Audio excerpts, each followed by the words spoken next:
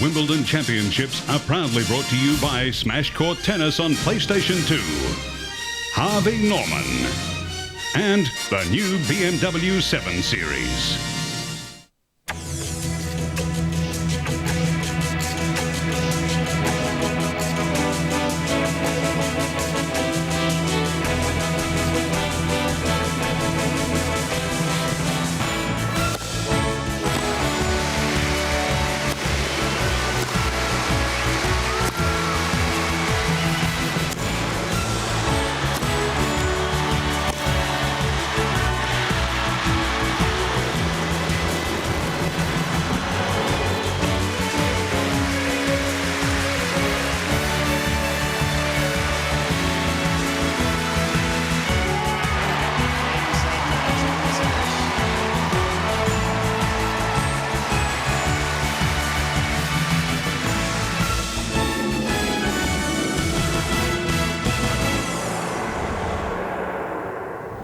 Good morning, I'm Keely Devery. Welcome to highlights from day 10 of the Wimbledon Championships. Plenty of great action coming your way, including Leighton Hewitt against Schalken in the men's quarterfinals, and we'll also have the women's semis. So let's take a look at the big lineup.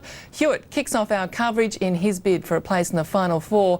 Then it's British hope Tim Henman against Andre Sarr. That match is followed by Xavier Malisse and former champion Richard Krajicek, who hasn't had much time to recover from his epic against Mark Philippoussis. Then the women are on centre stage in a replay of last year's final. Venus Williams takes on Justine Henin, while sister Serena plays Amelie Mauresmo. Well, time now to head to Court 1, the first of our men's quarterfinals between world number 1 Leighton Hewitt and Dutchman Schalken. A lot of people are saying, well, this should be another routine victory, but Schalken's in good form. Well, he is. I mean, they actually played a very good match at Queen's. I'm not sure if it was tactically sound from Schalken, but what Schalken's very afraid of is giving Hewitt a target to pass at. And at Queen's, he stayed back and rallied with Hewitt, and he didn't come up any better, I don't think. So it'd be interesting to see what Schalken does today. In the pre-match chat, he talked about not giving Hewitt a target.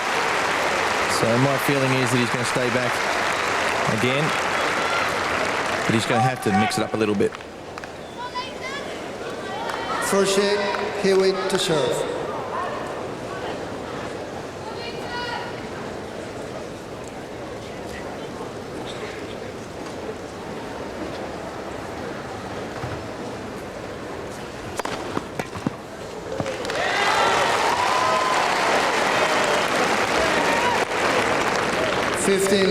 Well, he's obviously warmed the shoulder up rather nicely.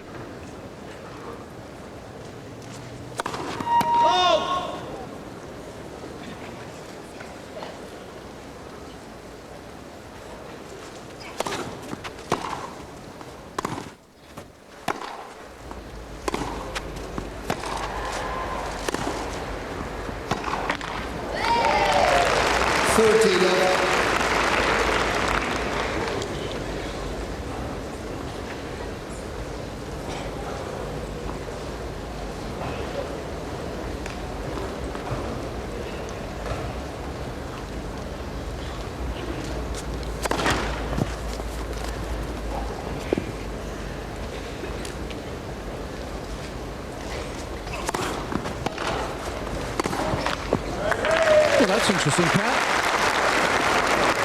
30-15. Yeah, well, he's going to, looks like at this stage he's going to see a short ball, he's going to try and get in.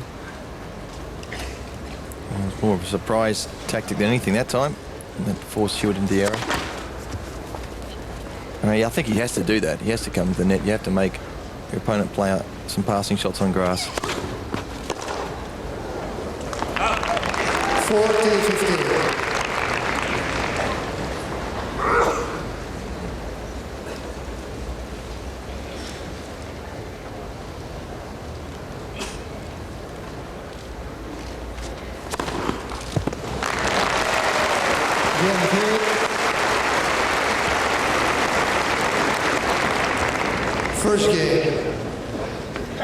So So an impressive opening service game for Leighton Hewitt. Let's have a look at their statistics coming into this match. These are from their 4 performances. Hewitt with a lot of aces, that's good. Very impressive first serve percentage from Schalken, and indeed looking at those match by match, the last 2 matches he's been averaging over 70% of first serves in. So it'll be interesting to see if he's going for big serves. Anything else hit you out of that lot, Pat? Oh, I was just having a look at the winners down the bottom there. There's quite a few unforced errors from Schalken. 15. But the serve is obviously the main part. If he can get a high percentage, and he hits the ball not very hard, but he's certainly accurate. Gets a lot of serves in, he's going to win a lot of points and hold his serve.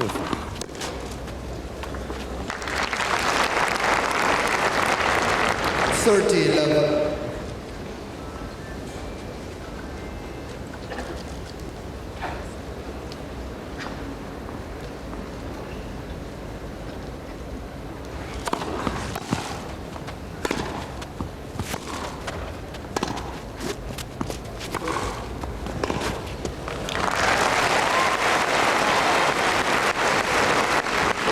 $30-15.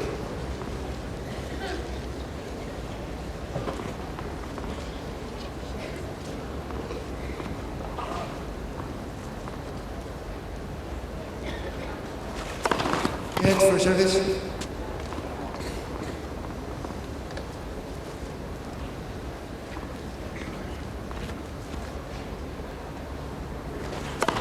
Foul, correction. 14-15. Yeah. You saw the chalk fly up, and I think that's... I think everybody did. I think it blinded her. Yes. And I think Javier Perez Moreno quite right to say, look, the call didn't interfere. It was a clean ace. That's award the point.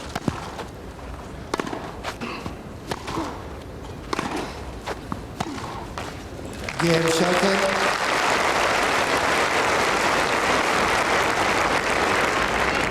One game all.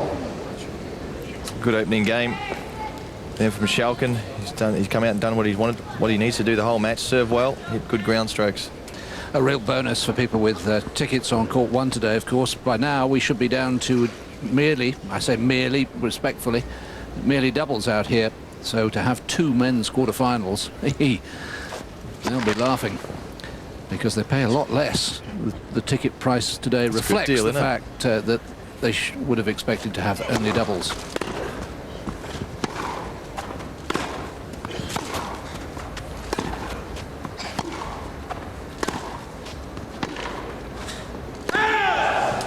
And a dodgy bounce there. Just a little low. Get drier and drier. Starts of tufts of grass start coming up. Starts digging little holes. And it's going to be harder to get consistent bounces. Whoa! And rally from the back of the court.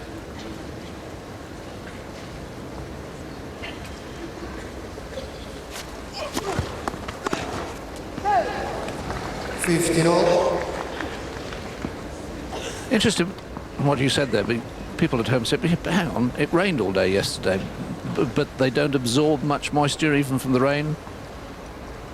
Just the grass has been ripped up there and the brown patches is dead now. Depends on how much it gets chopped up from now on in. And certainly when I used to play on the grass, I used to try and serve down the middle. There was a big point right where the players come in and hit the first volley. It's much more chopped up right there. That's the spot to serve. 40-15. See the nice brown patches. And this, you can see there, right in that T section of the service line, you can see it's been cut up a little bit. You're going to get some bad bounces. Well, normal bounces, I should say. I mean, the courts are just unbelievable condition, considering all. That's quite a hit. And that's what he has to do. 40-30. The only weakness in this Hewitt game is that second serve. And that can get short. And he's very, very patient. And he'll continue to do, over the years, he's improved his second serve, but you've got to stand up there and pound a few winners.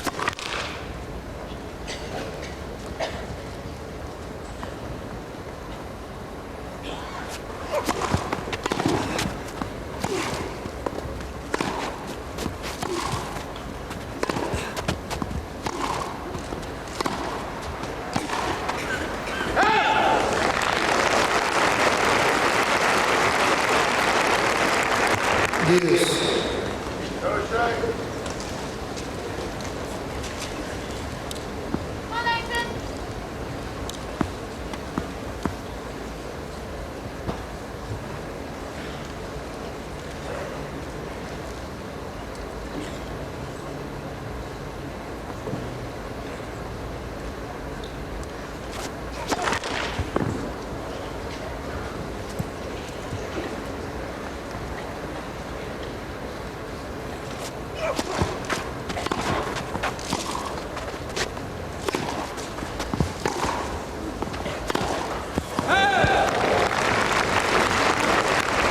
Advantage, Hewitt. Certainly a chance there for Schalken to unload on the big forehand.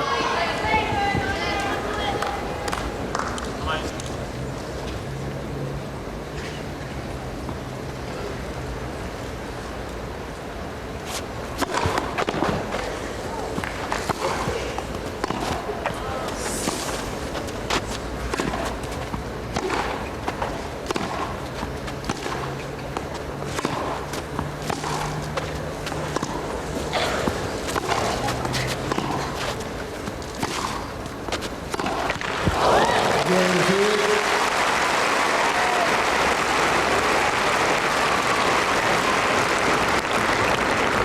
Hewitt leads by 2-1 first set. And you were commenting on the quality of the courts this year and the standard of the bounces, and that surely, Pat, must be a major factor in who is in the last 8. I mean, if you look at it, I mean, obviously you've got Hemman, a serve and volleyer, and Krajcek, a serve and volleyer, but if you look at the rest of the guys... Well, yeah, there's some good baseline players there. Guys who would be much happier on the clay court than I suppose, a traditional grass court. But certainly Greg Rosetsky made the comment, gave the comment that he thought the grass was too slow these days, and I think it's probably a fair comment. But you know, it's tough. It's tough enough for the guys who are serving and volleying to play the rest of the year, let alone having the grass court slow as well. But the other side of the coin is that, you know, it's so boring just watching two guys just serving big all the time. But that can happen on any surface. So it's a little disappointing for me to see the grass courts get slower and slower. You see less and less volleys out here. It's for me, is the most spectacular shot in the game. Well, Hewitt was a bit anxious in that last game. I don't think he's quite found his rhythm. Wasn't totally impressed by the way he played his last round match against Usni. He struggled a little bit under very tough conditions, cold and windy.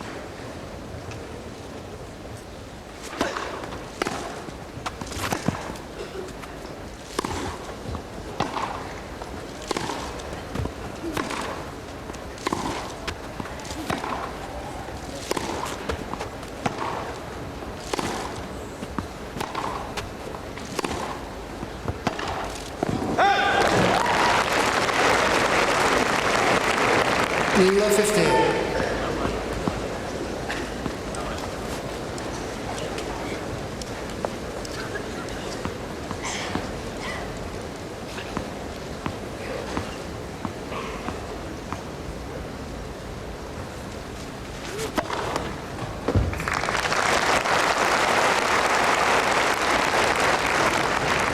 $15 all.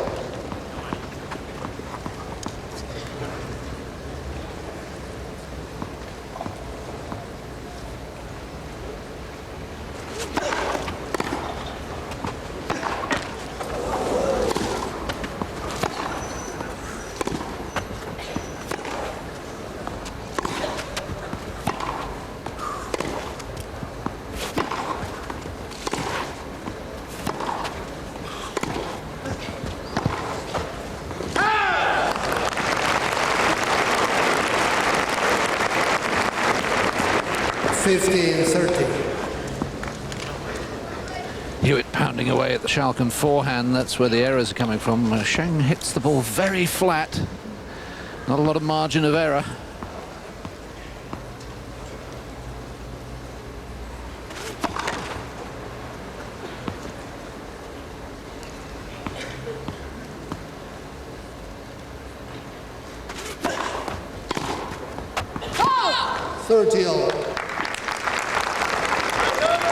I'm keeping a little low. I'm not sure if you can hear it at home. We can certainly hear it here through our headphones, but whenever Hewitt is hitting a forehand, there's about 20 or 30 photographers there down there snapping every time he hits the ball. It certainly used to put me off when I was playing.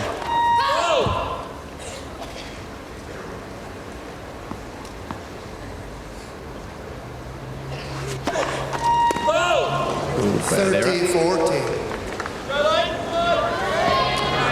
First double fault brings up the first break point.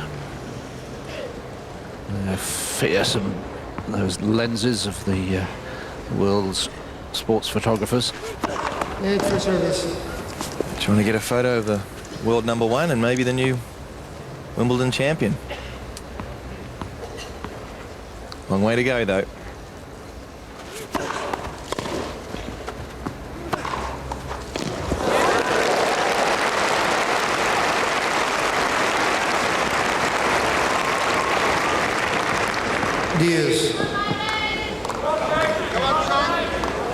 Well, he's like a little rubber ball, isn't he? Just rolls over. Up he gets. No problems. You okay, mate? Yeah.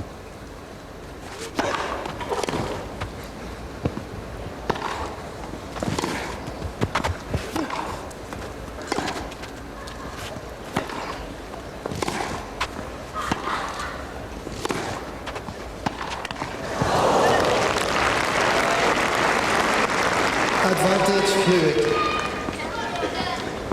I love the rotation that he comes out. He hits the ball and twists right around. Look at that. All his arm and his body into it. He's 5'11". He's quite light sort of guy. That's how he can get his pace.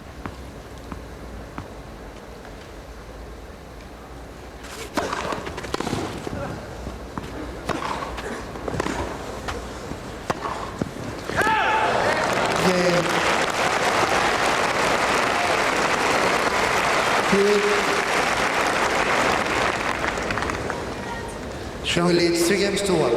Schalken indicating that he thought it was a net. He certainly hesitated after the service action.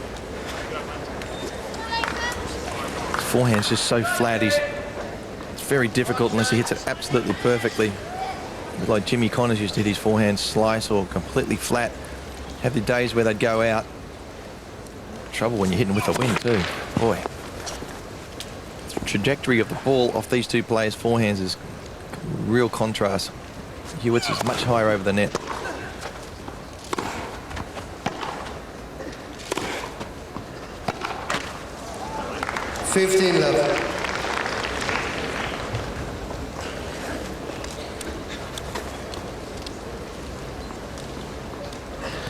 Oh, look at that. Yeah, it tells the story, doesn't it?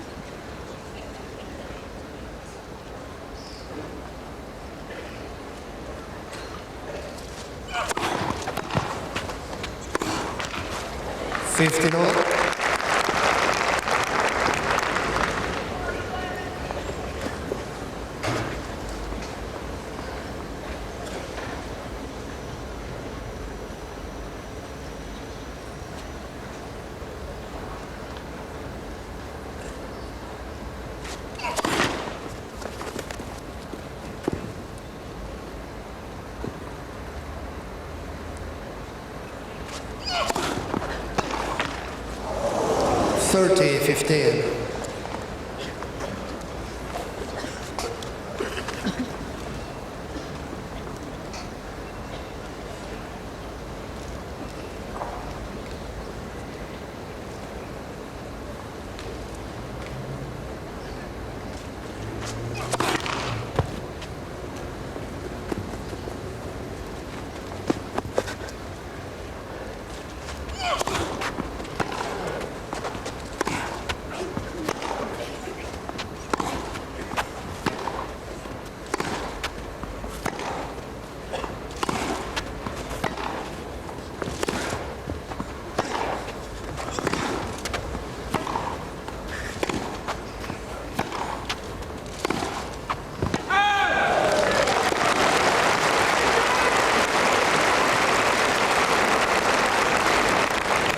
30 all.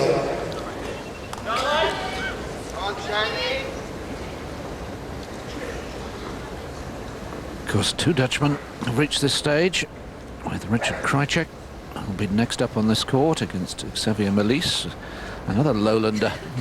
Benelux countries having a great Wimbledon.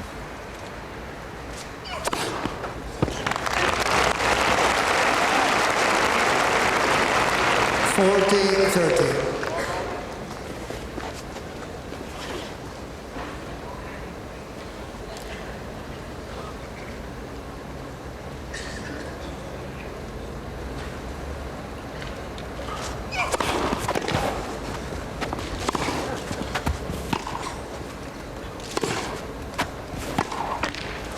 Game Hewitt.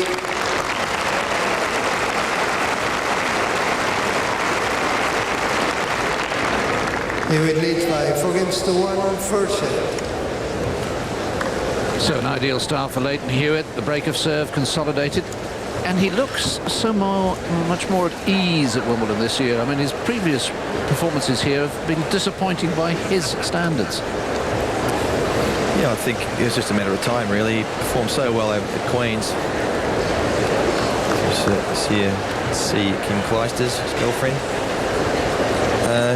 I think it was just a matter of time until he came good at Wimbledon.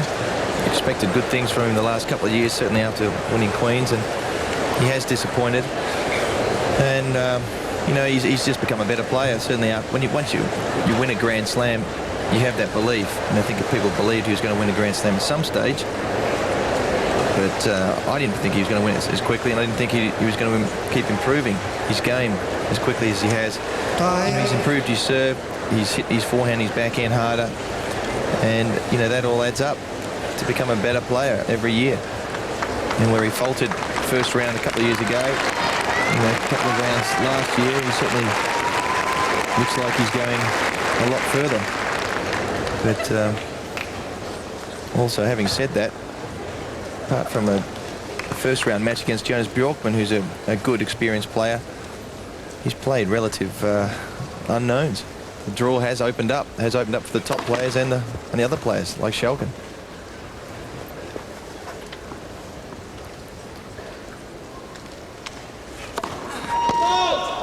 Love 15.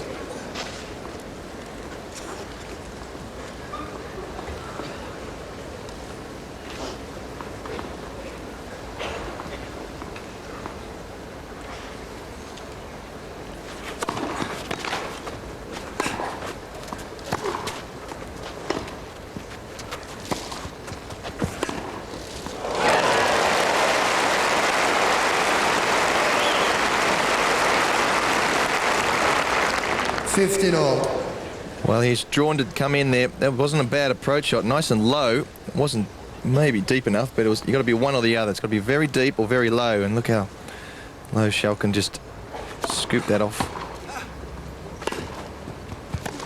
Oh, he's missed it. Didn't see he missed too many of those. 30-15. Not going to make him too happy. That was a couple of very makeable backhand passing shots. Just have to refine his range. Pick it up another 6 inches.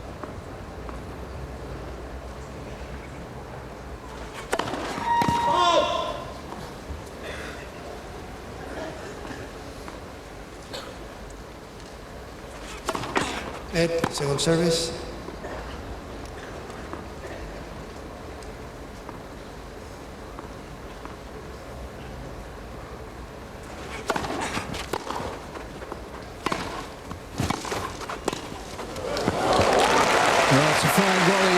There's nothing wrong with the backhand pass that time.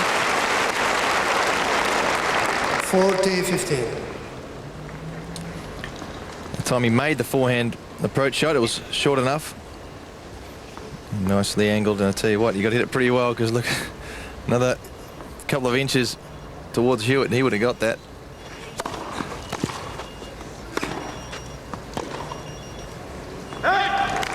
Again, Schalken.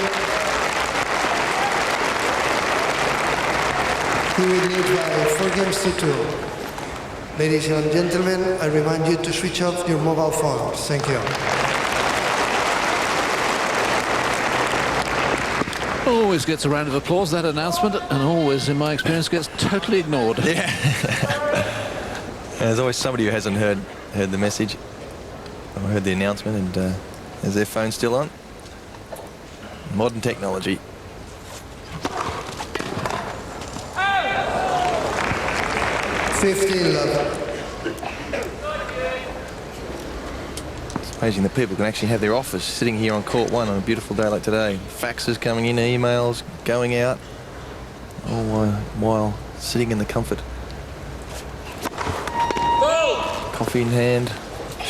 Well, you nice office, isn't it? Yeah, you came in with your briefcase, didn't you? Yeah. Little dealing. Is the market up this morning? 30-11.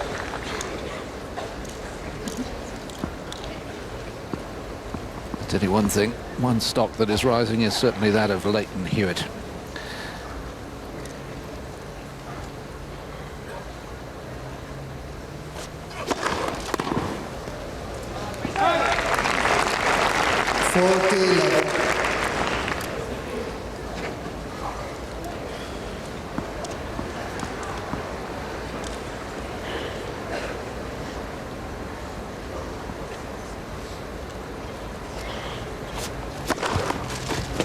Again, Hewitt, new balls, please.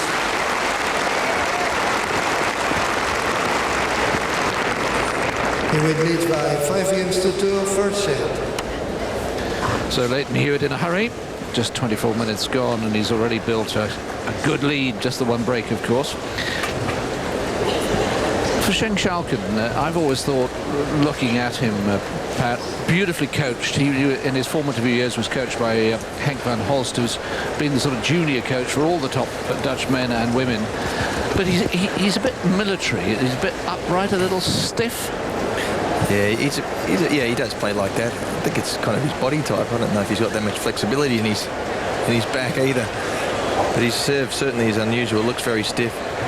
Hits the ball very, very flat. And I think that's probably my only criticism with him, particularly on the forehand. If he could just put a little bit more topspin on there just to draw the ball down at the end. Of course, the more spin you have on the ball, the slower it is going to be. Whether it's slice or topspin, it's going to slow the ball down slightly. The advantage with the slice, of course, that the ball keep low, and the topspin, of course, it'll bounce through. So but there's a compromise. He doesn't have big follow-throughs. He's very short backswing, and that's what makes him a tidy player, particularly on grass, where the ball comes through a little bit quicker. The bigger the backswing, the more likely the miss hits to be, the later you catch the ball. So New effective. balls. Sorry, Matt. That's all right.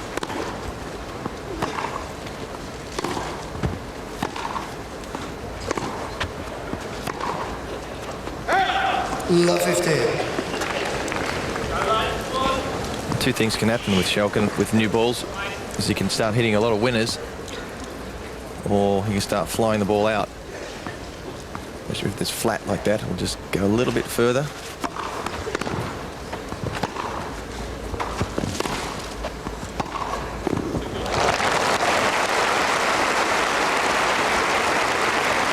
Just high enough for him to hit down on. 15-all. That one had a bit of topspin on it, a bit of a miss hit. See, this one's just high enough that he could hit slightly down on the ball.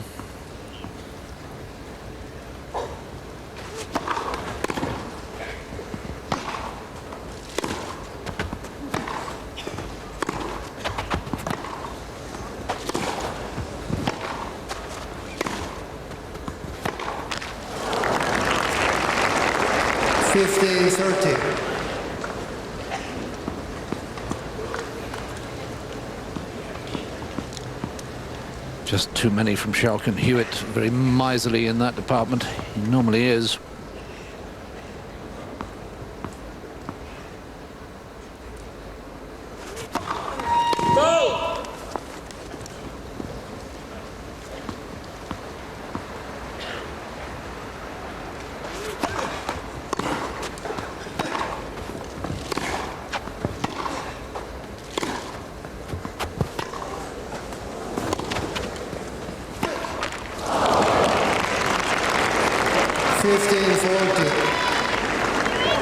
Another unforced error, and it's 2 set points for Hewitt.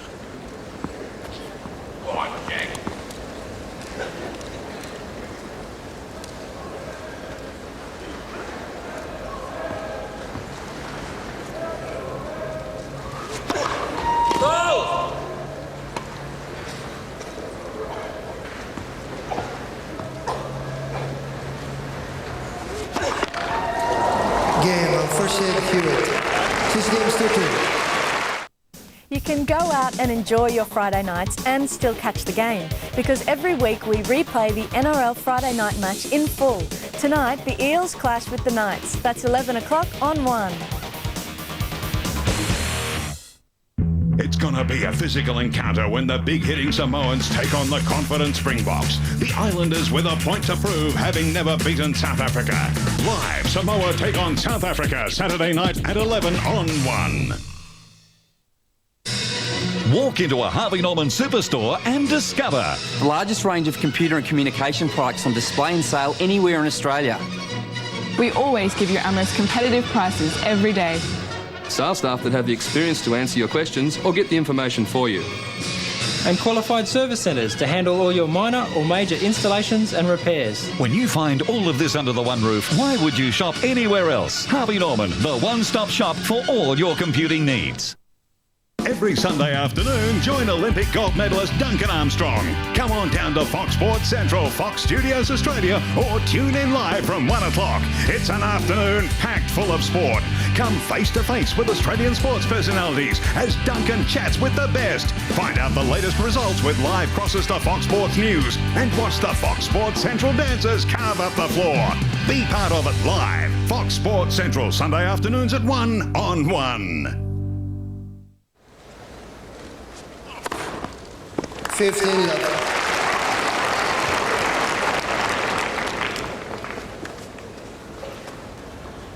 So just half an hour gone, and Hewitt maintaining this remorseless pace and march towards the semis. 30 left.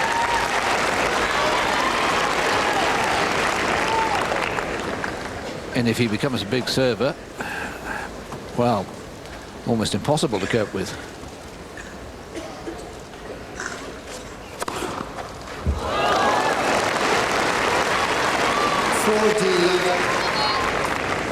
Should make everybody at home feel better. He was just kind of there. It just didn't quite pick it up. He just skidded just underneath the racket, a bit more than he expected.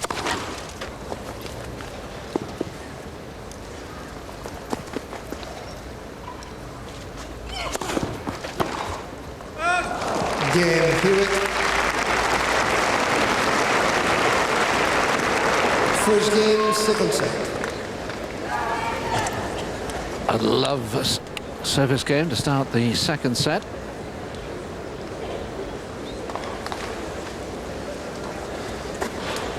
This is interesting as Schalken comes up to serve. Look at the zeros in the middle. He's not going for a body serve. He wants to get Hewitt on the run, or he wants to go for the aces. He wants to hit the lines. He knows if he hits it back to Hewitt, he's just going to start off the rally and he's in trouble. He needs to win a 3-point.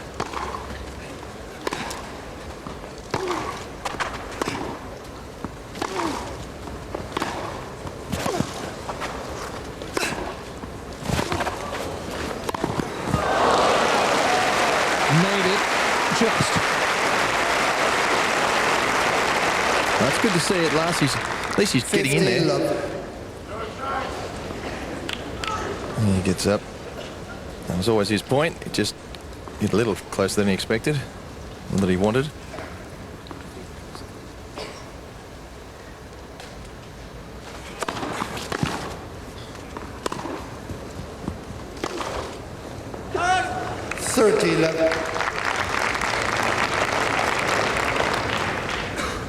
Well, a look of utter disgust then on the face of Leighton Hewitt as he missed one.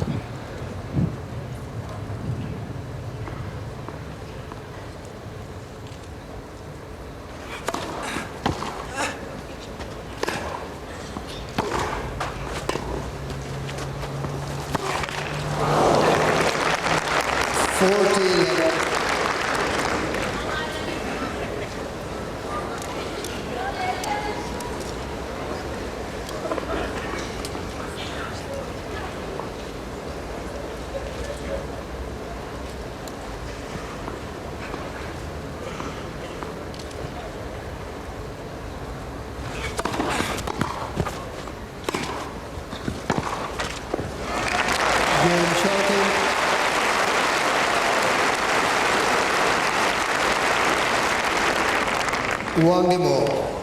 A couple of unforced errors there from Hewitt helped Schalken on the board in the second set.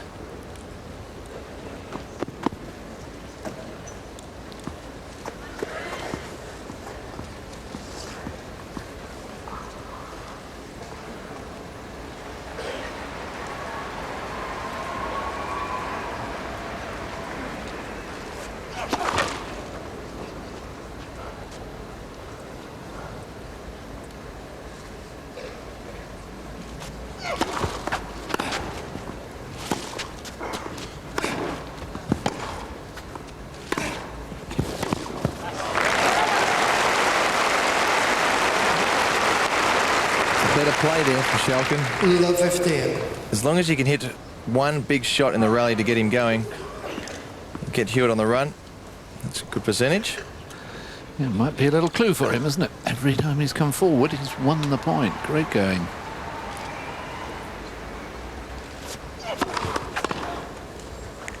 Oh. 15 all.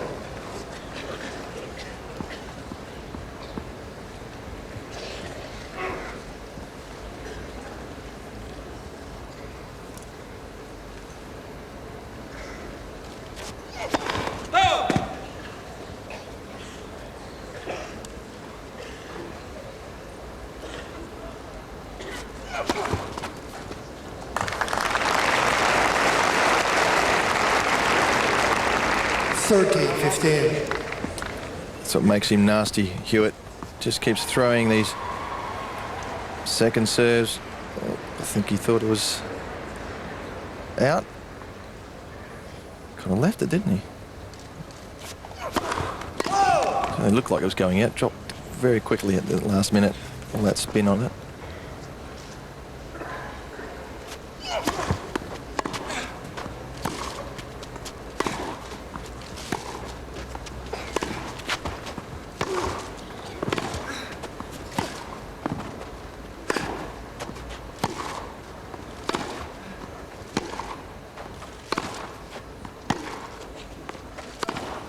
Oh, well, that one actually bounced up and set up perfectly for him.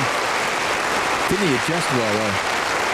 He's watched this bad bounce. 30 all. Looks, goes low, then whoop, up it goes. And he adjusted and hit it perfectly. There he goes, just raised up another couple of inches.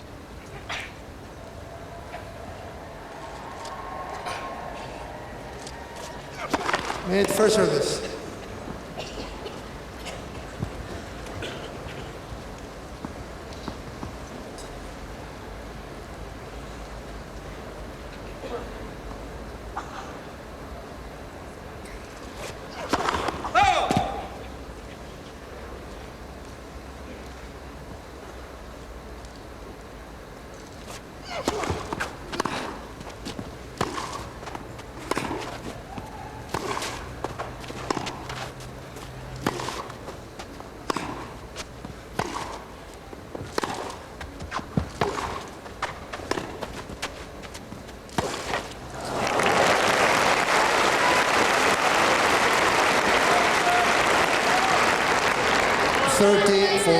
Well, really got that one wrong. Halfway up the net. And Schalken has his first break point.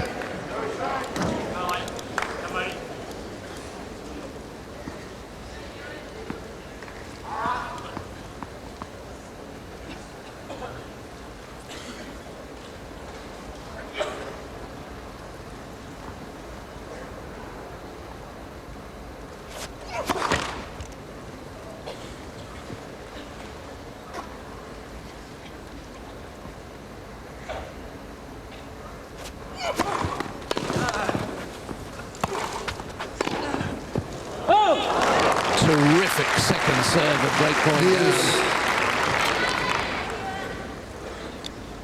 He just seems to be able to do that sort of stuff, produce his good stuff when it counts. His fastest second serve of the match, and I suppose that's what's marked out someone like Pete Sampras for so many years. Whenever he's in trouble, wasn't afraid to go for the big second serve. Nowadays he tends to miss it.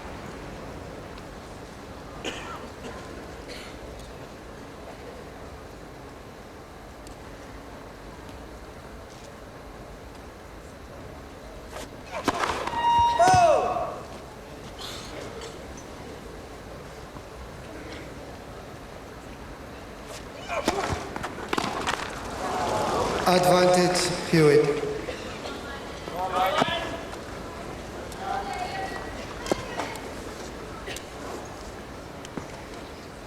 That's dropping off. If you remember when we put that up in the first set, it was over 50.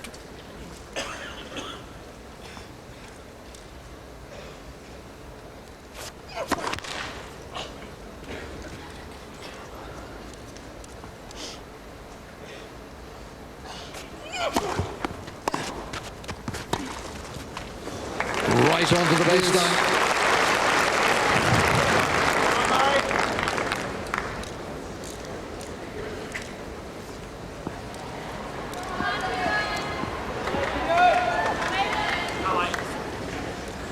Not untypical of Hewitt.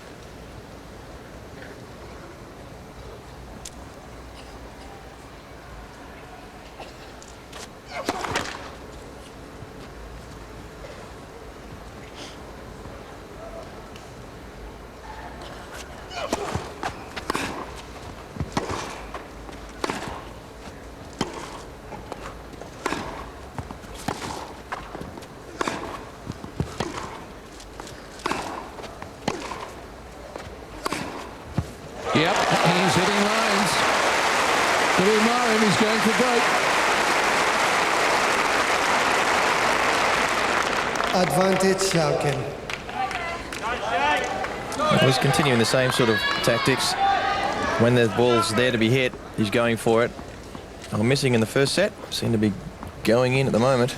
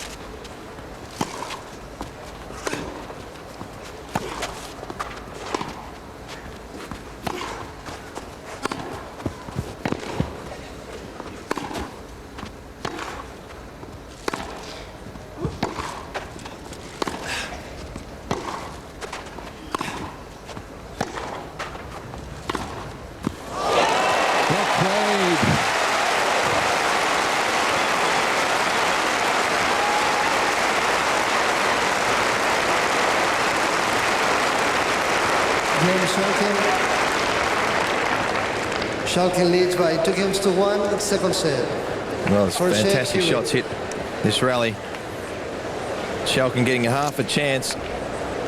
And boy, talk about down the line forehand. Flat as can be, pushed it straight down the line. He's happy with that. He's got to hit winners, he realises that. Hewitt's a couple of unforced errors the last couple of games. Now just look at this, as you can see, Hewitt almost as many errors in 3 games as in a whole set, and suddenly Schalken has cut them out. So as you pointed out, Schalken's still going for his shots. The difference now is that he's suddenly started making them. And whether he can continue it is another story, of course, again. Hewitt knows, or Schalken knows, that Hewitt's going to be there all the time, so he's really got to keep that level up. And that's the tough thing about beating Hewitt. It's not the fact that you can break his serve or win a set. It's the fact that you've got to do that for 5 sets or for 3 sets to win 3 great sets and constant winners. Interesting that, isn't it? How many points Hewitt is winning off his serve, and what an improved part of his game that is. I still like to see him come in the net a little bit more often. Tough to persuade someone to do that when they're already #1 in the world, I suppose. But I know exactly what you mean. Now, can Schalken build? Whoa!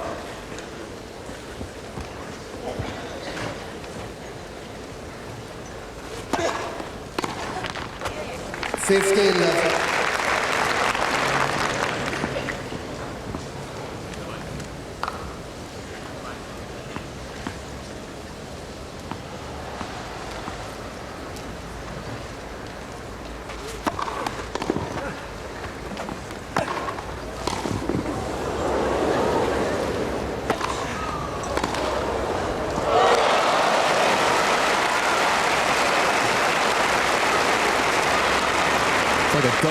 game, isn't he?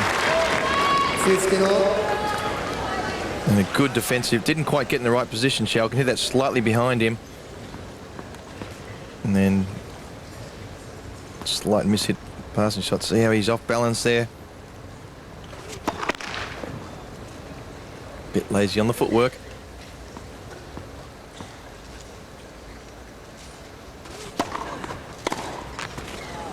Well, a few forehand errors coming from Hewitt. Whole handful in the last few games.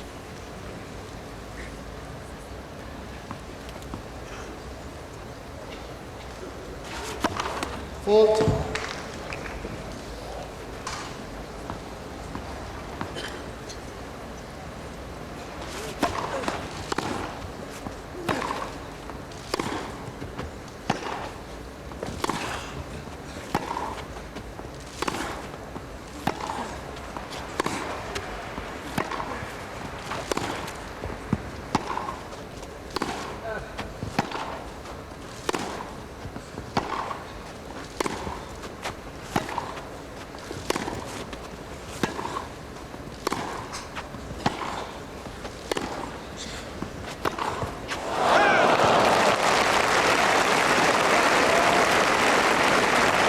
These guys hit the ball well, aren't they? 30 all. Just one lens focused on Schalken. Everybody else has Hewitt in their sights, but absolutely right, isn't it? It's back to the first set, isn't it? Schalken just feeling he's got to hit the winner. And pressing too much. Big point, 30 all. Good serve. Very good serve. 72% of first serves going in. 30. It's a terrific percentage. Though they're not hard, anything near those lines is going to be a very tough serve to get back.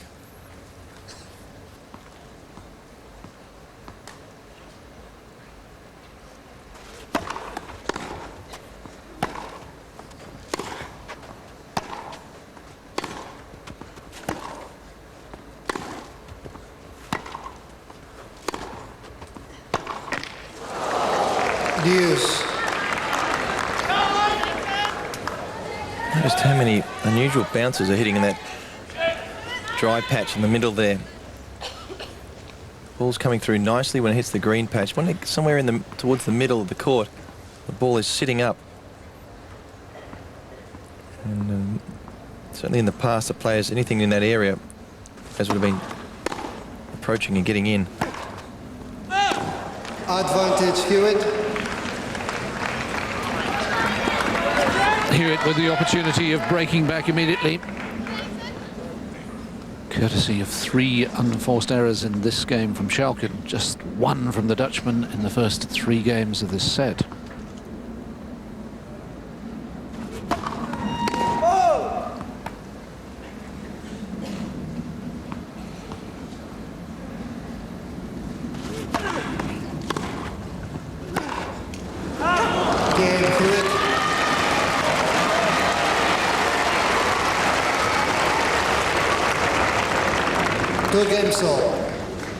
The first bit of emotion out there today from Leighton Hewitt as he breaks back immediately. And, you know, when I was a kid playing against the garage wall, I was always rose wall and the wall was always hoed, and I never won. It kept coming back. I couldn't hit a winner. Never thought the wall would be named Hewitt one day, would you?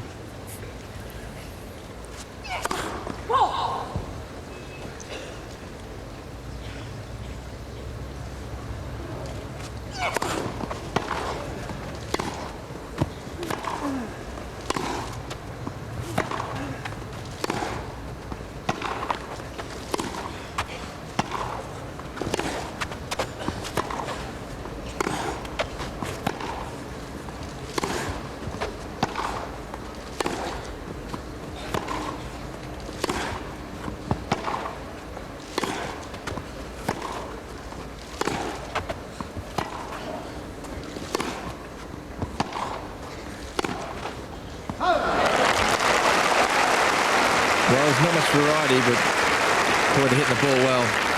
Love 15. So speaking of the wall, you know, there's not many kids hit on the wall. Wall is a fantastic practice partner. My tennis academy, we got some walls going up. It's absolutely crucial. Kids to, particularly the volleys. If you can volley against a wall, you're as good as any shot that somebody can fire at you.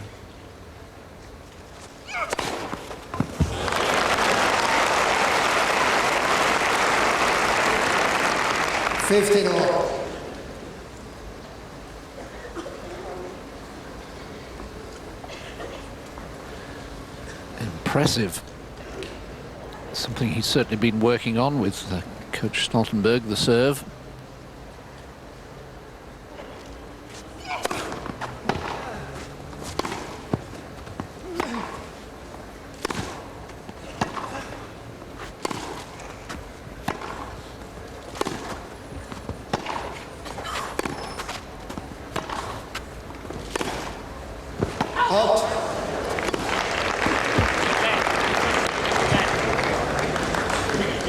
Well, it's funny, Leighton Hewitt saying he thought he'd heard a net, and I turned to Pat halfway through the rally and said, did you hear a net? Because I thought I picked it up on our headphones. I was too busy eating, sorry. I'm crunching in my head. Yeah, he's not happy with that. Interesting where Schalken's standing during the rallies as well. He's up close to the baseline. Hewitt's doing a lot of running at the back. 38.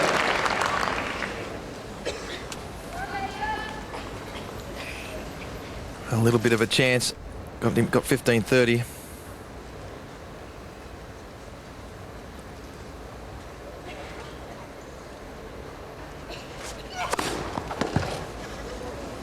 Right off the line, just checked a little bit. 40-30.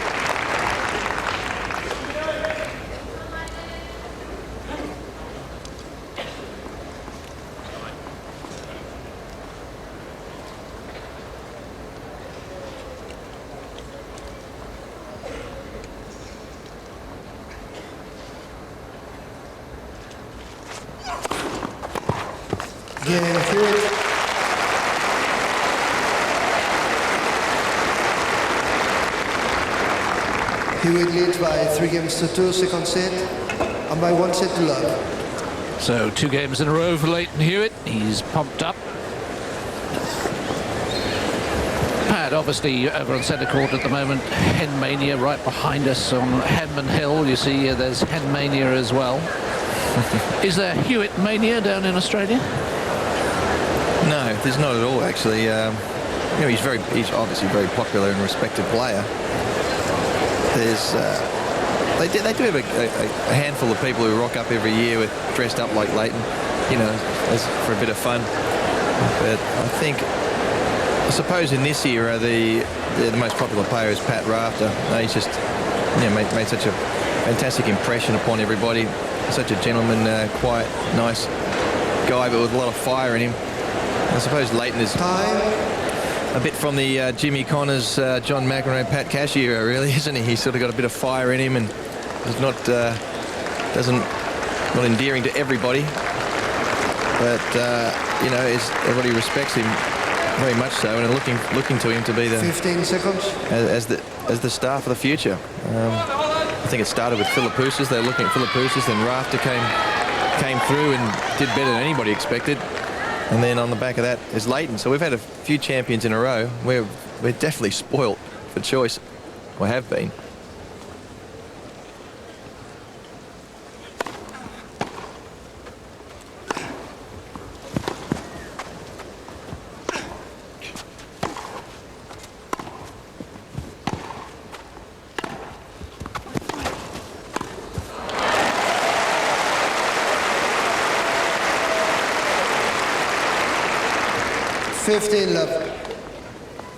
Just seems to me this is the right tactic, because great as Hewitt is as a counterpuncher, if Schalken comes in on real quality, then he's going to win most of the points.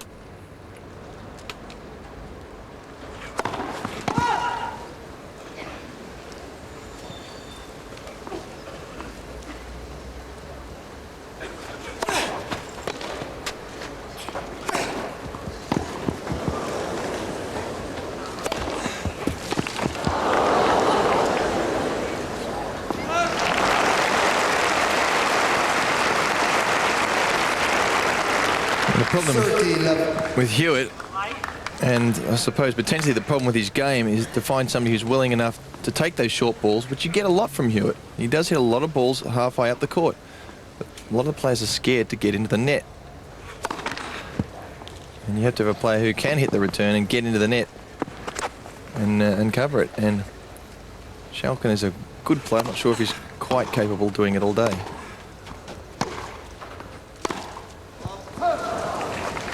And a player like Tim Henman, that style of play should give a player like Hewitt a lot of trouble, because he's willing to come in and willing to, hit the big approach shot and come in and put pressure on. Because I don't care who you are, if you get a tough passing shot on grass, it's on the run, you're in trouble.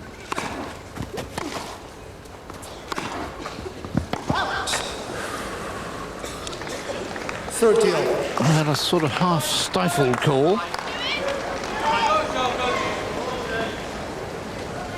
So 30 love to 30 all. Schalken's serve once again under threat.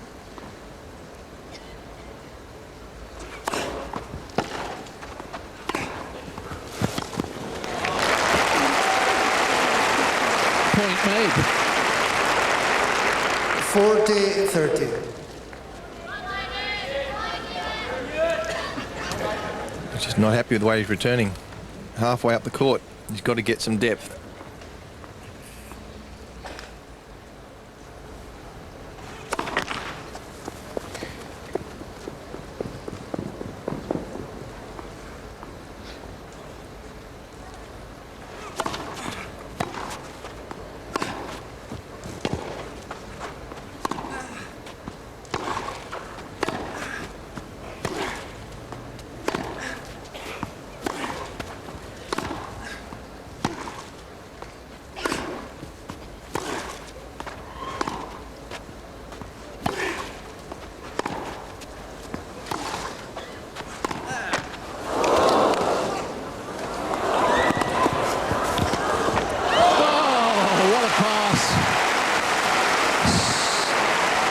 Drew him in and snapped the trap.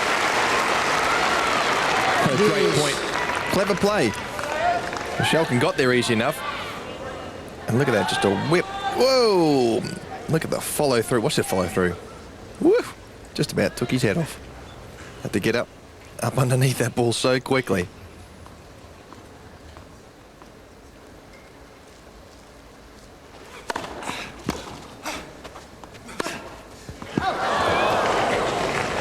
Advantage Hewitt.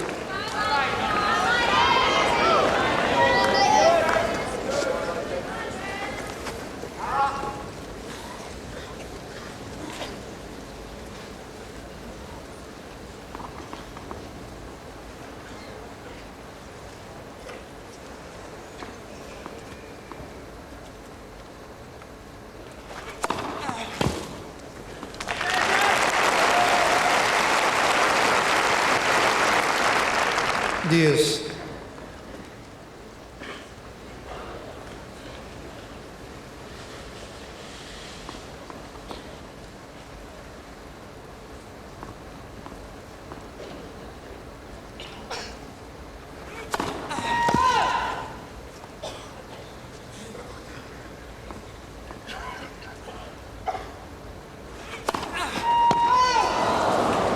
Advantage Hewitt. Just can't afford to give Hewitt 3 points. Schalken's played pretty well in this set, but he's now in grave danger of going down a break, having been up a break.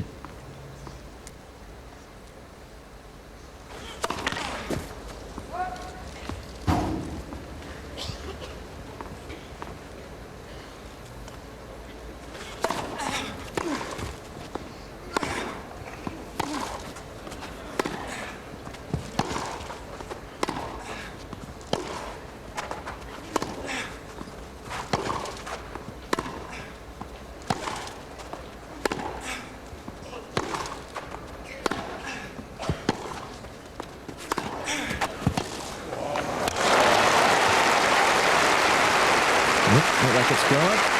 Could we get a warning for that? Deuce. Nice and dry back there.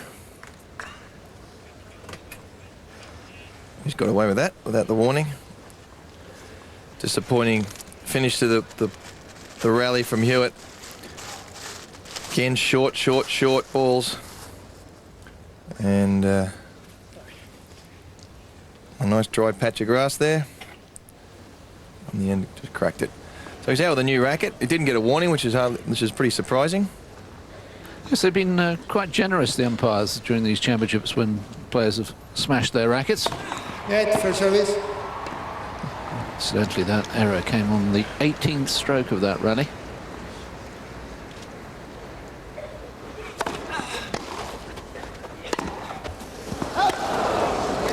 Advantage, Hewitt.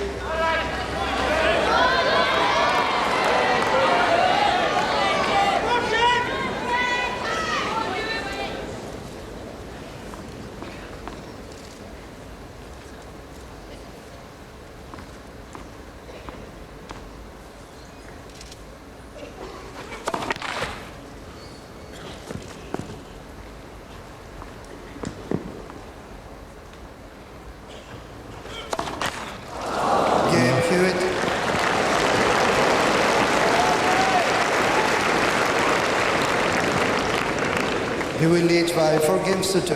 So as we reach the 1 hour mark, Leighton Hewitt takes a firm grip on this match.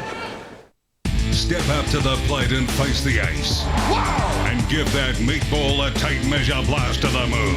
Goodbye. Flash some leather and make a circus catch. Did he catch that ball? Oh my goodness! But don't get caught in a pickle, cause you might get a Bronx cheer. How about that one, folks? So get to the ballpark and let the best players in the world show you how. Wow, where'd he come from? When the Angels host the Cardinals midday today on 1.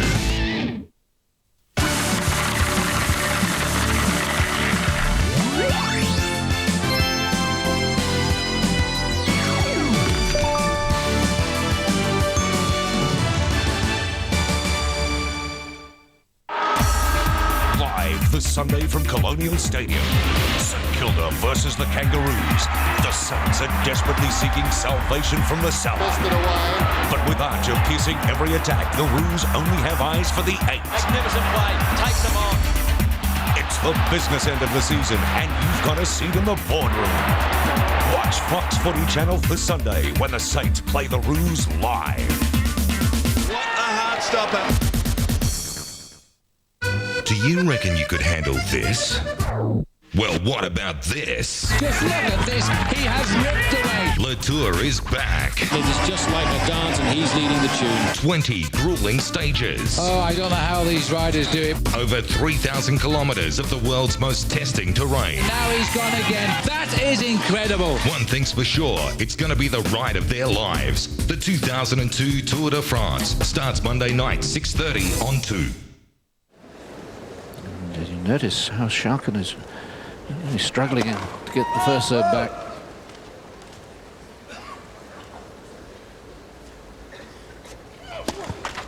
Love 15.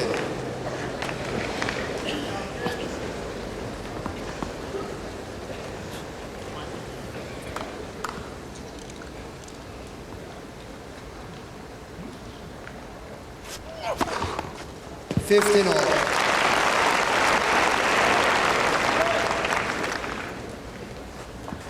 Makes up for the double fault.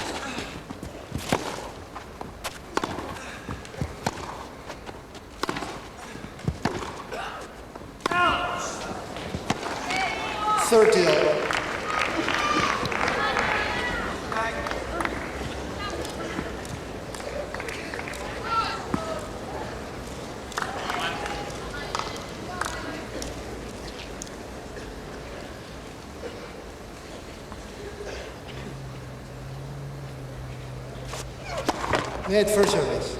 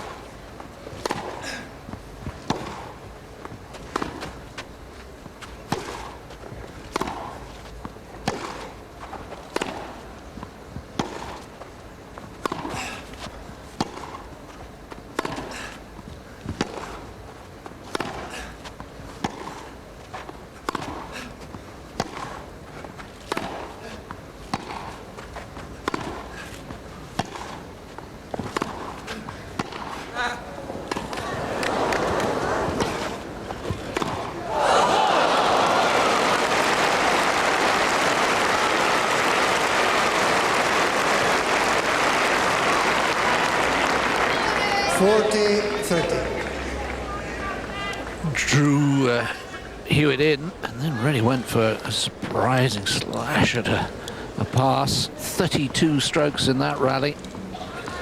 And Henman Hewitt has a point to lead 5-2.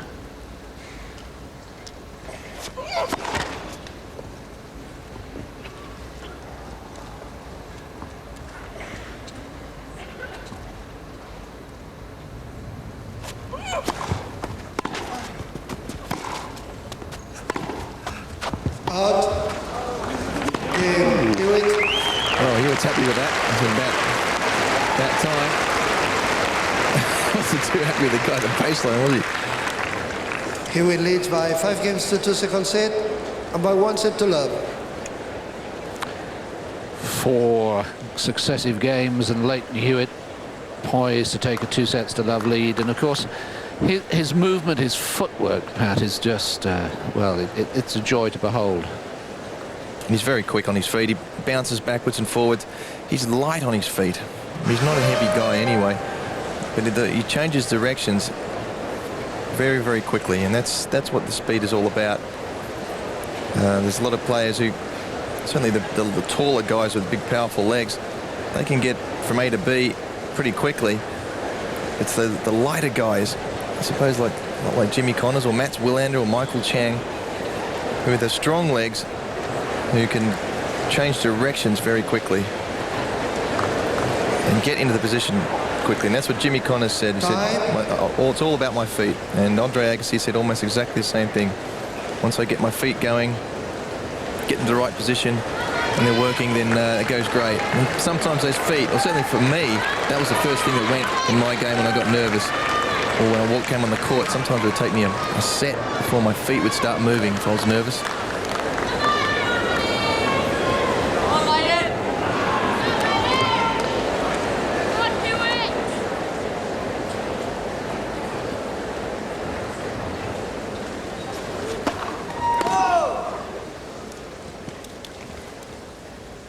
Wait, please. Wait, please. Wait, please.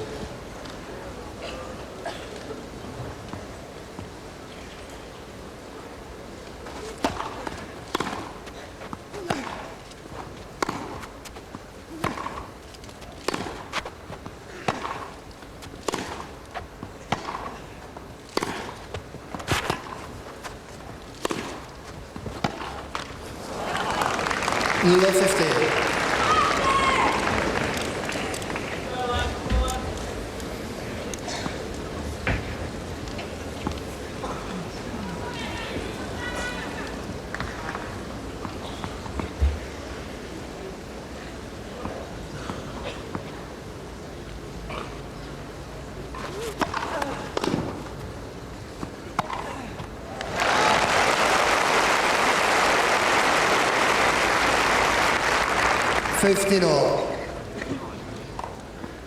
Set up by the big serve. And Hewitt still, well, he nods in approval, but he knows he's not getting enough depth on the returns.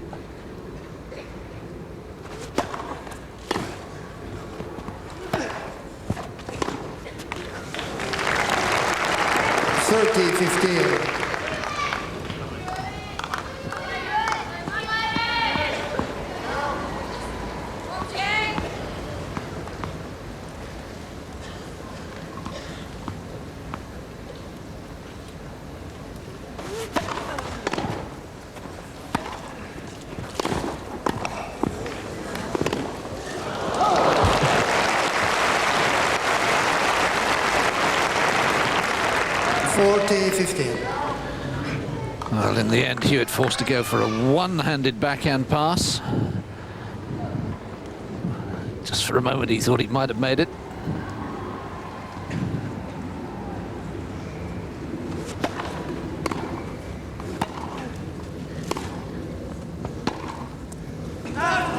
(40-30).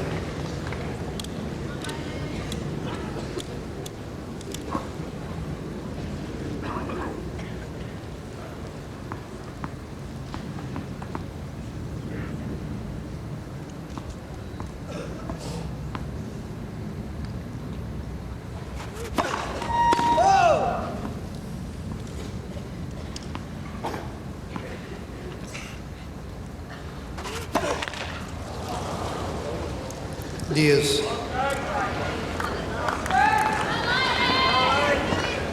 Too many double faults and too many of them coming at vital times. No wonder Chuki Bogstra is looking a little glum. His coach and Davis Cup captain.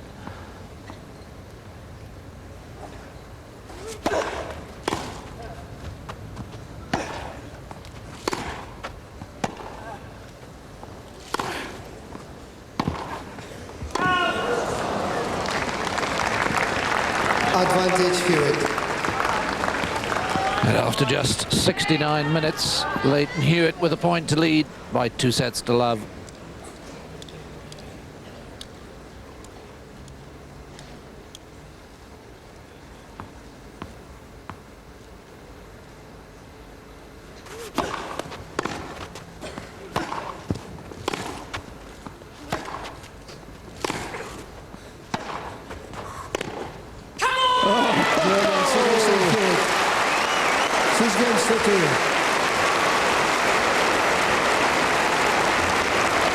New goals, please.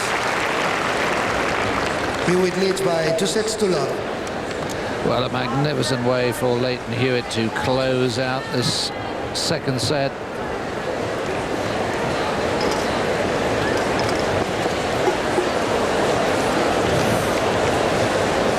I think he liked that one. He had a little slip, didn't he, in the beginning of this set, but basically, boy, he pulls it back quickly. That doesn't work. No, I don't think the kangaroo would mistake a koala for a joey. Oh dear. But no, I mean, he's what a competitor. You know, he loses his serve, bounces straight back. Did have, you know, everybody has a bad patch of concentration. You know, all players do at some stage during the match. It's a matter of how long it is and how many games go by. Sometimes you lose concentration, and you know, the momentum swings the other way, and then you never recover. The idea is to realise, okay, I've lost my momentum, lost my concentration, I've lost a couple of serves. Let's get back on it straight away before this guy gets his confidence. And that's what Hewitt does. And of course, the game plan of Schalken is such that he has to hit a lot of winners. Once he misses a couple, he's in a bit of trouble.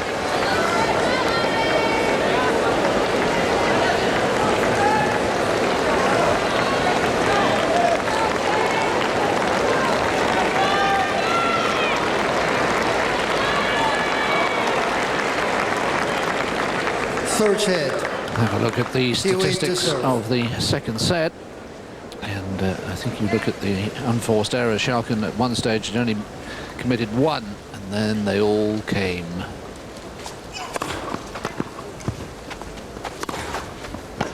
Too good. Yes, too good, says Hewitt. You love 15. Tell you what, he's the sort of guy that would hate to admit that too. So, but in that case it was. He stuck his racket out. That is a slap. Wow, great shot. Service.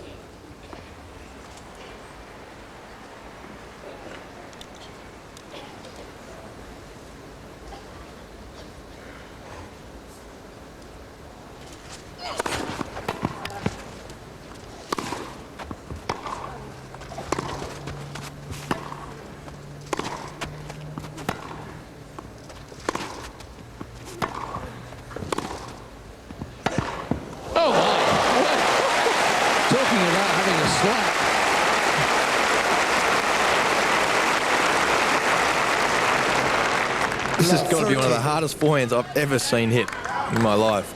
This is unbelievable shot. You had to super slow that one down to see it. That was unbelievable. Talk about going for it. 15-30.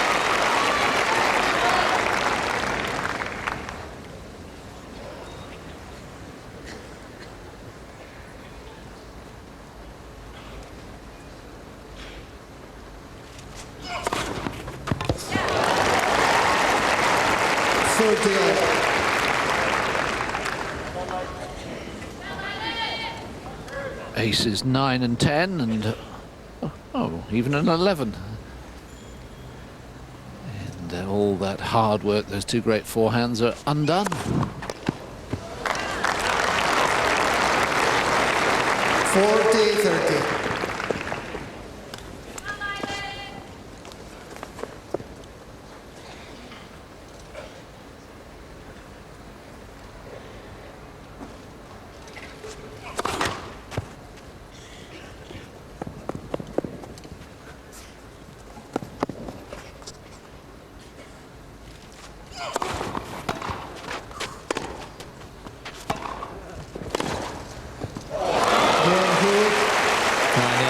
Shots are starting to work, aren't they? First game, third set.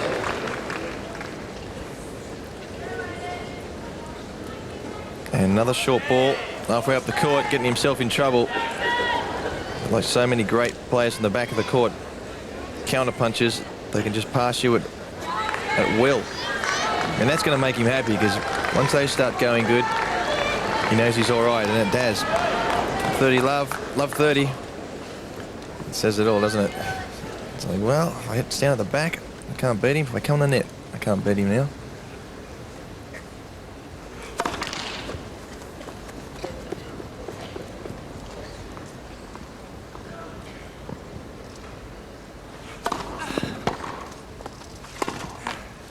Love 15. Well, one wonders what on earth is going on in this man's mind. He's played some good tennis, but he's 2 sets to love down. He's never in his life won a match from 2 sets to love down.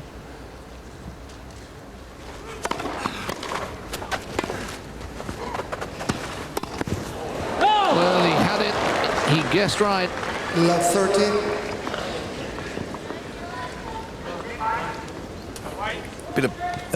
Quite a bit more topspin on it, this one. And he just caught it a little early. It wasn't as hard as hit as you would have thought he was going to do it.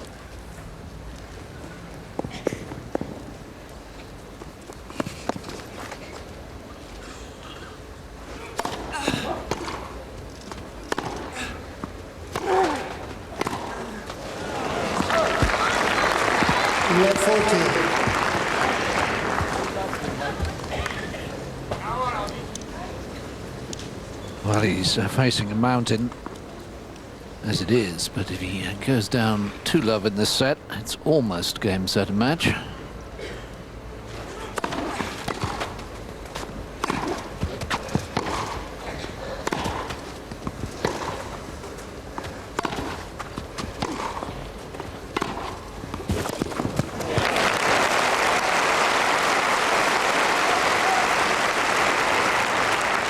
$15.40.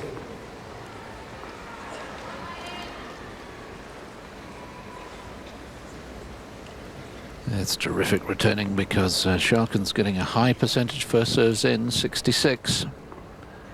So he's getting those back.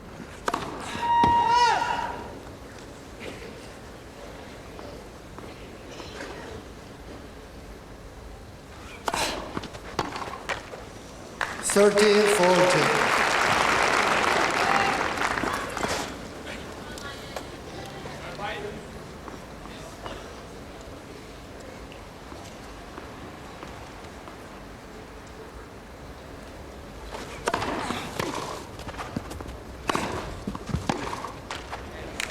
Yes.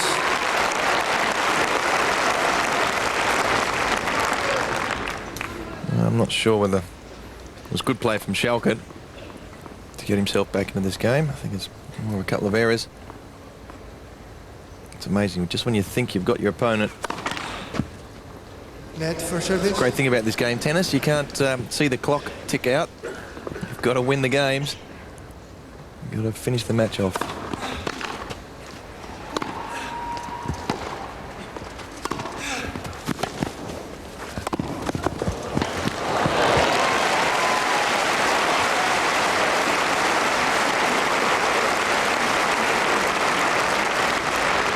Advantage Schalken.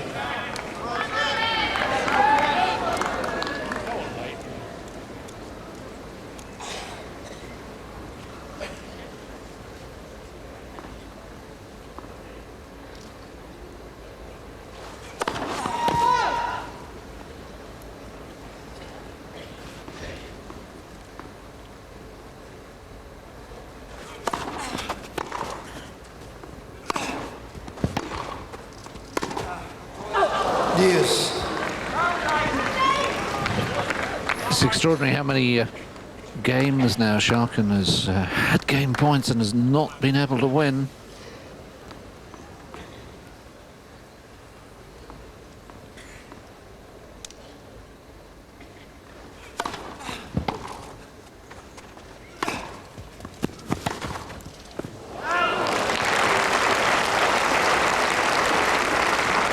Advantage Schalken.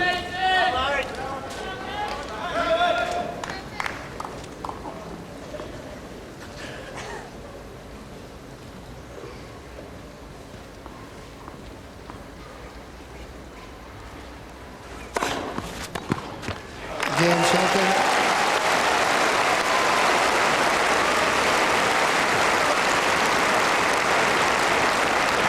1-all. Well, a big hand for Schalken as he finally ends the sequence of 6 straight games against him. I would love to see a really competitive set. Inevitably, it's been a little flat because it's been too one-sided. 2 6-2 sets.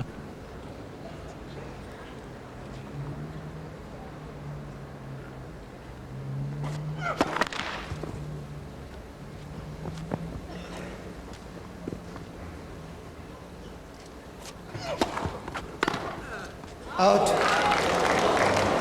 My. 15-love. That was very close.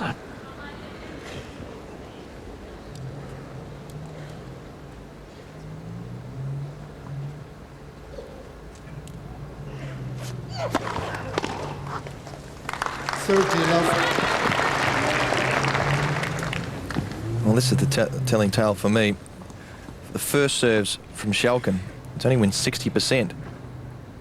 Hewitt 86%, and sure, the Schalken has a high service percentage, but you know, for me, it'd be better for him against a player like this to go for some more first serves, trying to get a few more free points.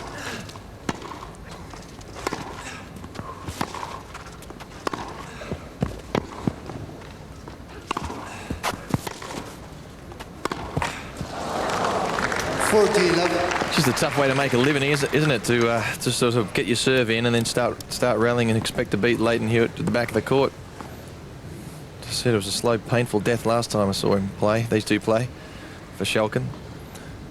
Looks like the same thing again, but maybe not so slow.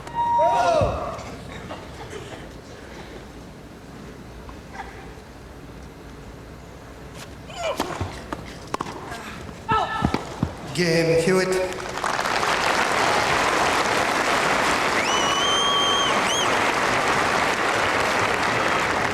Hewitt leads by 2-1 third set and by 2-love.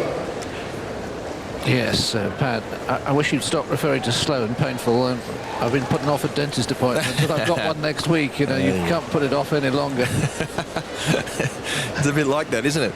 It's always like Leighton, just put him out of his misery. He's tried different tactics. You've got to give him credit for that, Schalken, and he's had a run of a few winners, mainly off the forehand. There's the 15 yellow ones there from Schalken. Hewitt, typically not that many winners, not that many unforced errors either. And it's important here for Hewitt. I always believed that when I was in a match And, you know, I was looking pretty good, and I knew my opponent ahead was going to be a tough one. And, of course, semi-finals are going to be tough, whether it's... I'm assuming Hewitt's going to go through here, but we'll have to wait and see. But if it's going to be... it's going to be Tim Henman or Andre Sarr, you say... They want to walk in after a tough match, look up the scoreboard and go, oh my God, the guy just annihilated him and he's fresh. And that's what you always want to have your opponent see. You always have a bit of confidence when if you come in after winning a match, you have a look to see who won the other match, and it's, you know, 5-set match or something like that. You go, oh, okay, well, he's going to be a bit tired, I know that. So it's one notch up for me.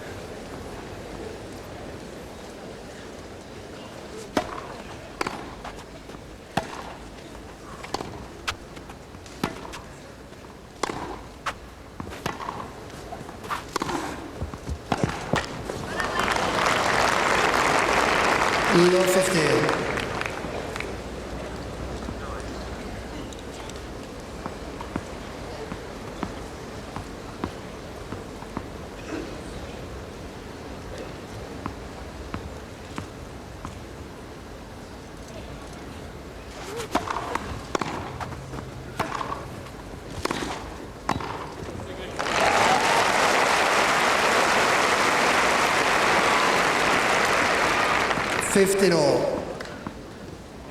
That has been the most successful tactic for Schalken. When he gets a short ball, comes in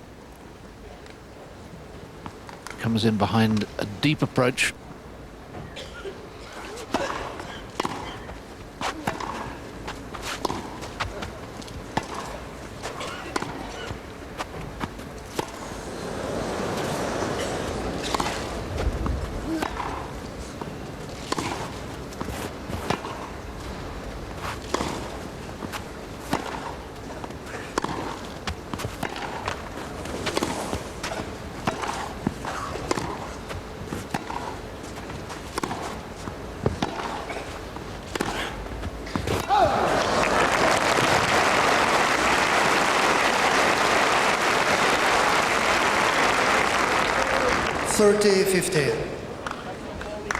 Schalken doing well early on in that rally. A ball landed right on his baseline and stopped, and he had to adjust. This was it.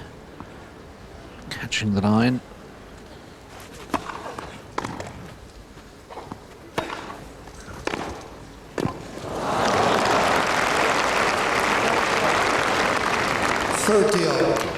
One of the weak things in Schalken's game is his speed around the court. He's not slow by any means, but if he's going to play this game at the back of the court, occasionally come in, but mainly at the back of the court, he's got to be super, super fast to be able to chase everything down. Just a little slow to worry Hewitt at the net as well. Whoa!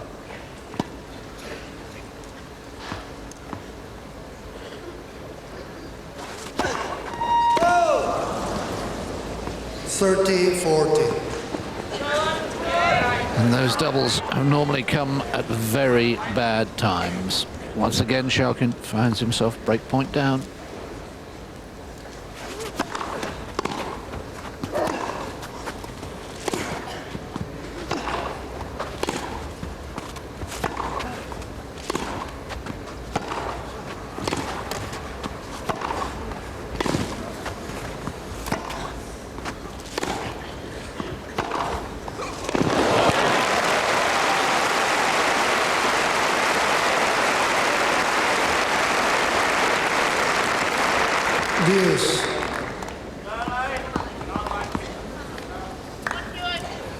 Again, the forehand saved the day. It's been a friend and a foe today for Schalken.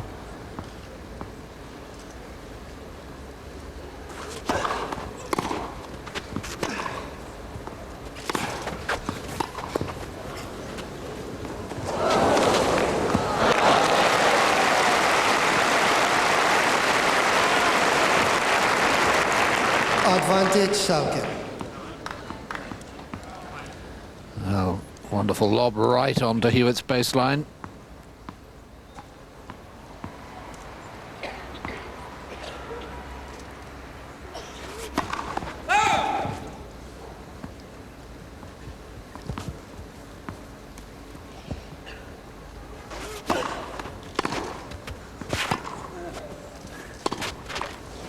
Game Schalken.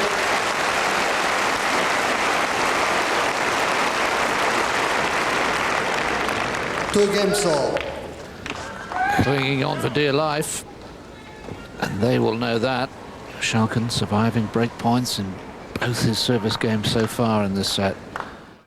Tomorrow morning, round 2 of the Advil Western Open from the Cog Hill Golf and Country Club, Illinois. The biggest names in golf. Live, the Advil Western Open, round 2 tomorrow morning at 6 on 1. This weekend, it's NRL Paradise on Super Saturday. Get your triple header live. Oh, brilliant. And it's going to be a bruising rugby clash. How quick is he? Samoa tackles South Africa live. Good shot. The action. What a good catch that is. Sri Lanka takes on England and India live. And the ladies are driving for a record purse in the US Open live. What an awesome weekend of sports.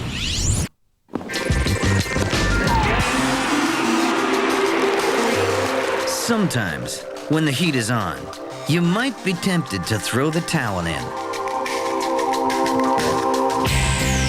Go to www.wimbledon.org and find the very best of what Wimbledon has to offer, direct to your door. Wimbledon.org. Stay cool. It's the only game in town. On the final Eco Challenge New Zealand, they have covered over 370 kilometres in 12 days, at times racing around the clock in a grueling attempt for world glory. Now the finish line is drawing near. I think my mother would cry when she sees me crossing the finish line. Victory is in sight, but the competition is far from over. The final Eco Challenge New Zealand, Wednesday night 8:30 on 1.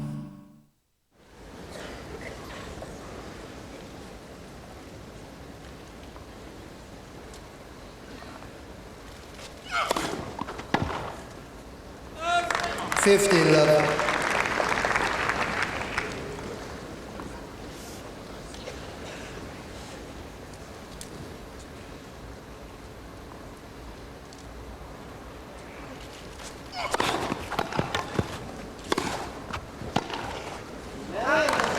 $30.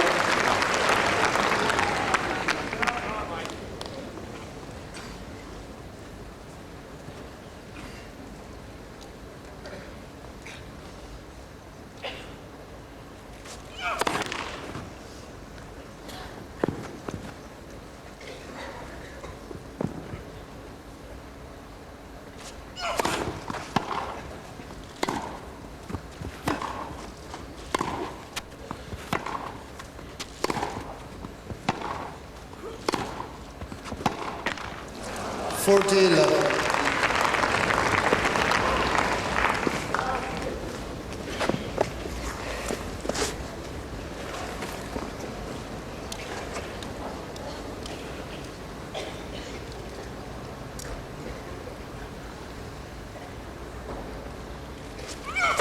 Net for service.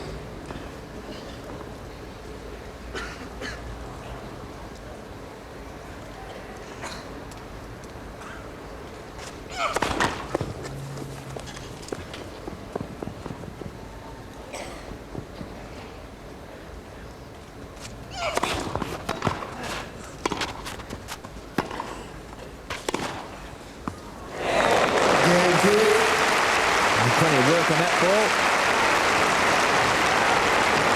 The difference between the two forehands. Hewitt leads by 3 games to 2, third set. And by 2 sets to love. Yes, very impressive from Hewitt. He's now won 12 straight points on serve from Love 30 down on his first service game of this set. He hasn't lost a point. Well, certainly he's serving well, but when he... I want you to have a little look at what I believe is modern phenomena. Leighton Hewitt's depth. That one was just past the service line. Inside the service line. Another inside the service line from Schalken.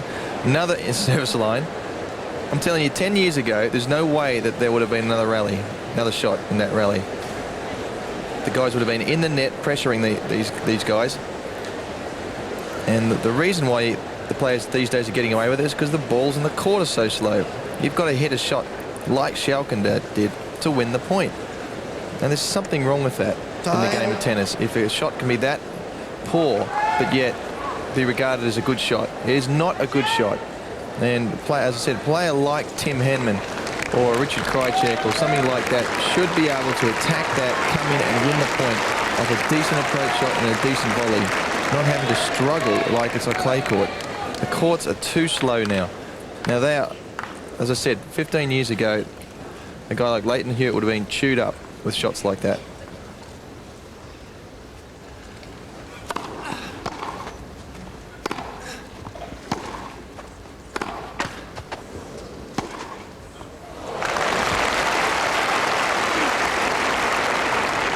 Love 15.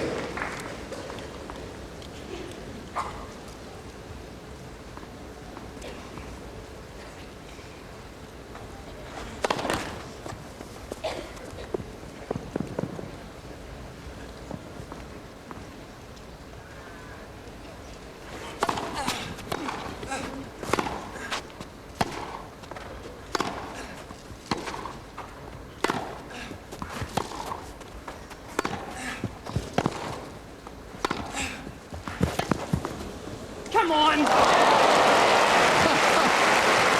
Well, it's remarkable. I mean, Schalken has got him running from side to side. Love 30. And Hewitt still comes up with the winning pass. Swings it round from out to in.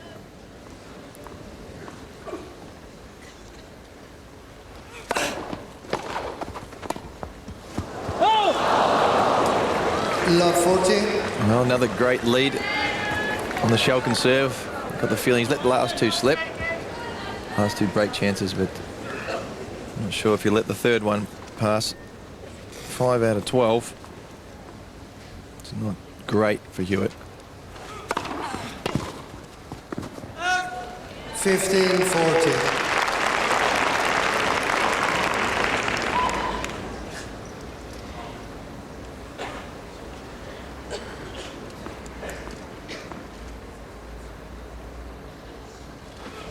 Nate for service.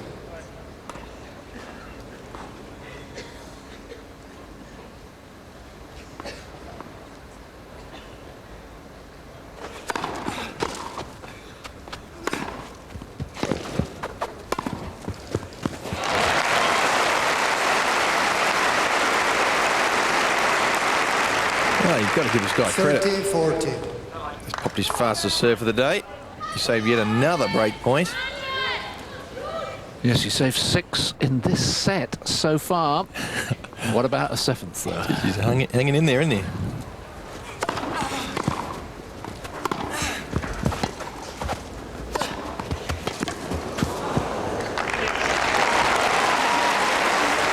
this is getting frustrating for Hewitt. Yes. He's clearly dominating most of the games, dominating his own serve. Just can't finish it off.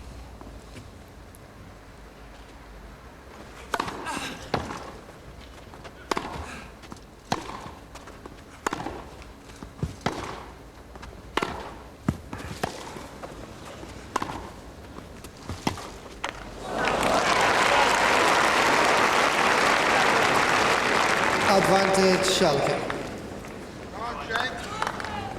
Another close call. What was that? Back edge. Of course, this stage of the tournament, the old chalk or titanium pigment spreads a little bit. Game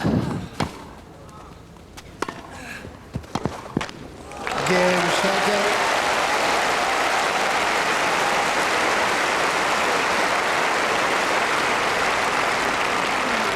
Three games all. Talking about hanging on by the skin of your teeth. Start 3 games in a row now, Schalken. Stop talking about teeth. Oh, sorry, mate. Sorry.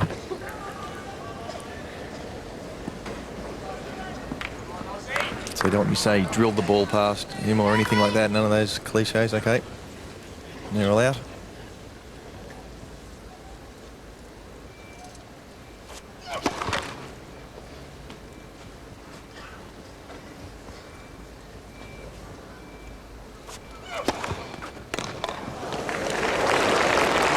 15-11. But the amazing thing about all this is that Hewitt's had all these chances, we've said, and yet he doesn't seem worried. He just comes out next service game and he's straight back down to business, and that's now 13 straight points he's won on his own serve. There's just no respite. Yeah, I think he's in such a lead, he just knows it's a matter of time. He's only frustrated if it's against a top player. Not that Schalken's not, but on top seeds, shall I say, letting all this slip by.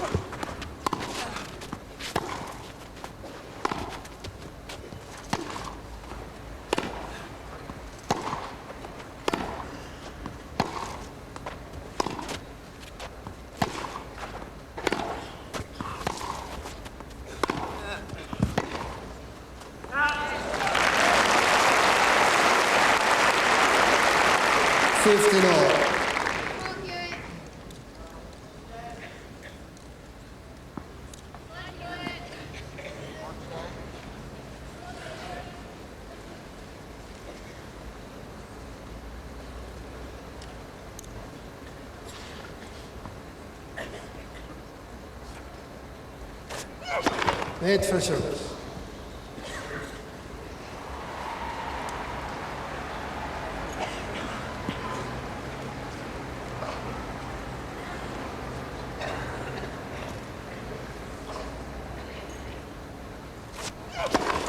Oh!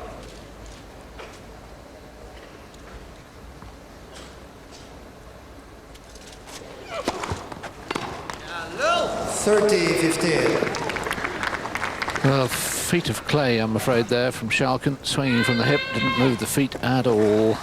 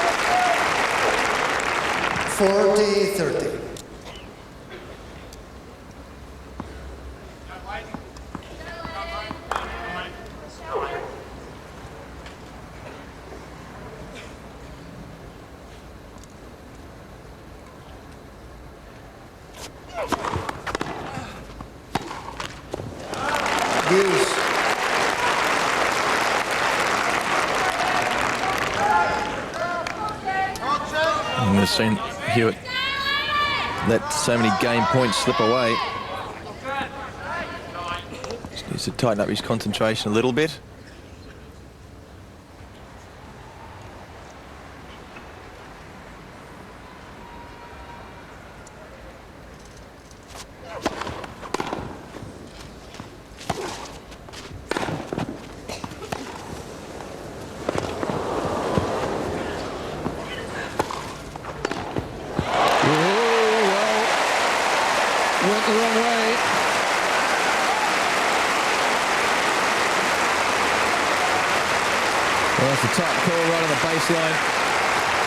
And just tipped it back of the line.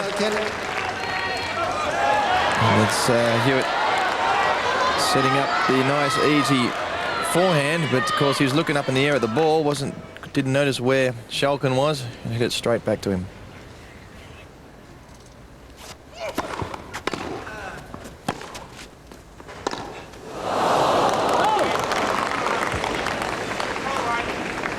Yes.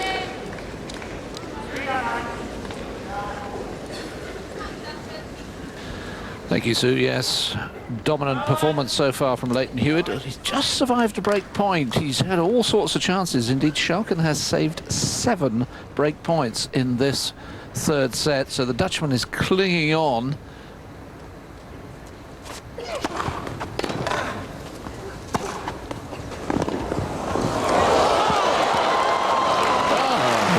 That's incredible. It's a great pick-up from Schalken. And for a moment, it looked like he might have even got it past Hewitt. And Hewitt hasn't ventured to the net too often. And just about got past him, didn't it?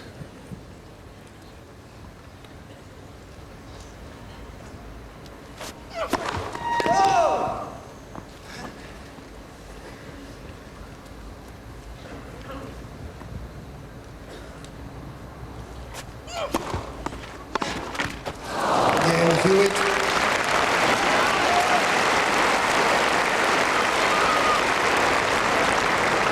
Hewitt leads by 4 games to 3, third set, and by 2 sets to love. So Leighton Hewitt comes through his first test on serve for a long, long time. He did briefly fall behind in the second set. He lost his serve to go down 2-1 and responded by winning 6 straight games. But here's, Pat, is the story of the match. Schalken, 36 unforced errors. He's felt right from the start that he's had to go for his shots, and he just hasn't made them. Yeah, I mean, he was always going to be under pressure to match Hewitt at the back of the court, and though Schalken has amazingly good first serve percentage of 69%, his fastest serve is only 113 miles an hour. I say that only, it's a good serve, but so he's not going to win a lot of points off his serve, and he's realized that he has to try and hit a few winners, and this is a great point. Time. As I said, Hewitt hasn't ventured to the net that often, and Schalken was successful for a while coming to the net. He realised he had to hit a few winners, and boy, did he had a run at the beginning of the second set where he hit a whole bunch of winners in a row, got up a break, and then Hewitt just gritted his teeth. 15 seconds. Got back into action, broke serve twice in a row, and then again, and end of second set, and has dominated really in the set. It's just that Schalken has just been hanging on there. I mean, he's doing a great effort.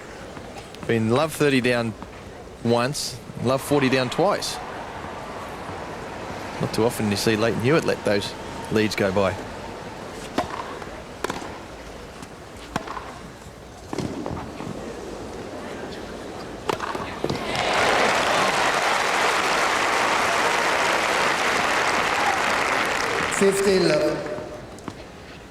You can see that's very impressive from Schalken. He's come in behind quality, and he's only lost 7 points, 18 of 25. That's great going against a counter-attacker of Hewitt's quality.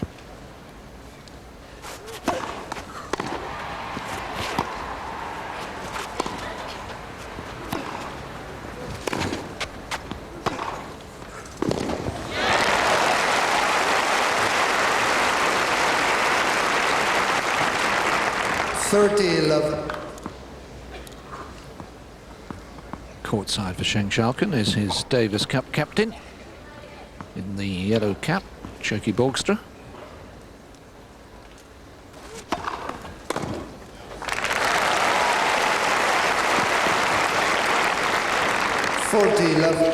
Sorry, I'm not going colourblind.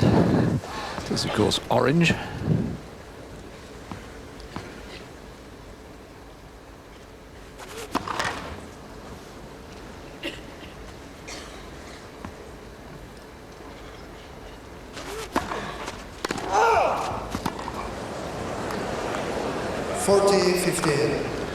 He's served quite a few double faults, many of them at crucial moments, break point down, but well, he may get away with that one.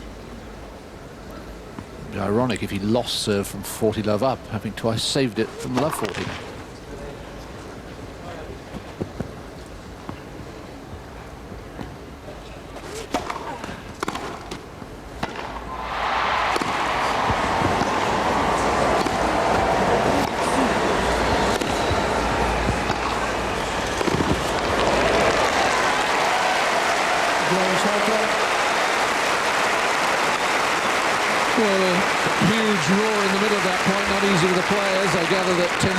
Just gone up 4 games all. 2 sets to 1 over Andre Sarr, and that's Henman's Hill. And of course, if Henman can close that match out, and if Hewitt can close this match out, it'll be a battle of the H's tomorrow. And I'm afraid the head-to-head record is 5-0 in favour of Hewitt. Well, it's time it changed.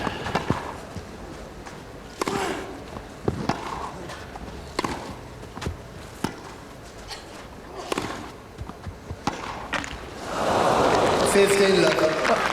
Pat, obviously, in the times when you were playing, we had the old number 1 court right alongside centre. Was it, you know, if there was a huge roar, if you were playing on court number 1 and there was a huge roar from centre, was it very disturbing? It was incredibly disturbing.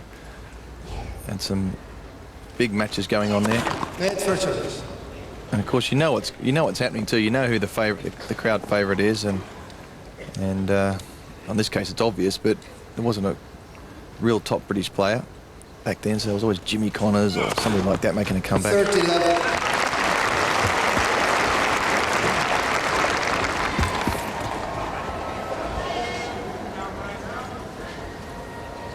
In fact, I was playing a junior final the year that McEnroe and Ball got that famous tiebreaker.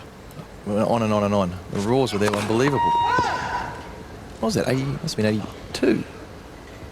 No, 79. Oh. Maybe I wasn't playing a junior final. Oh, yeah. 40-11. Just caught that late. Hewitt. Just went perfectly well, though. That'll do. 40-15. Apart from that last service game he had, he's really been cruising on his own service games. Love 40 love very quickly every time. He's serving well. 82% of those first serves.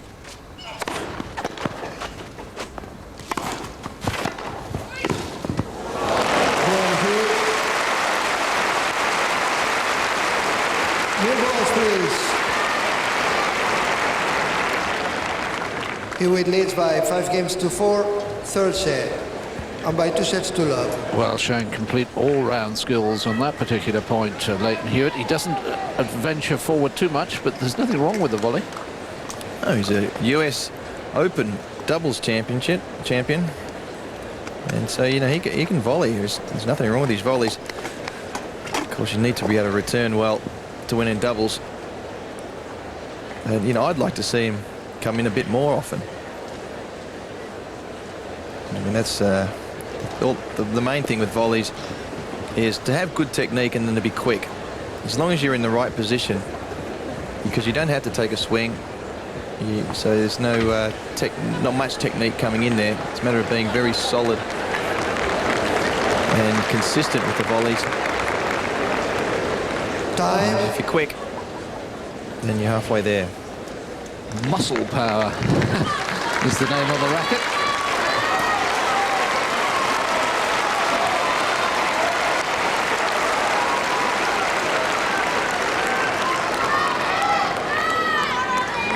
Yes, the Southern Cross, the flag of Australia, being flown very proudly. And Schalken with new balls serving to stay in the match.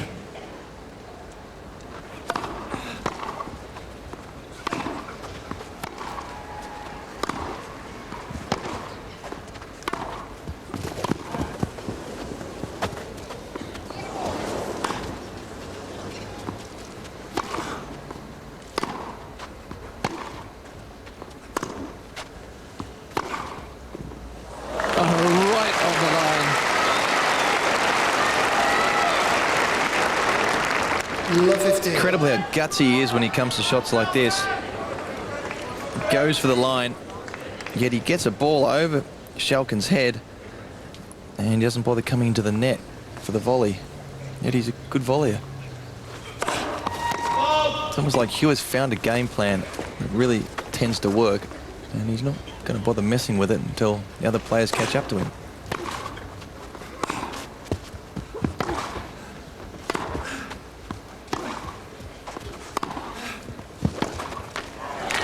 Stayed down. Good approach shot. 15-all.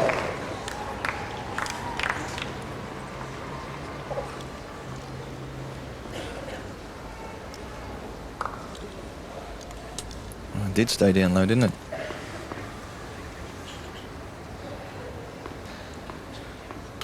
Never short of a comment or two.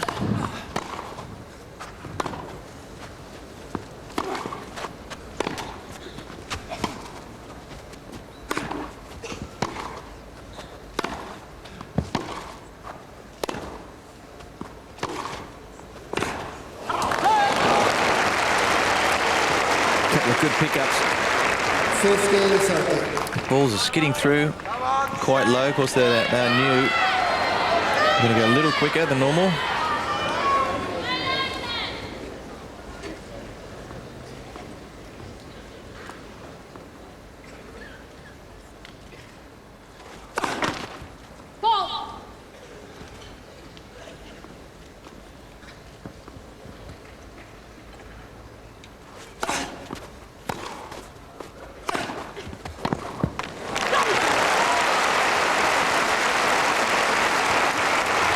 Having trouble picking up some of those forehand passing shots. Just a whole bag of them today. If Henman gets through, he's going to be hitting plenty of those. He's getting frustrated, having all the chances to finish his match off.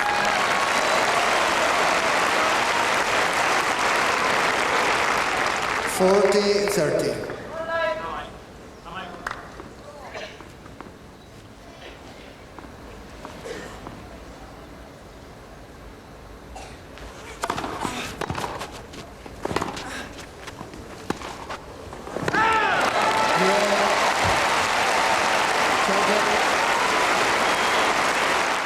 Every Sunday afternoon, join Olympic gold medalist Duncan Armstrong. Come on down to Fox Sports Central, Fox Studios Australia, or tune in live from 1 o'clock. It's an afternoon packed full of sport.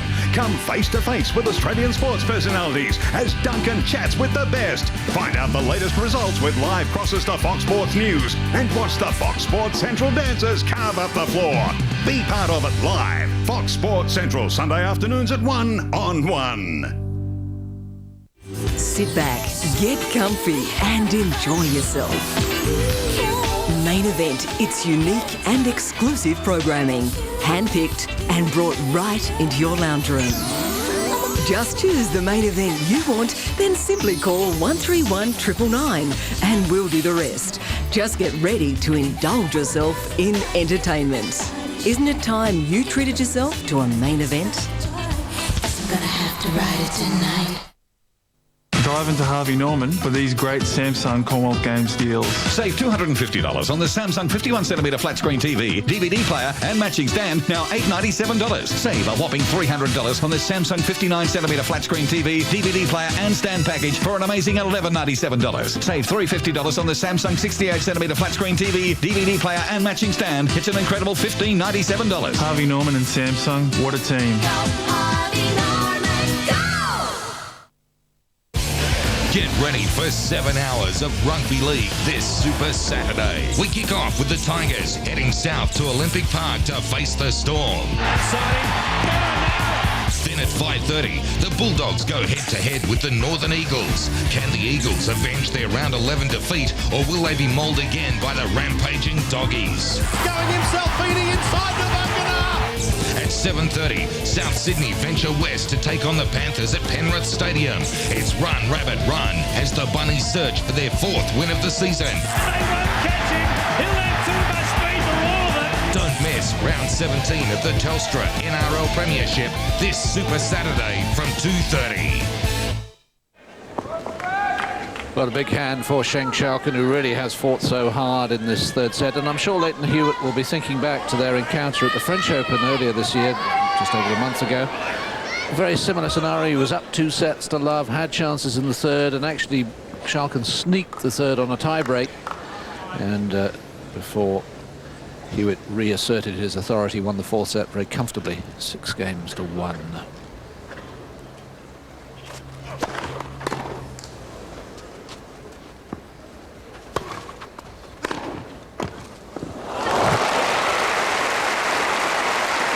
That's a great volley. 15-11. He's got his opponent right out of court, but he gets right down to that one. Absolutely fantastic. And that certainly will be playing in his mind, that comeback of Schalken's.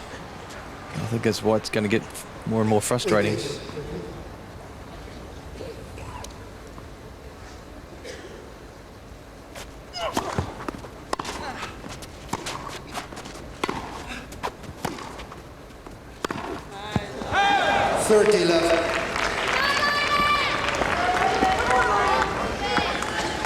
And it's off the forehand side that most of Schalken's errors have come. Hits the ball very flat, very little margin of error.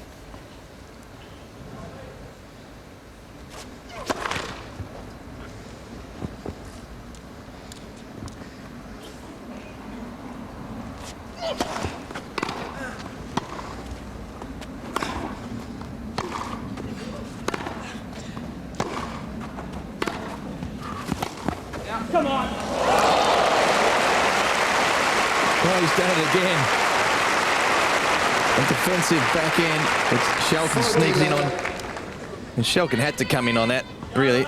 It's identical to the shot a couple of games ago. Just a defensive shot, accurately down the line. Schalken's come in behind it, which is correct. I think maybe he's going to have to cover the line next time he comes in down there.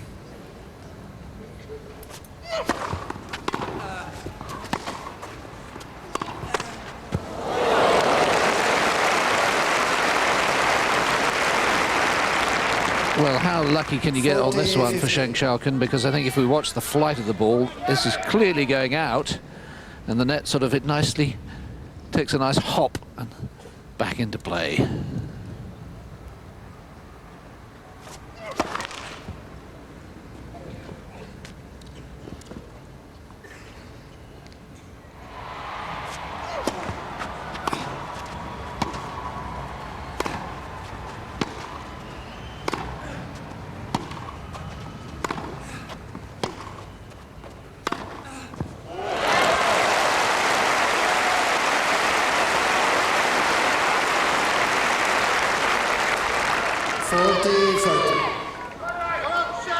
So the forehand, although it's broken down, is a source of points for Schalken, and they are so hard to come by against Hewitt.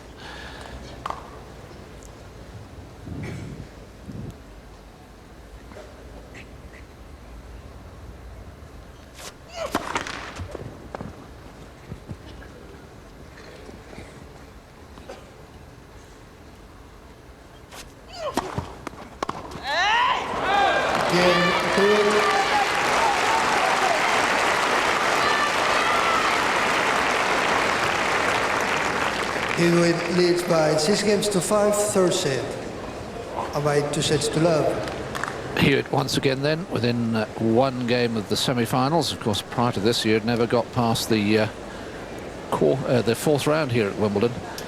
And there's Jason Stoltenberg, his coach this year, who was a semi-finalist himself here a few years back. The applause is because the score of Tim Henman's match has just come up on the scoreboard here on court number 1. What they do at the change of ends, they put up the scores from other courts, and the crowd keeps up to date. Has he always been as intense? I mean, you must have followed his progress since he first emerged as a junior. Oh, I think he's more intense. He used to be. I think he used to be more aggressive as a youngster. I got to say that the scores coming up on the scoreboard is a real off-putter. You said the other, because you really just want to concentrate on your match, and of course you hear the crowd roaring, and you can't help but look across the scoreboard, and there you are. There's your next opponent, you know, up there. So, but the good thing about Hewitt is that he won't let it bother him, or any of these guys. Actually, they're so very professional. Had it all happen to them before. Wait, please. Wait, please. Left.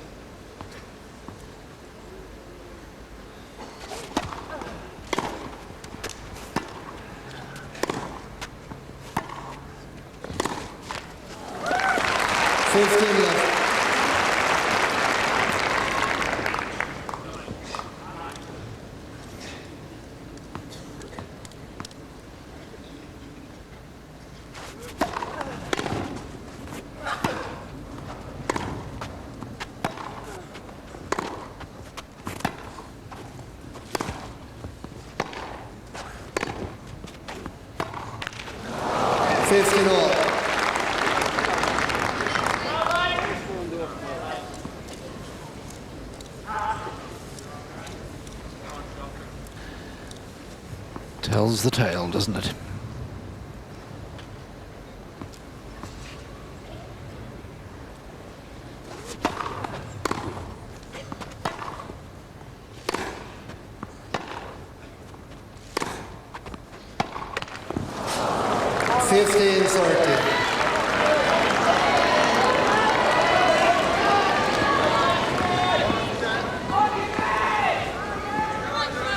They've been playing now for exactly 2 hours, and Hewitt now needs just 2 points.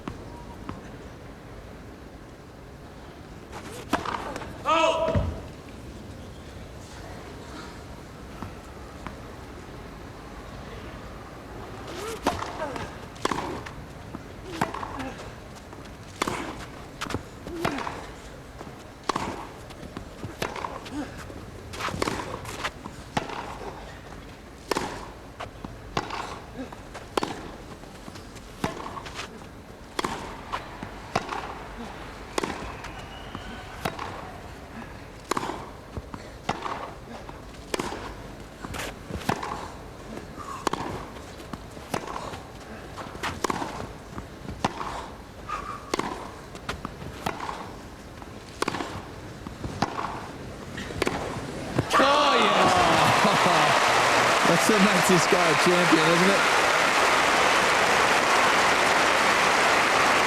The longest rally of the match. 2 points away. 15-40. Well, 1 point away to give him match point. Yeah, I haven't seen that quite as aggressive in recent matches.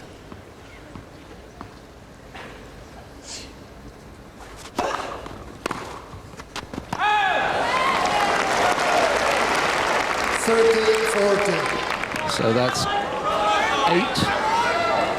break points that Schalken has saved in this set. Hewitt has another, though, still match point.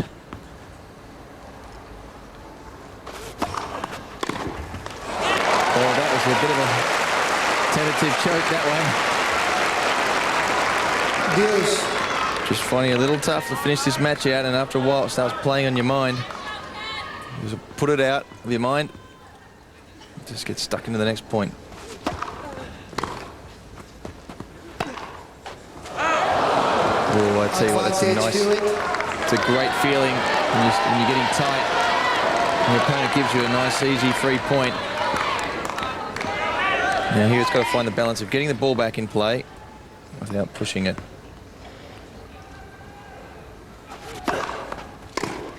That didn't do it.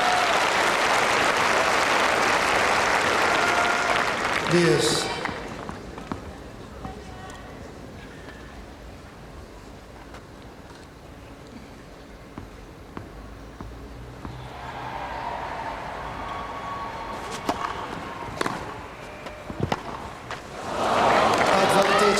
That's a better return. Got a maker on this side.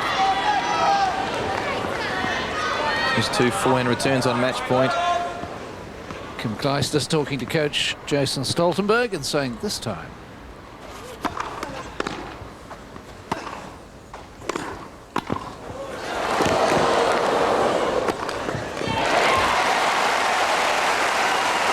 Well, when he's coming to the net, he's done well, hasn't he, Schalken? He's usually come on very good approach shots, mind you. Which is half the battle. Yes.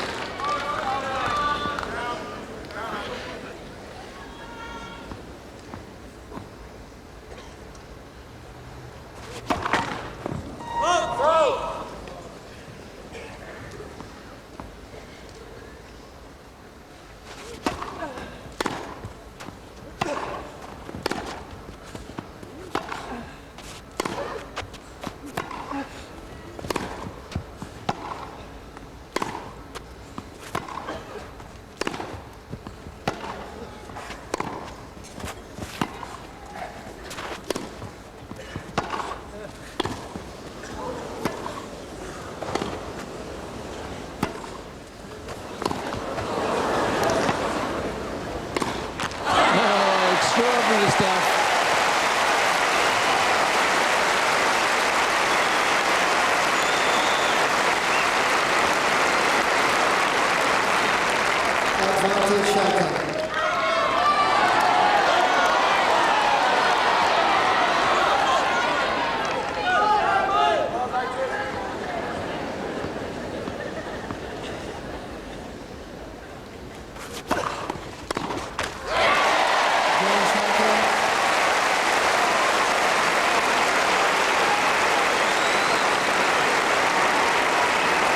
6-game serve, third set, tiebreak. Well, what a great effort from Schalken. 11 break points is survived in this. Houdini effort, isn't it, really, that one? And then he's in the tiebreaker, and as you said, in Paris, he snuck it out. Third set tiebreaker. Could well happen here.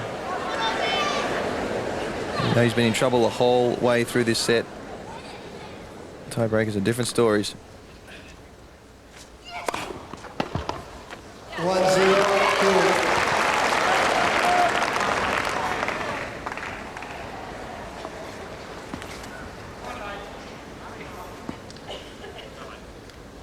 Schalken has done so well to get to this tiebreak. 4 match points saved.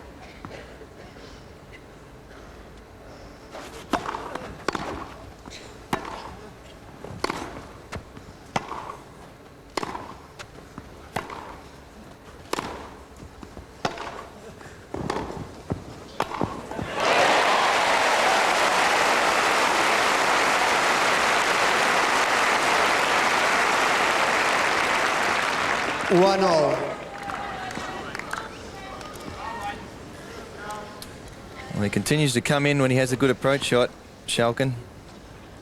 And that's pretty successful. Very successful rate against somebody like Leighton Hewitt.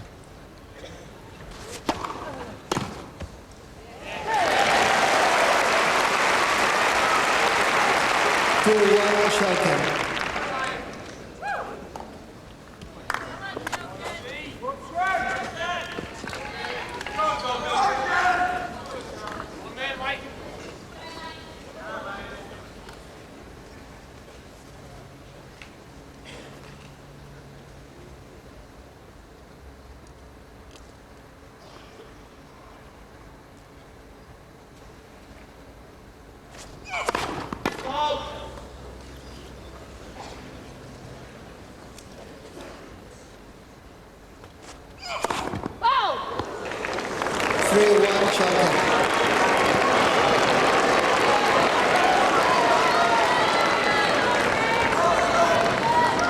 Well, Kim Clijsters won't be happy to see her boyfriend coming up with only his second double fault of the match, going for a really big one down the centre.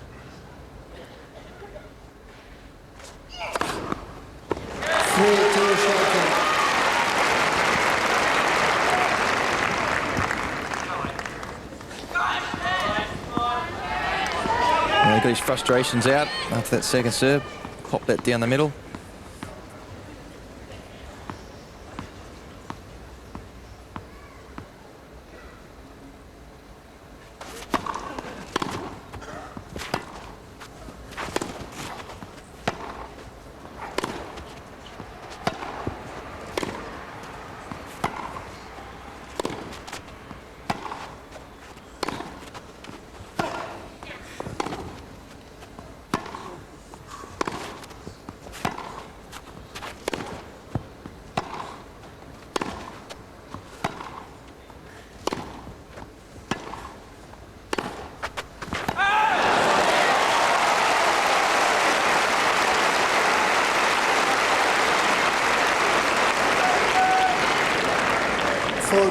Schalken.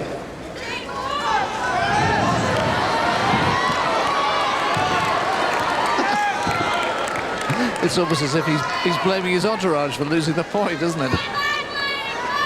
Well, somebody's got to listen to you. There they are. Getting out his frustrations.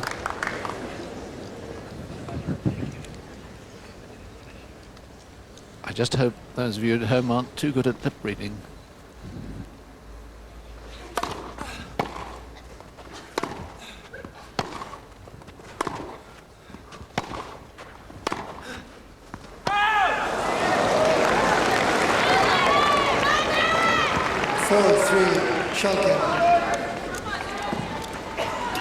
That's the break back he's wanted.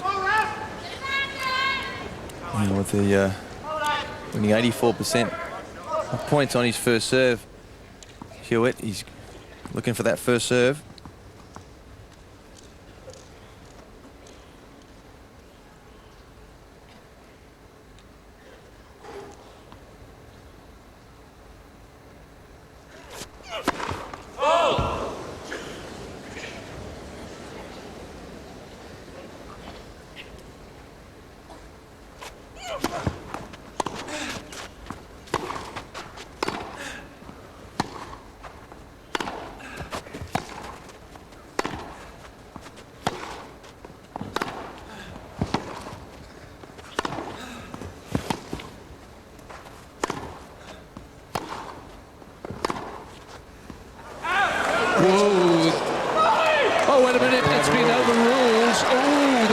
interesting.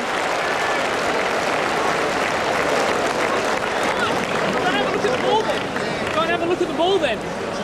Go and have a look at the ball then. Mate, that is too good. Hope you feel good about it. I'm not sure if Leighton actually didn't leave the ball. I thought the ball was out. Oh, that looks on the line. Yeah, I think he left the ball. It looked like it was going to go out. The last minute he left it. It was called out by the line judge, overruled by the umpire, and it's 3-5.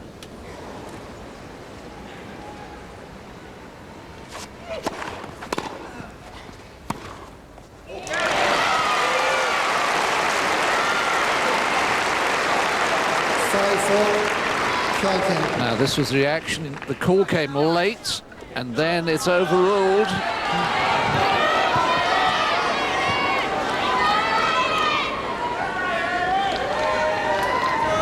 Oh, he's pretty frustrated. He should be in the locker room by now.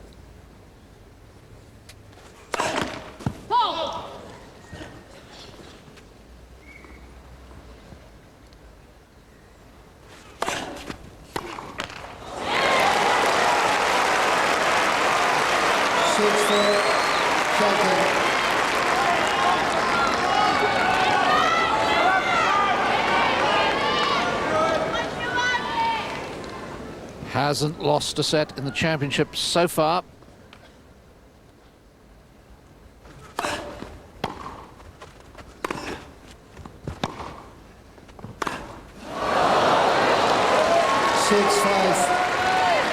Schalken.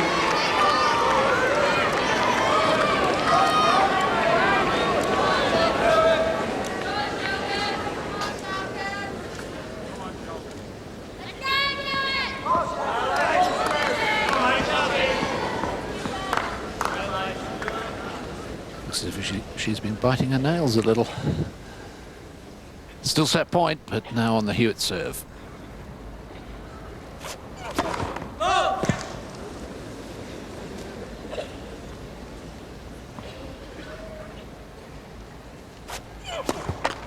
Second service.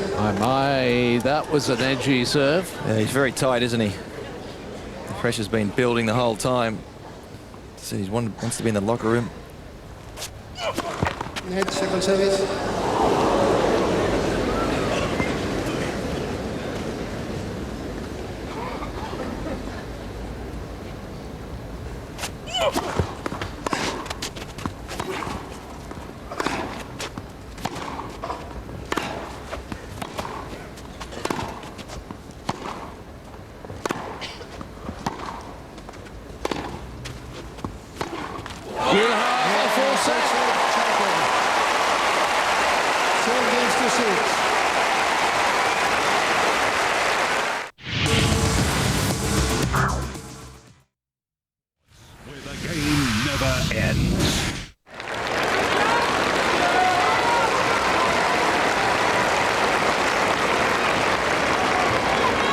Fourth set, Schalken to serve.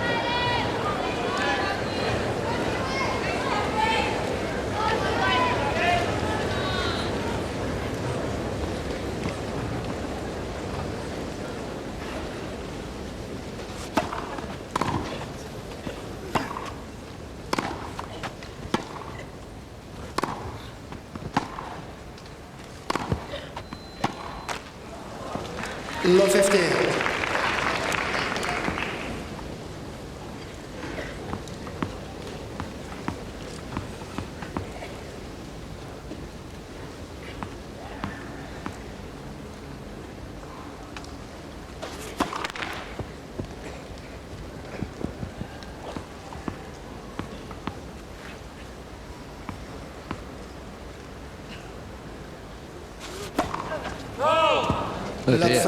Well, the last thing that Schalken can afford to do, having done so well in that third set, is to just throw his service away right at the start of the fourth.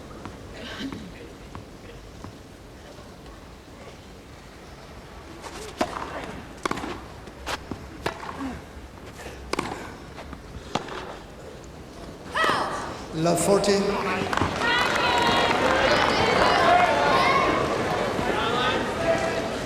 Well, Hewitt was love 40 up in the first Schalken service game of that third set. He's not going to let it go again, surely.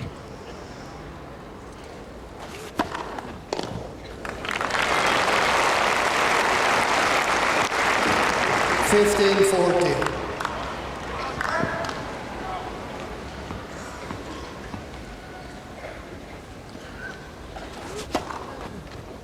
30-14.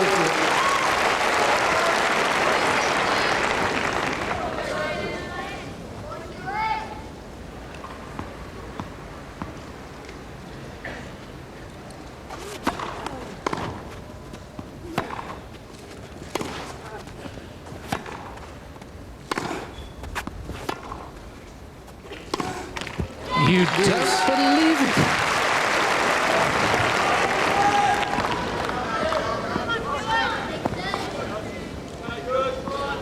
I mean, for Hewitt, that is awful. But of course, at the end of 2 sets, it was a very good statistic. Since that, 14 break points he's missed.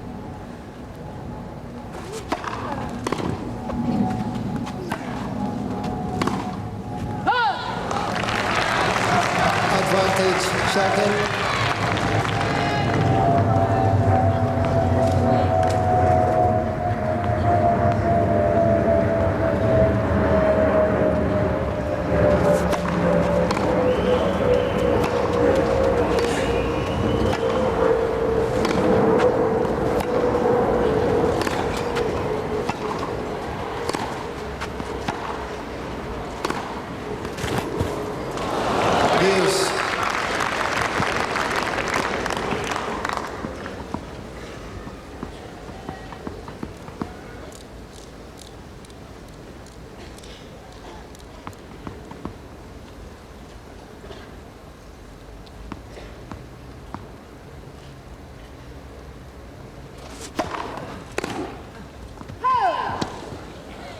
Advantage, Schalken.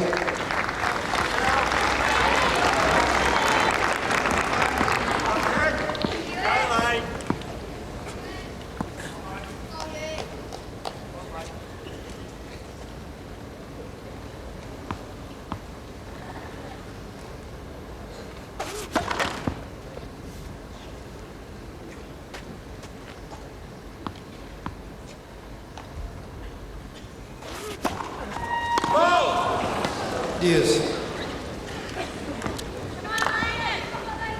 So 2 double faults in this game.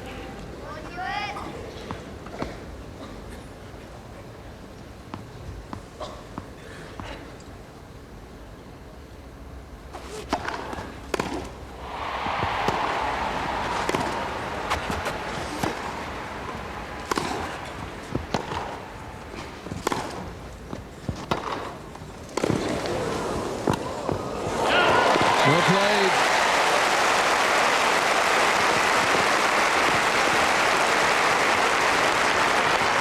Advantage, Schalken. Oh, a funny old game. Some brilliance. Some pretty average tennis, all mixed into one game.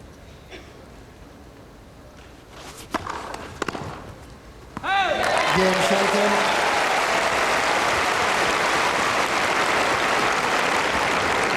First game, 4th set.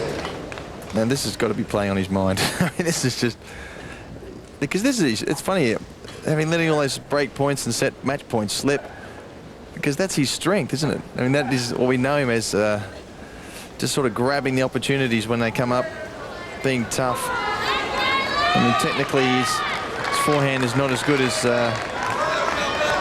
some of the other players in the world, but you know, he just continues to miss that. Certainly if he ends up getting through this match, it's something he's going to want to improve. Because as the matches go, they're going to get tougher and tougher. But long way to go still.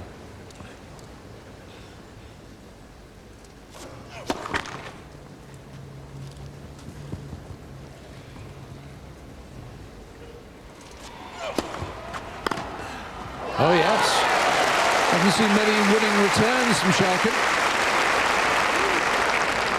Love 15. He had a couple early on, didn't he, in both sets?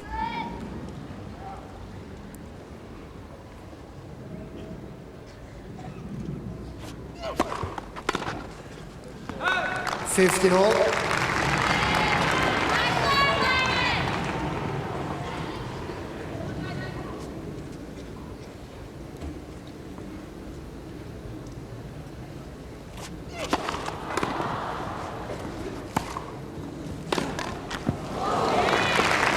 $13-15.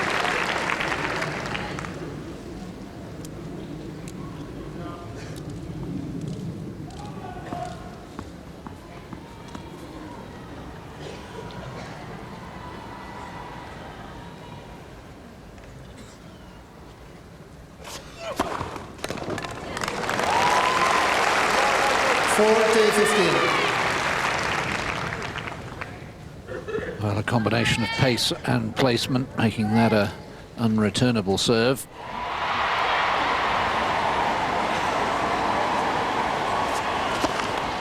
Game, Hewitt.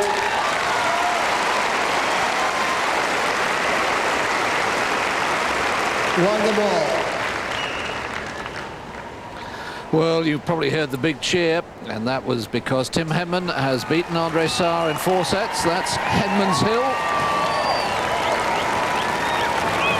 And the news has reached court number 1, and of course it means that Henman awaits the winner of this match. 15-11.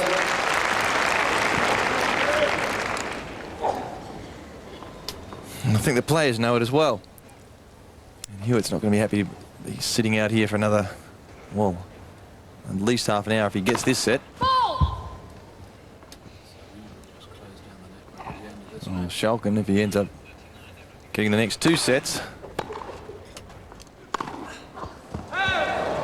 15-all.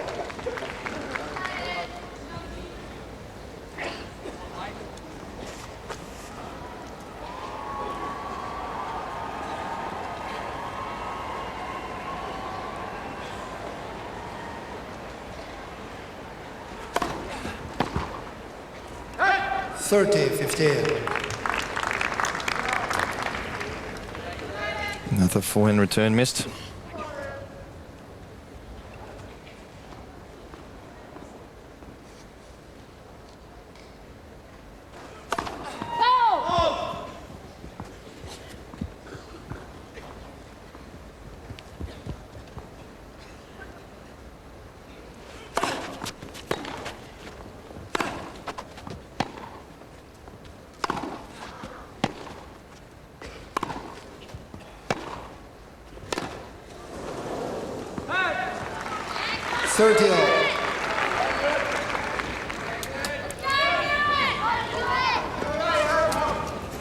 Well, if you look, have a bit of a look at Hewitt's return, when he goes to hit a return, he actually moves backwards, particularly on the forehand when the ball's sliding away. And he goes. Net for service. The ball will end up getting further and further away from him.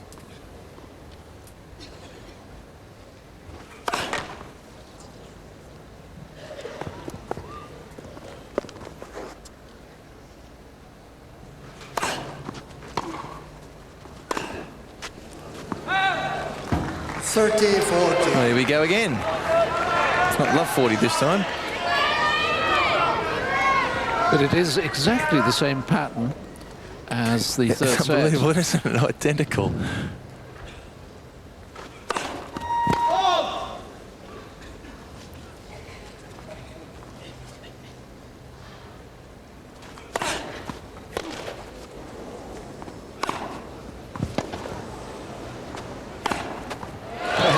There's another one saved.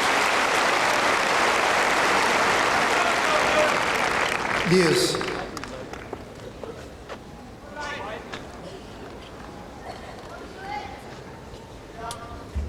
Well, you never would have believed it. Not the 5 and the 23, but the fact that it's under Hewitt's name more than anything.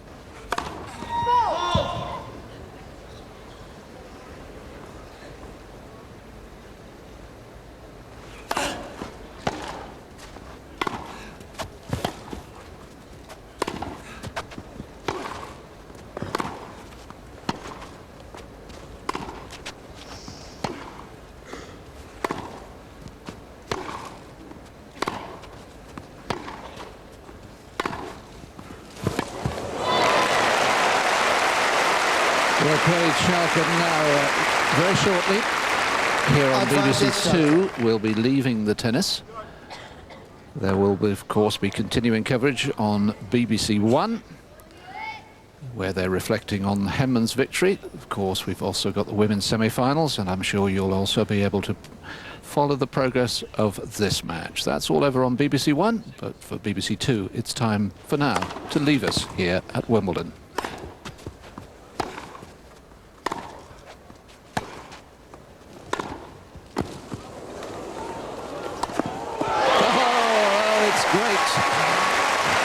Great effort by Schalken yet again.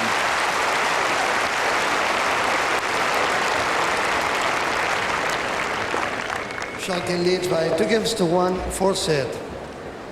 Hewitt by 2-1. Pat, what is going on? Well, I'm a bit lost myself. I'm not exactly sure. Look at the break points. Gee, 2 and 3, 3 and 5, 3 out of 5, none out of 11, none out of 4. You know, sometimes it just happens that way. It's just one of those funny things. You have these matches where you just can't seem to close it out. Sometimes you win, sometimes you don't. If it's in the 5th set, you know, you quite often lose. But Hewitt's got such a lead, and he's been so dominant. As the score pops up over here about the news about Tim Henman getting through. Probably in 4 sets. Another not particularly encouraging performance for Tim, but he's through again. And here we're seeing a similar sort of thing. Hewitt, though, dominating, is not getting through. He's just falling at the last hurdle every time. And you know, I'm not going to predict anything what's going to happen here. You think that eventually he'll break serve. But it gets to the stage where you wonder whether you actually can do it. After that many opportunities, 23 opportunities, well, certainly 11 in the last set and a bit.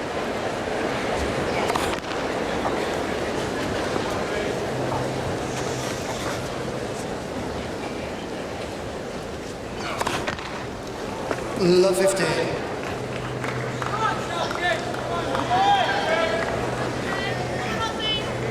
I remind you that Schalken has never won a match from 2 sets to love down. This would be a heck of a time to do it.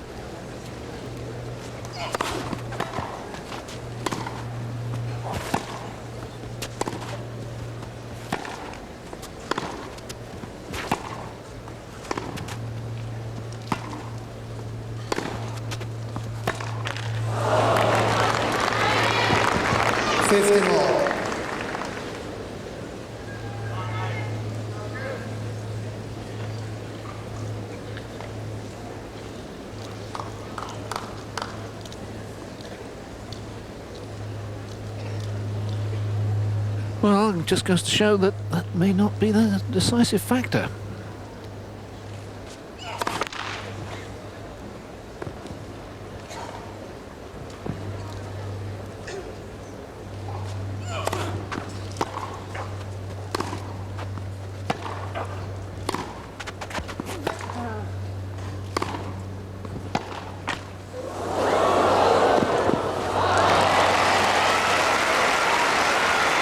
Well, I suppose a bit unlucky from Schalken. That could have been a nice dead let court. 13-15. Instead, just it popped up, and Hewitt got there pretty comfortably.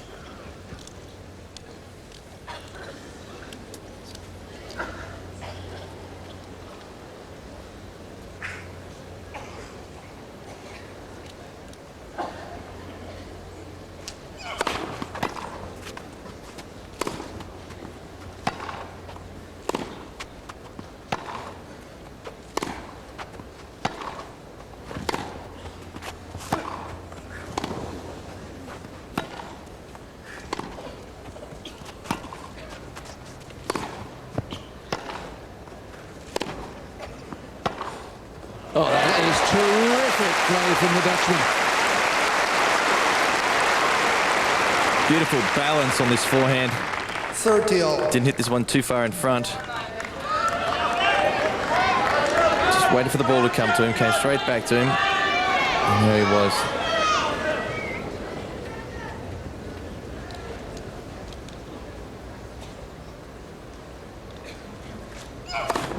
Fault.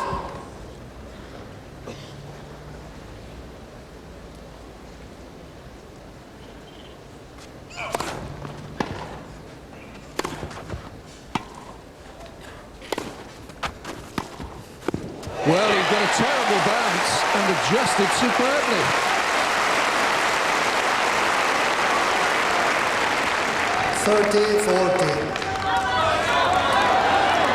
Yeah, look at that. That really kept low. He's got a great backhand across court, though. And here we go. Break point. Schalken.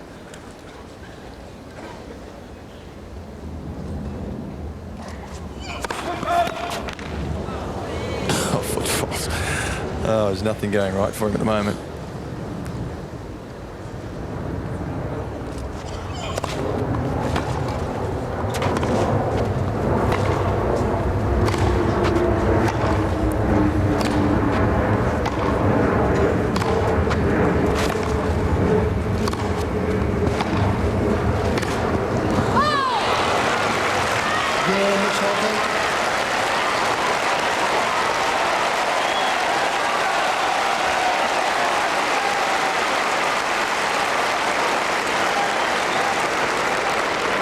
Schalken leads by 3 games to 1. As one of our fellow commentators once said, interesting, very interesting. It is hard to believe what's going on out here. Schalken now up a break. He was in the second set. Can he hold on this time?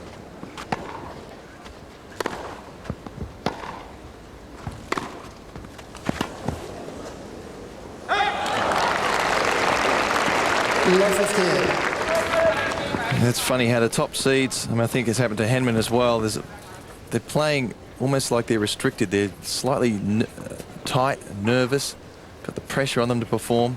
He hasn't broken out of that yet, Hewitt, in this match. He's got to break those shackles and then start playing his game, going for a few shots, going for a few winners.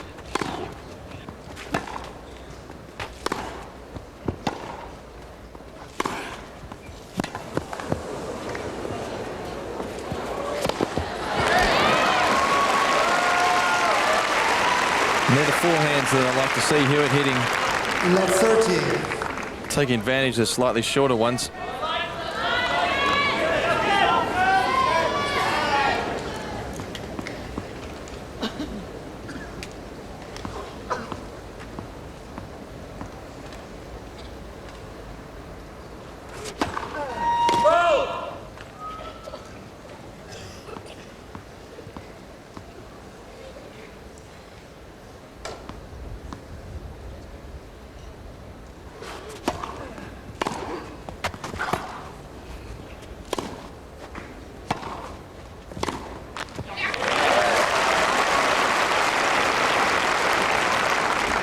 Fifteen 30.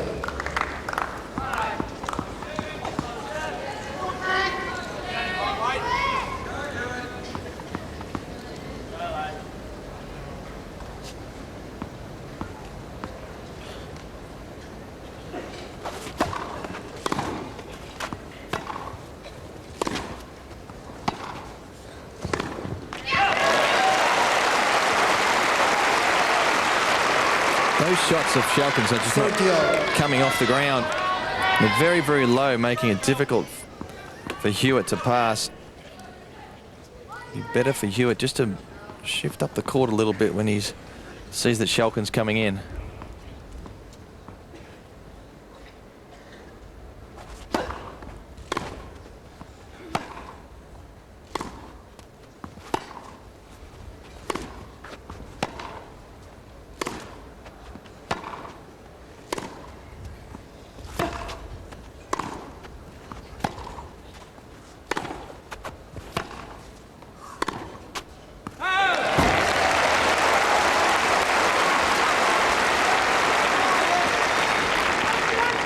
$40-30.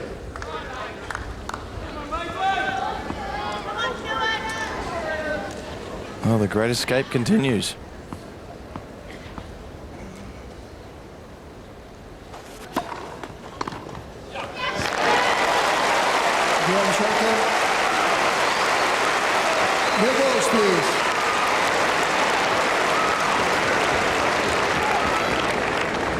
Schalken leads by 4-1, fourth set. Hewitt by 2-1. Well, we've talked an awful lot about Hewitt and the frustrations now of being unable to close out a match. What about Schalken? Will he be beginning to think now, hey, this is destiny. I'm meant to win this match? Shit, I'm not sure. That's a good question, actually. He'll certainly be... He'll be sitting there going, okay, well, I'm right in this match now. I don't know if he'll think, well, it's destiny. I can just hit anything. It's going to go in. But as soon as you start thinking you're going to win a match, that's when you're in real trouble. You know, you have to have a deep down belief that you're going to win the match. But as soon as you think you're going to win the match, oh, okay, then all, you know, you take the concentration goes, and you know, the opponent's always there, especially a guy like Hewitt. I think Hewitt is probably just completely frustrated, and his level of play has definitely dropped. He's played 3 very, very good sets. He's been dominant for 3 sets, clearly dominant. And somehow he's 2-1 down. He's having a bad patch now. Apart from probably 5 minutes in the second set where Schalken got up an early break. But now he's having a bit of a low patch. And he's got to sort of try and pull that together. Otherwise, he'll very quickly find himself 2 sets all. Well, we've mentioned that Schalken's never won a match from 2 sets to love down. Just looking up the records, Hewitt's never lost a match from 2 sets to love up.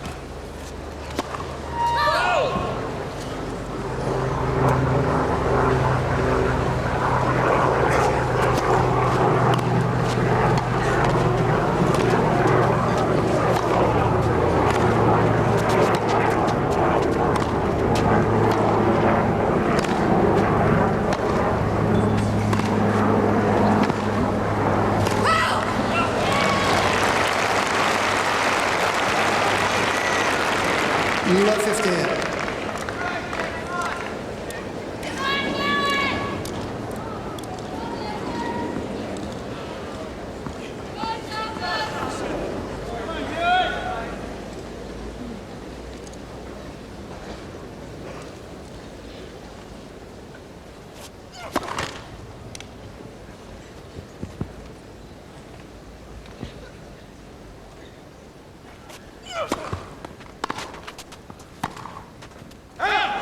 Love 13.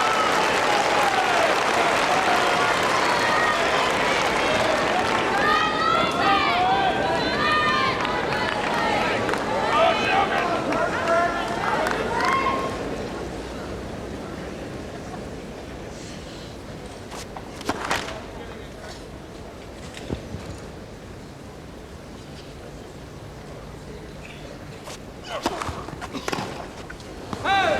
15-13.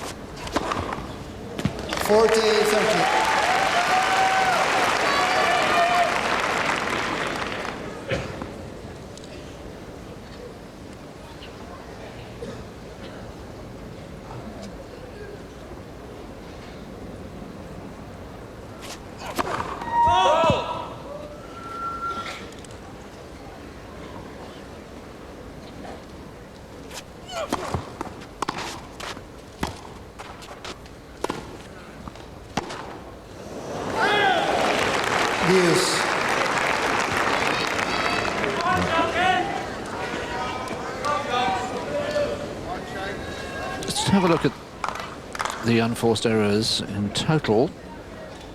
A few more creeping into Hewitt's game.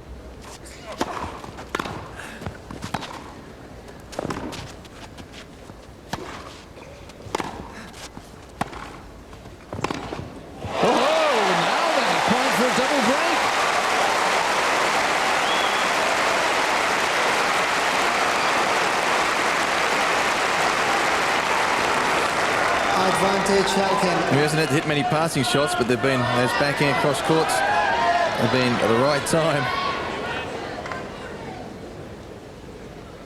Big grip change he has there. Net for service.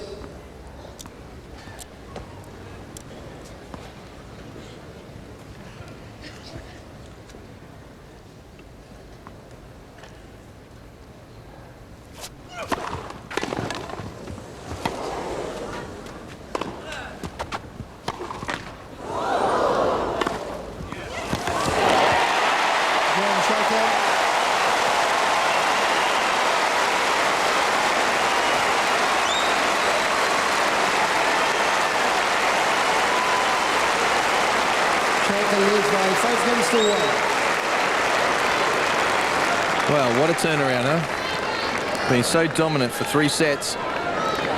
And I suppose he was bound to have a quiet set, but Hewitt's found himself in a real hole. He should have been in the locker room 45 minutes ago. He's found himself in a really flat patch. He's has to rebuild now. He's 1-5 down. It looks like he's going to lose this set. He's just going to have to try and rebuild from this point on. Come up with a game plan. That forehand has fallen to pieces. 15-love.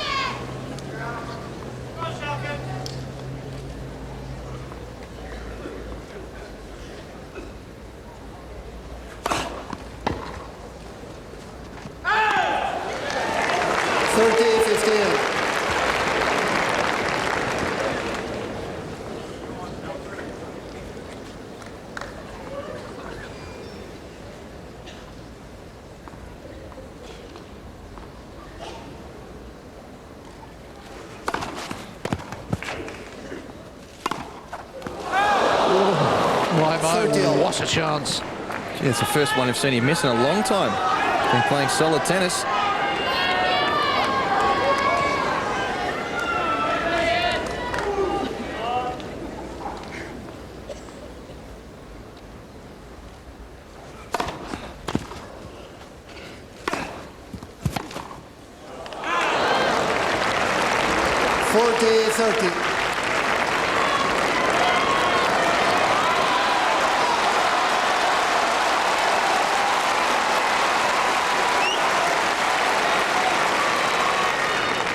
Set point for Schalken.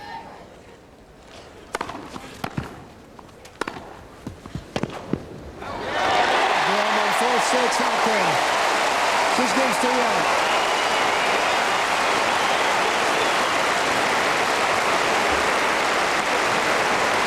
Two sets all.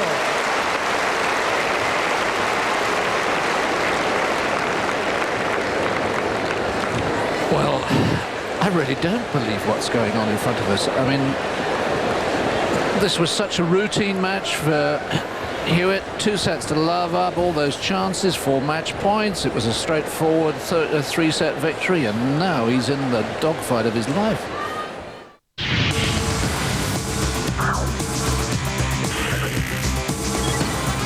Updating Fox Sports News. It's D-Day for Broncos winger Lottie Dakiri. The Australian Rugby Union wants to know today whether the Kangaroo will jump ship and become a Wallaby. Kari Webb's ambitions of becoming the first woman to win 3 consecutive US Opens has been all but shattered after a 9-over opening round. Compatriot Shani War is joint leader at 3 under. And while Australia's Jared Mosley is joint leader, Greg Norman is just 2 off the pace at the European Open after cutting a 3 under 69. Get the complete picture with Fox Sports News tonight at 7. Just have a listen to this. Watch the master at work. This is the man they've come to see. Ken Dolka. Oh, look at that. Look at that. That's gone out the ground almost. Live from Edgbaston, Game 6 of the Tri-Series, Saturday night, 7:45 on 2. Quiet, please.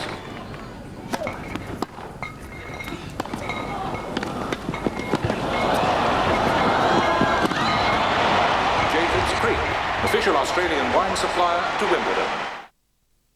Do you reckon you could handle this? Well, what about this? Just look at this. He has ripped away. Latour is back. It is just like a dance and he's leading the tune. 20 grueling stages. Oh, I don't know how these riders do it. Over 3,000 kilometres of the world's most testing terrain. Now he's gone again. That is incredible. One thing's for sure, it's going to be the ride of their lives. The 2002 Tour de France starts Monday night, 6:30 on 2.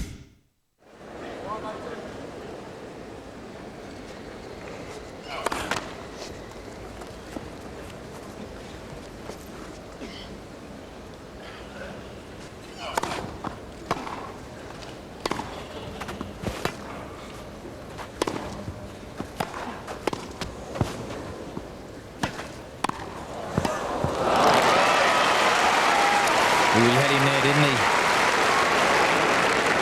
15 love. He was trying to get himself back in this match. He's trying different tactics. Decided to come in there. Hit a very soft volley in the middle of the court. Schalken should have buried that. Picked the wrong side. And these are the sort of ugly points that get you through the match, get you through a game and get you through the match.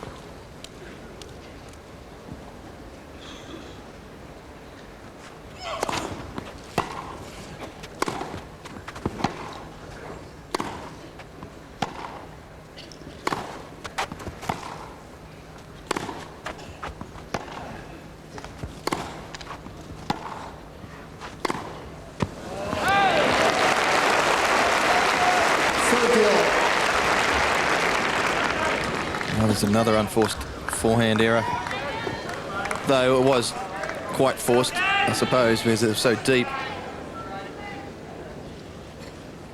Good length, Schalken.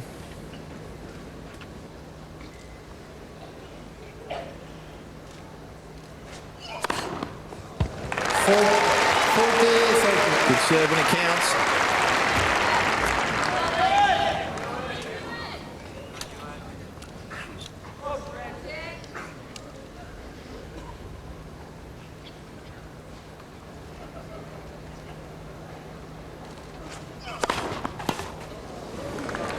Hewitt. First game, final set.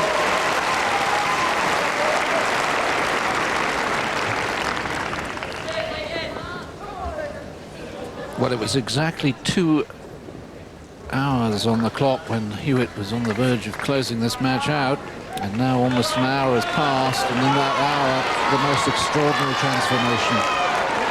Very important game, that one, for Hewitt. Remember, he'd lost the previous 5, and at 30 all, he was under a little bit of threat.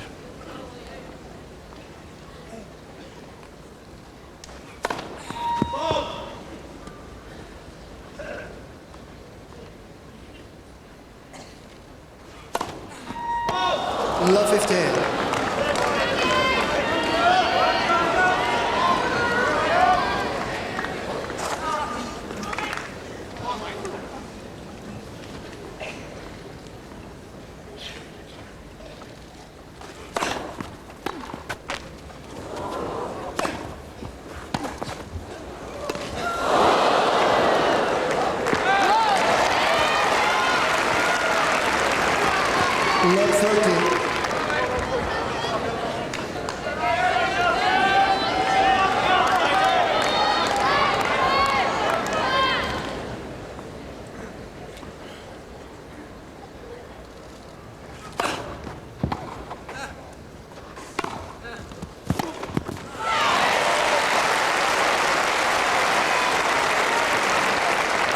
15-30.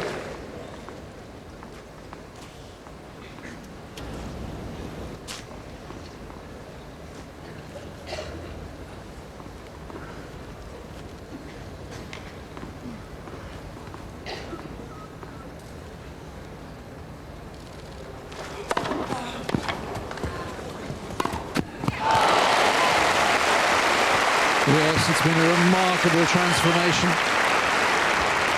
30-all. Hewitt was cruising to victory, 2 sets to love up. Unbelievably, in the third set, he had 11 break points, 4 of them match points, couldn't convert on any of them, and then it all turned around in that tiebreak.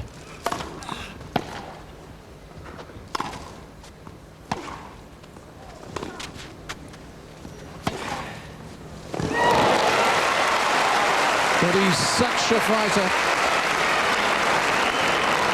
30-40.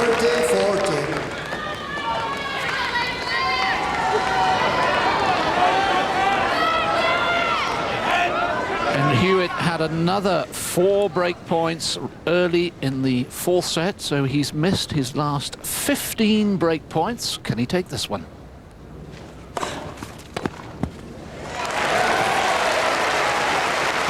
So just about every time on the break point on the backhand side of the second court, Schalken's gone down the middle to that dry patch there, and Hewitt's missed the forehand return.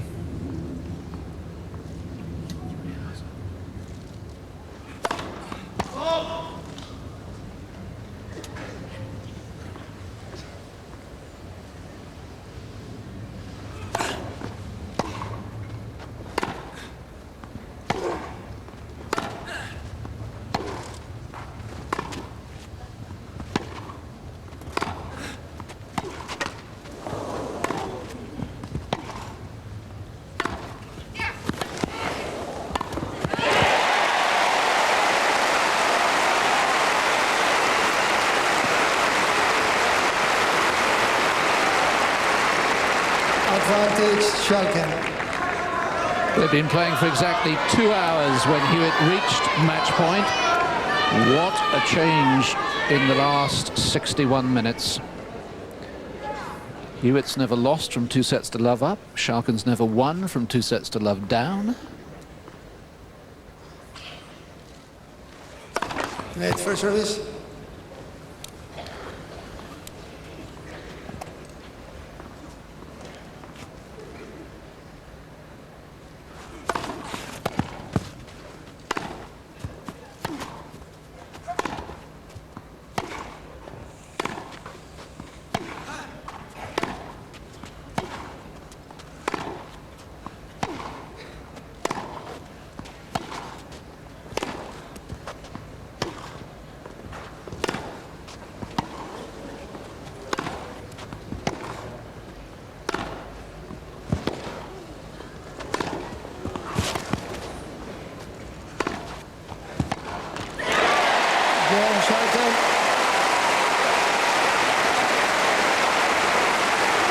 Well, he's done it yet again.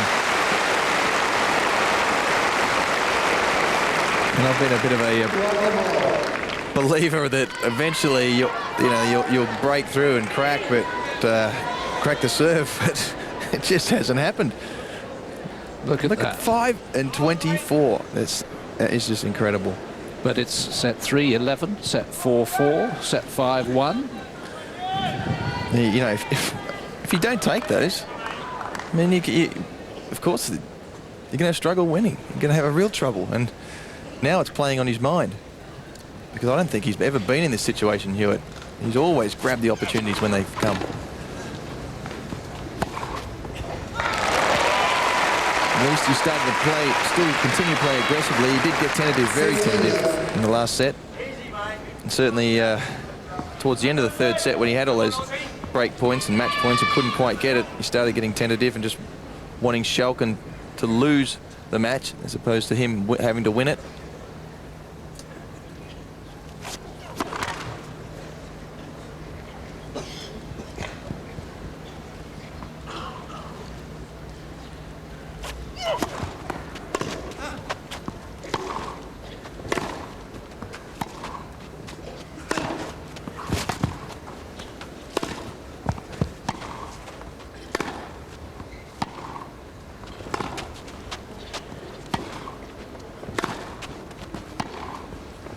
That's kept low. I mean, the back of the court, got some rough grass.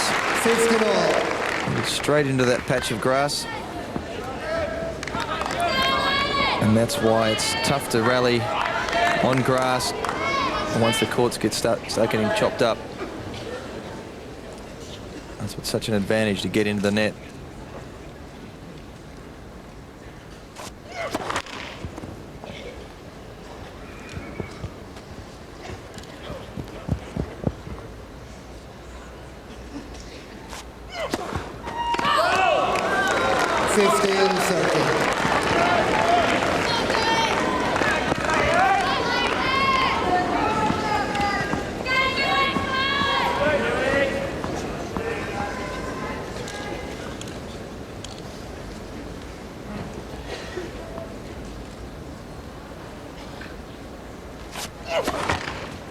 Net for service.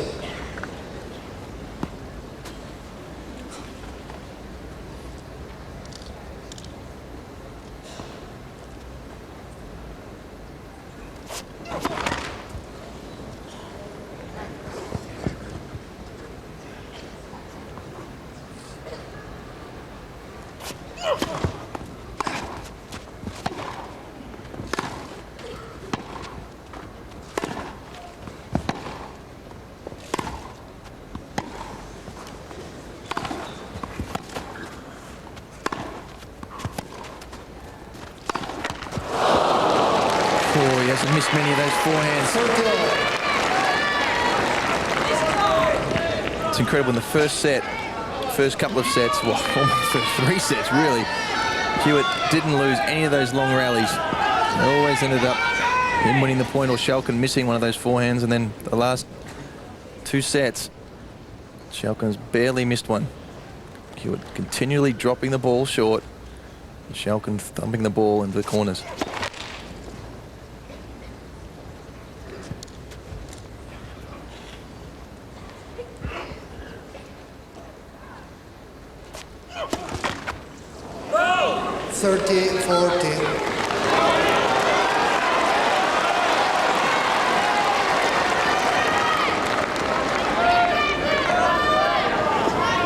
Faults in the game. Break point for Schalken.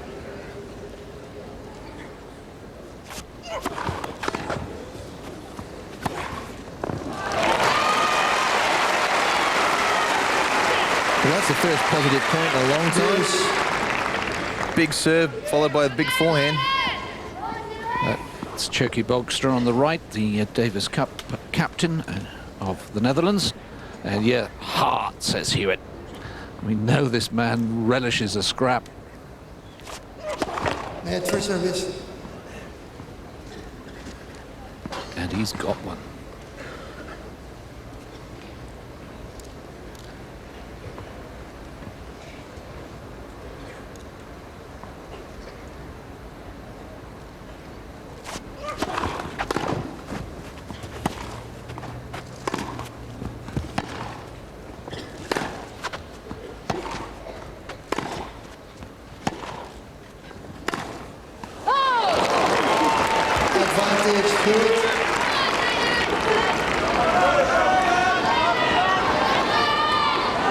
Didn't miss by an awful lot, Hewitt.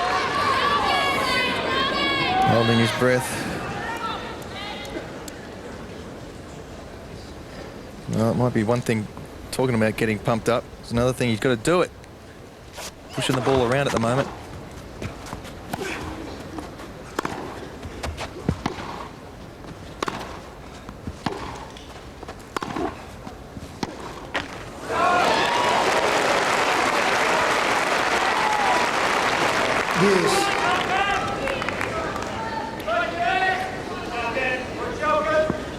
Well, what a bonus for the #1 court crowd today, of course. They should just have had doubles matches today, but the bad weather, and what a match they've got to watch.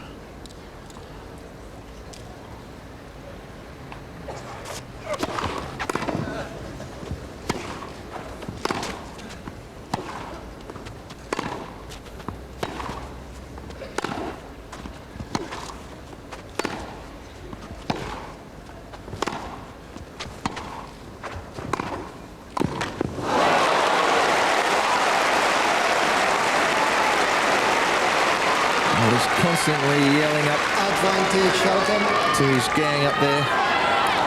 Frustrated. You know, I think Jason Stoltenberg was seriously frustrated as well. Not much a coach can do. You can sit there and not get too emotional about it. Try and stay calm. Last thing you want as a player is to look up there and your coach is panicking as much as you are. Break point.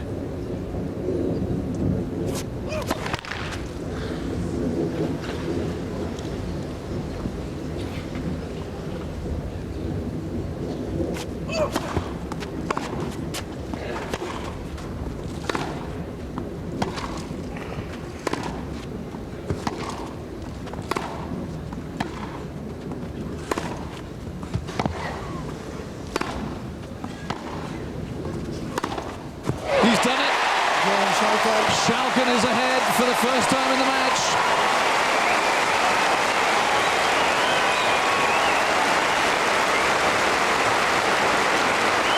Schalken leads by 2-1 final set.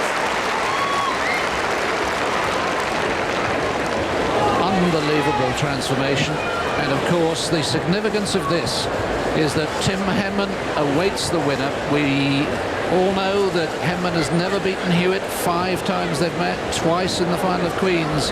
Henman's record against Schalken, played 4-1-3. His only defeat was on the clay courts of St. Pölten, Austria in 1997.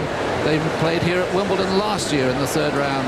Henman won in 4 sets. And I mean, we've all been talking in the locker room, well, can anybody get rid of Hewitt for Henman? Yep. That was the only question. The question wasn't so much whether Hewitt would beat Henman. It was, for me, is whether they actually meet. And at the moment, it looks doubtful whether they will meet. And anybody who's a Henman fan will be really, really wanting Schalken to win. And Schalken has played. And if you look at him now, he's just chewing a banana. He's relaxed. You know, he's happy to be in this situation. No pressure on him. Hewitt down the other end looks like just full of pressure. Has been for the last couple of matches. Somehow he's got to break out of this. Much of the way Tim Henman's been very tense in the way that he's played. All the pressure's on him, and all the pressure's been on Hewitt as the #1 seed.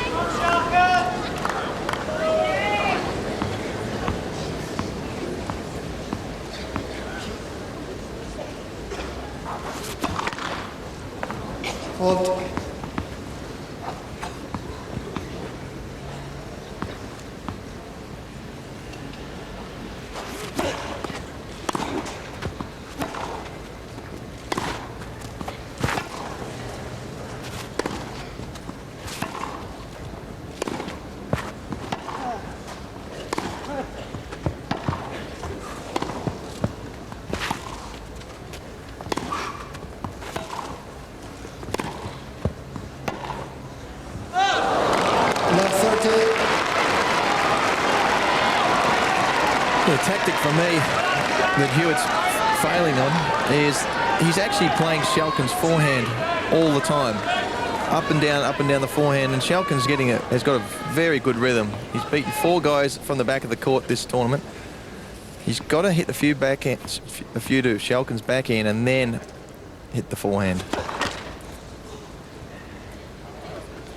He's just persisting, and that now that Schalken's got the rhythm, he's in trouble.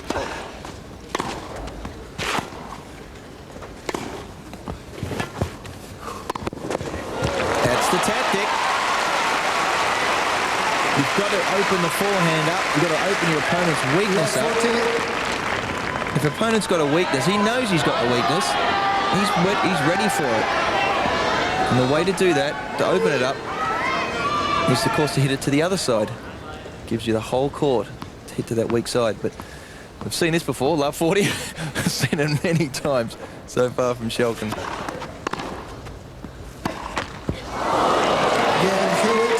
Well, he's finally broken serve. Come on, David, you're good at this. How many break points have you had in a row before you've actually broken? 16. 16. And 3 times he'd been up love 40 and not broken. 16 break points. Imagine anybody giving Leighton Hewitt 16 break points. If I gave you 16 break points, you'd eventually get one. And I'd be in trouble. I'm not sure about that. 2-2 final set.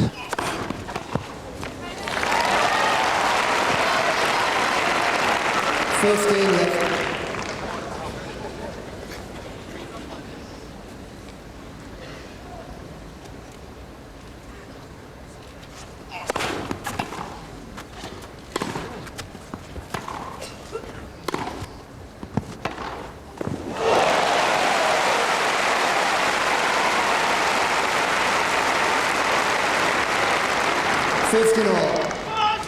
Boy, he's hit that well, hasn't he? That forehand down the line. He kept hitting the top of the tape the first couple of sets. Since then, they've all gone in, almost. Oh, got loop. That sneaky serve of Hewitt. One of his favourite serves.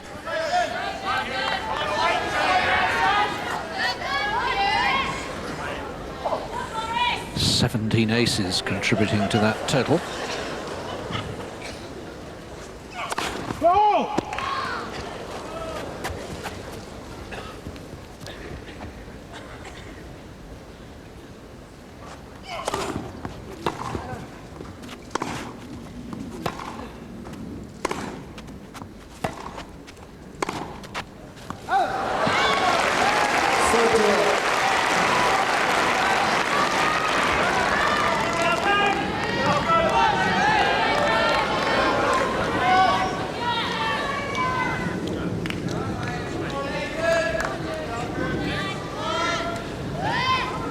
Pretty even, isn't it?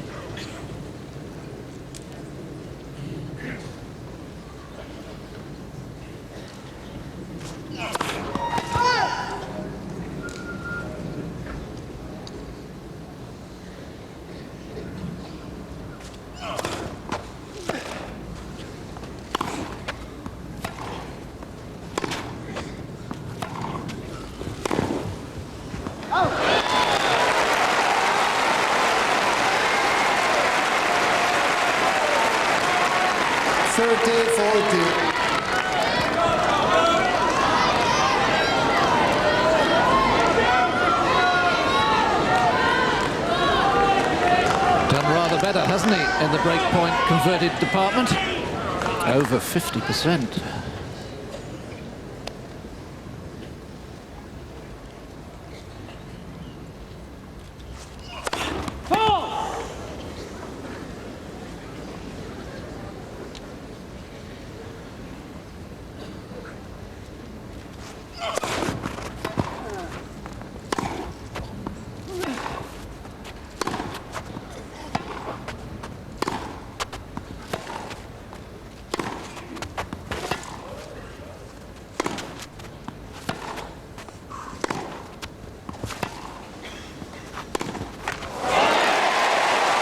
Schalken.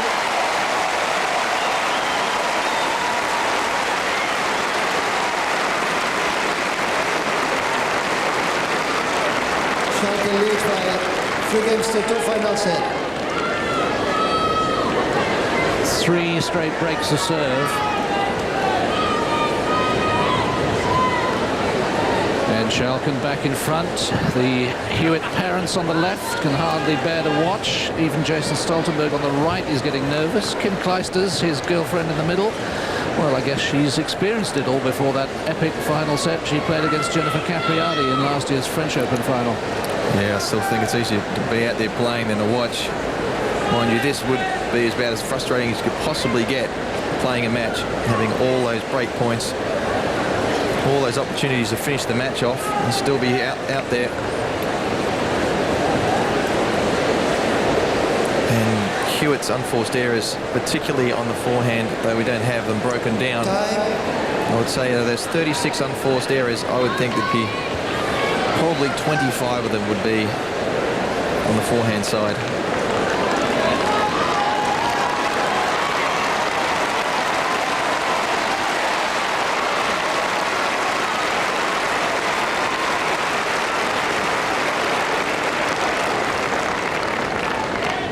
And incidentally, of those 36, just 11 in the first 2 sets.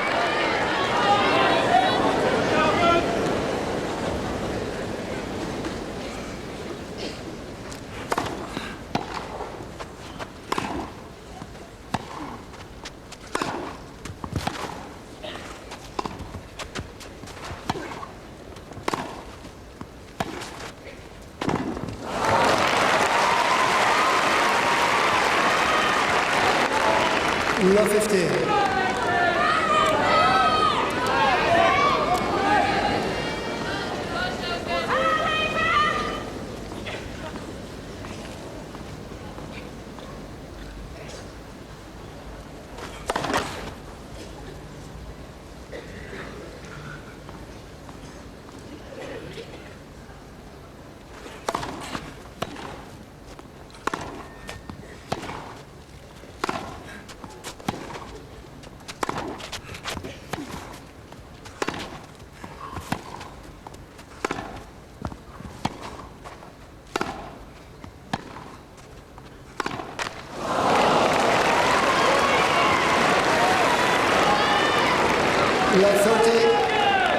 Well, the length is Hewitt's ground strokes are just unbelievably short.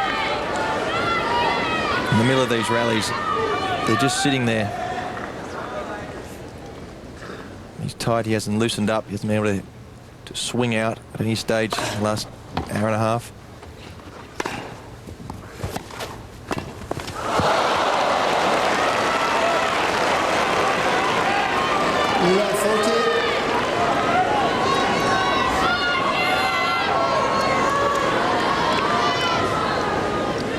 What an atmosphere here. It was flat as a pancake, really, for 2.5 sets. Hewitt was winning so comfortably. 3 points to make it 4 straight breaks. It's gonna be a physical encounter when the big-hitting Samoans take on the confident Springboks. The Islanders with a point to prove, having never beaten South Africa. Live, Samoa take on South Africa Saturday night at 11 on 1. Quiet, please.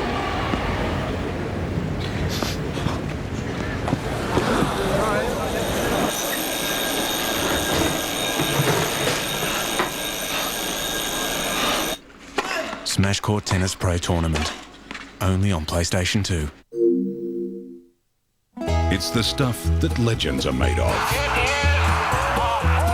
America's favorite pastime has come a long way, yet the tradition continues.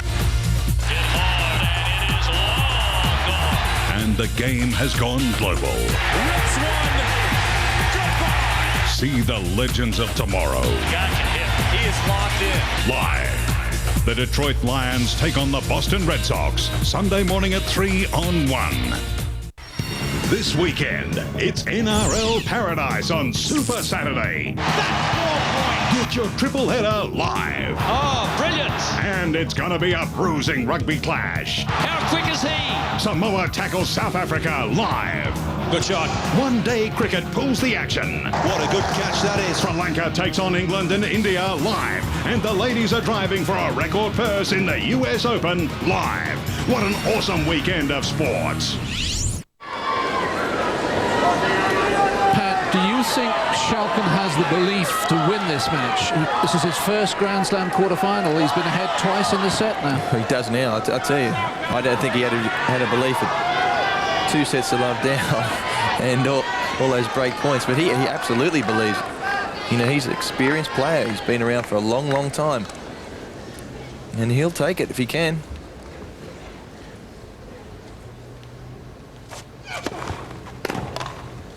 Oh. 15 left.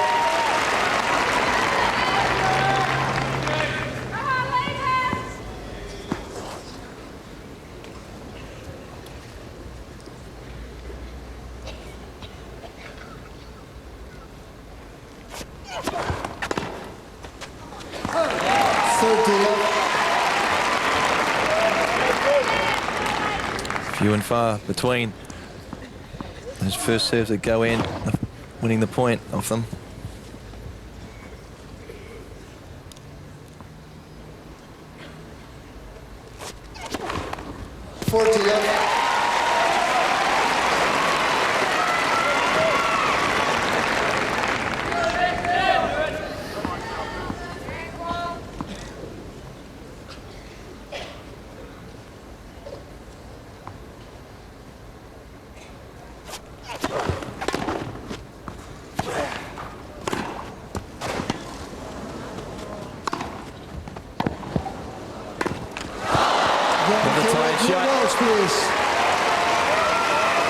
Not that it really mattered, 40 love, but still there are signs. Hewitt leads by 4 games to 3, final set.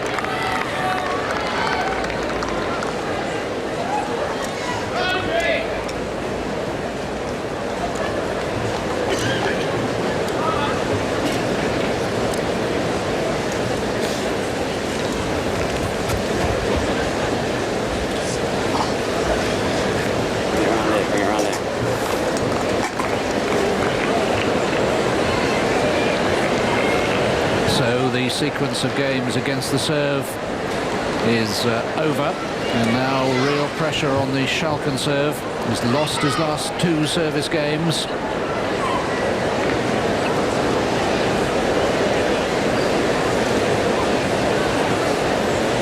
We know all about Leighton Hewitt's belief in his abilities. The #1 player in the world, won a Grand Slam title.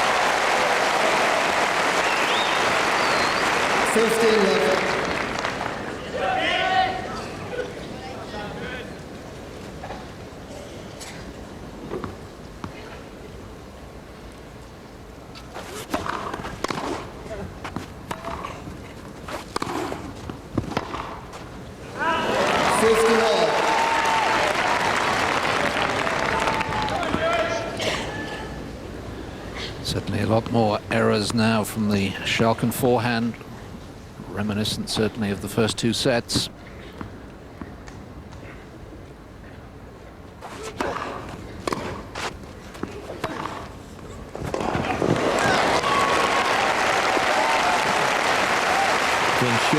Short. Hewitt's been getting away with it a lot, certainly in the first couple of sets. He's been getting away with it a lot in his whole career, actually, hitting short balls. He's just so deadly on the passing shots that players were scared to come in. And Schalken is not. Oh! 40-15.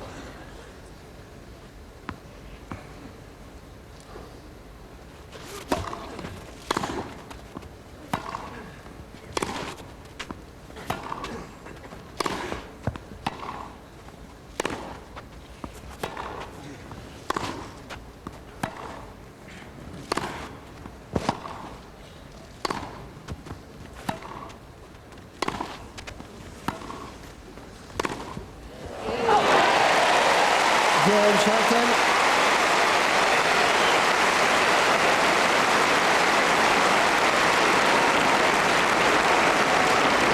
Four games all. What a match this has become. Would it be un-British to suggest that it should go to 22-20 in the final set so that whoever wins is exhausted when they play Henman tomorrow?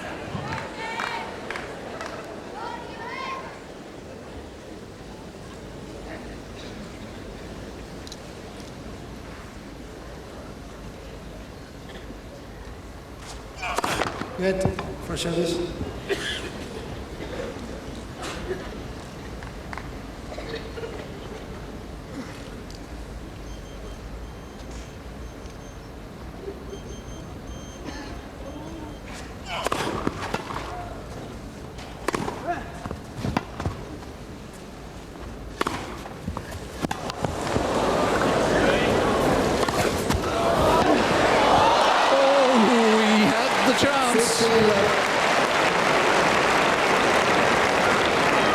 Well, it's all about who holds their nerve here. Once again, remember to switch off your mobile phone. That would have been an amazing shot.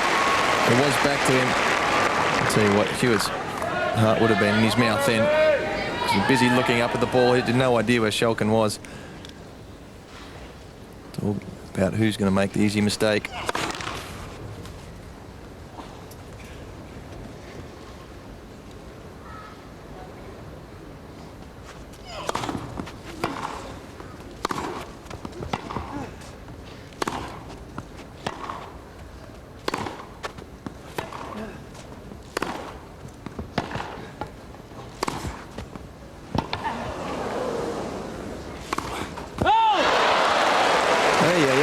Well, 50 all. Forehand again, just setting the point up better. Schalken is looking a bit tired. Well, both guys are looking tired, actually, which is only human. Would be after 3.5 hours. But that's what I was talking about, the easy, unforced errors.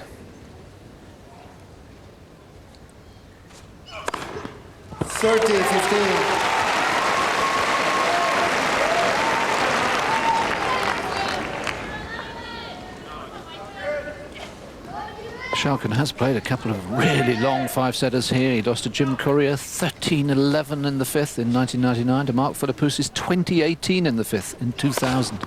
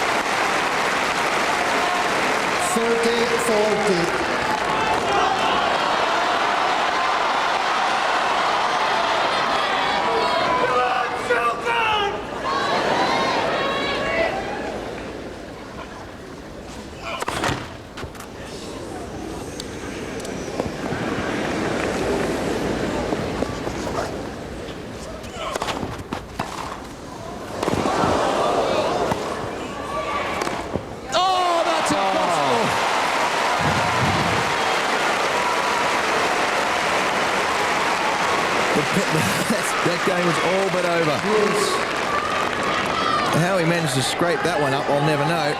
And look, he stopped on a dime or on the spot and gets back. And look at Schalken, sticks his head up and goes, oh my God, well, I can't do any more than that.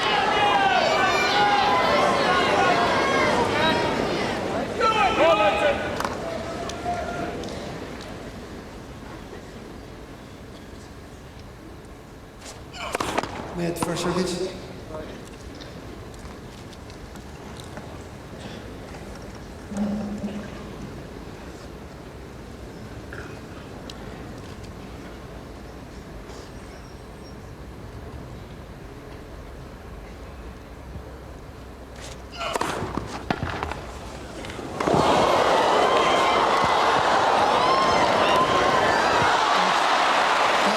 It touched Schalken's racket.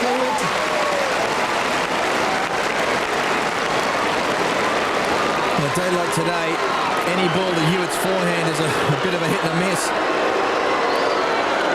And he just touched it and knocked it out. I would think it was going out anyway. Yes, the crowd didn't realise it had just touched the outside edge of Schalken's racket. They can't believe the score.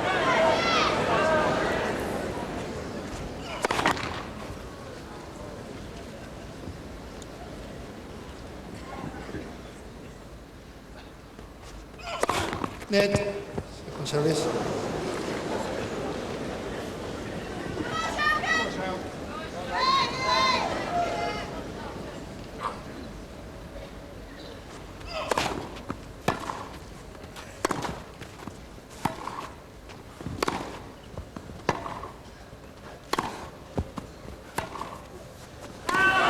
Again, Hewitt.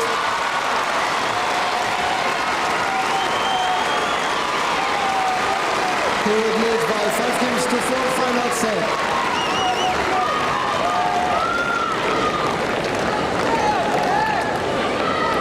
Well, this is what it's all about, isn't it?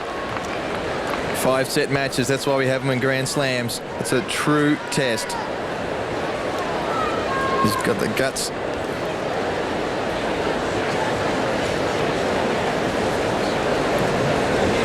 Well, I speak Australian, but I can't translate that one. That's probably a good job. What a match this has become. Well, yeah. Now we've got Schalken. He has had absolutely no pressure for the whole match.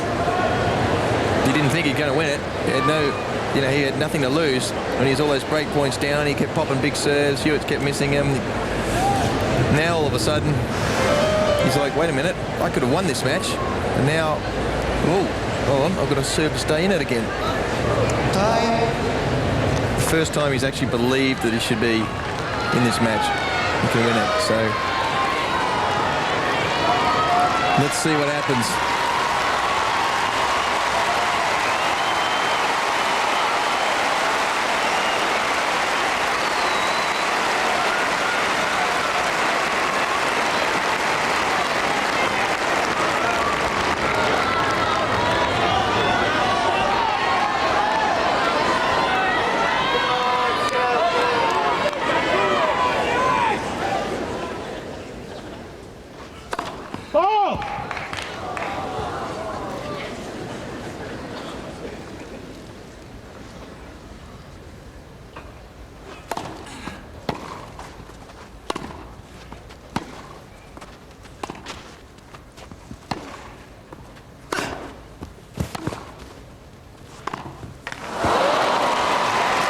These balls are getting shorter and shorter from Hewitt. 15. Is he going to let Schalken lose this match, or is he going to win it? Those balls are barely getting over the net. They're halfway up the service square.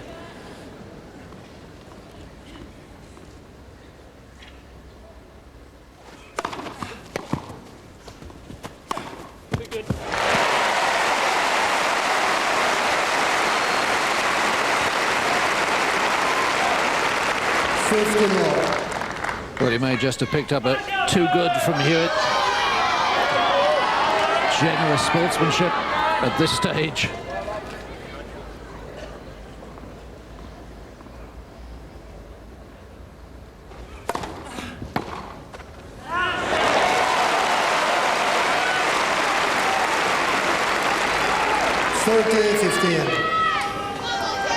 Forehand still creating trouble. He's moving backwards on the return. He stands in one position, then moves backwards. That wide one is troubling him.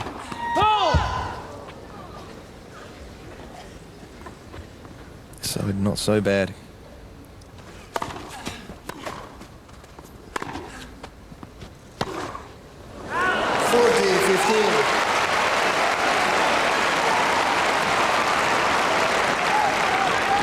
So I can't hit it anymore. I read that one. It's about right too. He's got to fight his way through this match though. Tomorrow's another day.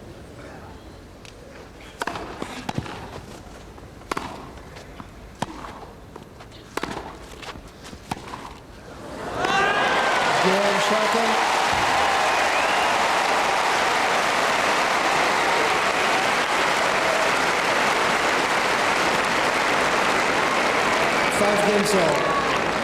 Seamus Gilfrin Ricky on the left. And our colleague Boris Becker, I can always remember saying, when it's 5-all in the 5th set in a Grand Slam, it's not about tennis, it's about the mind. Which man is stronger between the ears? I don't agree entirely.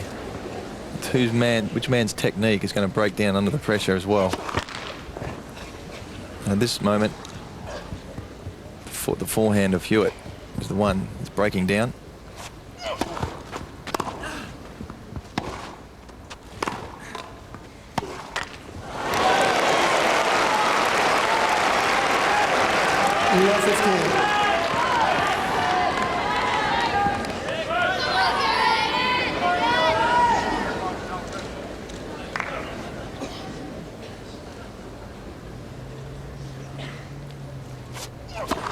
For service.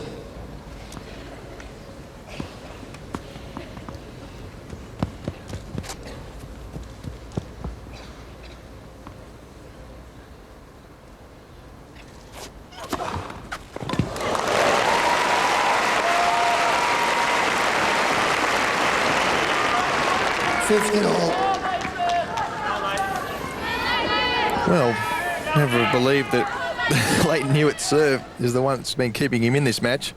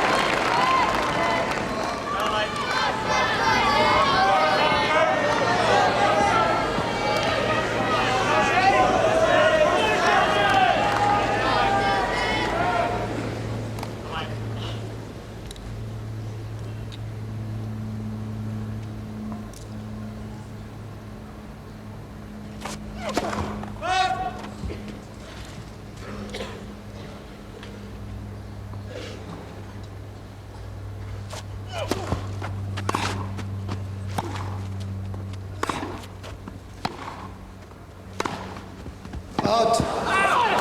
Well, it's been overruled. Whoa, whoa, whoa. Well, it's right in front of his face. He's accepted it. 40-30. It's not far corner. Yeah, fair enough. Good call. Gee, I'll tell you what. Might have just touched. It's tough to call. It's a tough one to overrule.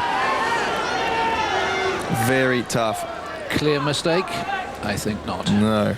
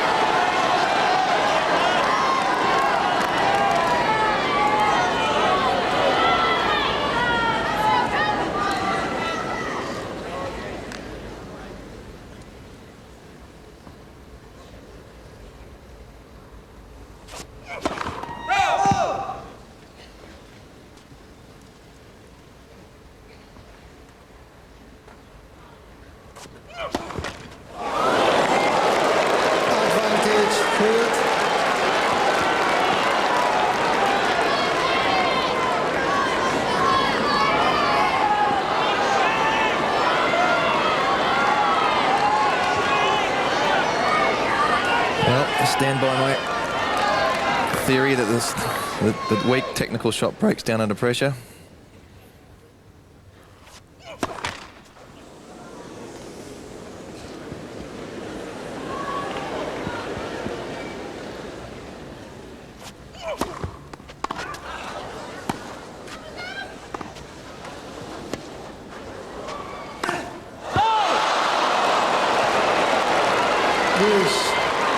And I continue to stand by it. Well, the second serve from Hewitt was right on the line.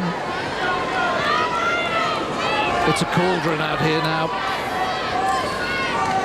And interesting to see if these players just pull back a little bit. You know, not going for the shot, any shots. Sure, they've got to hit the ball. They have very little variety in their game. Not much to back them up. And Hewitt's missed the first serves, serving at 50%. He's missed the last 4 when he really needs them.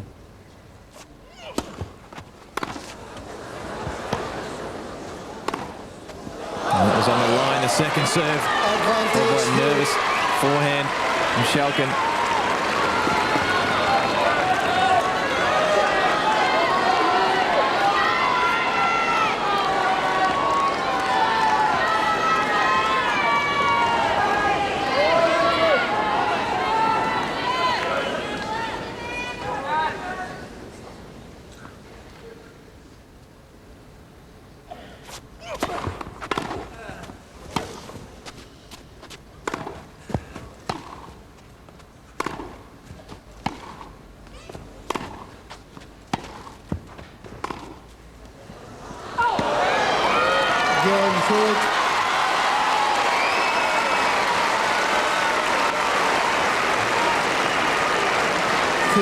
By 6 games to 5, final set.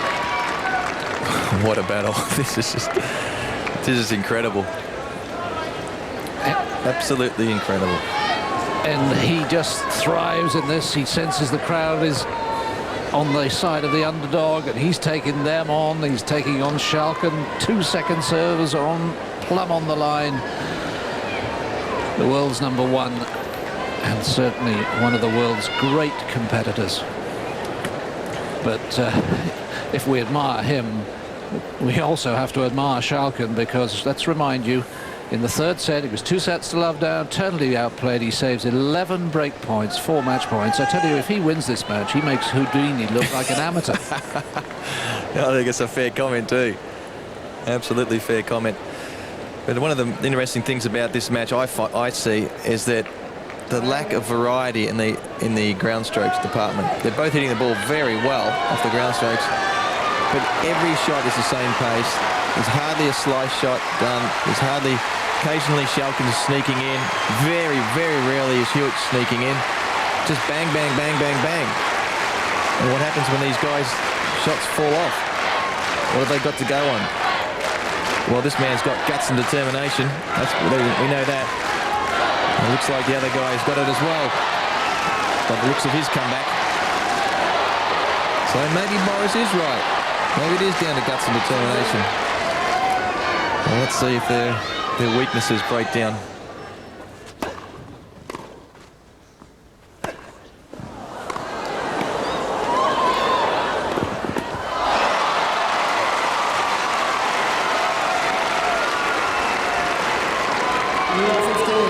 It's a great pick up off the baseline. I mean, skidded, hit right. Well, didn't skid at all. Hit right through the line.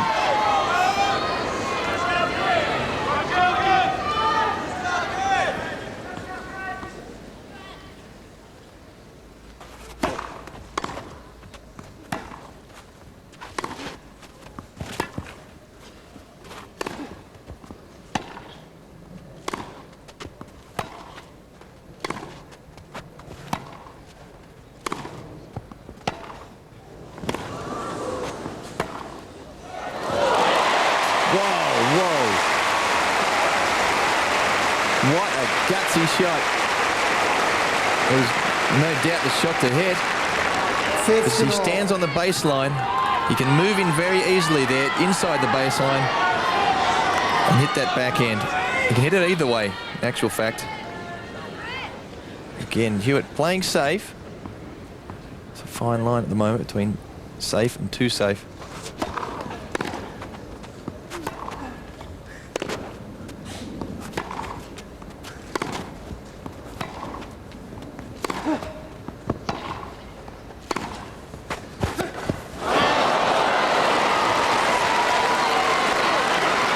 Well, he's just some great backhand passing stuff, hasn't he? That when he mishit.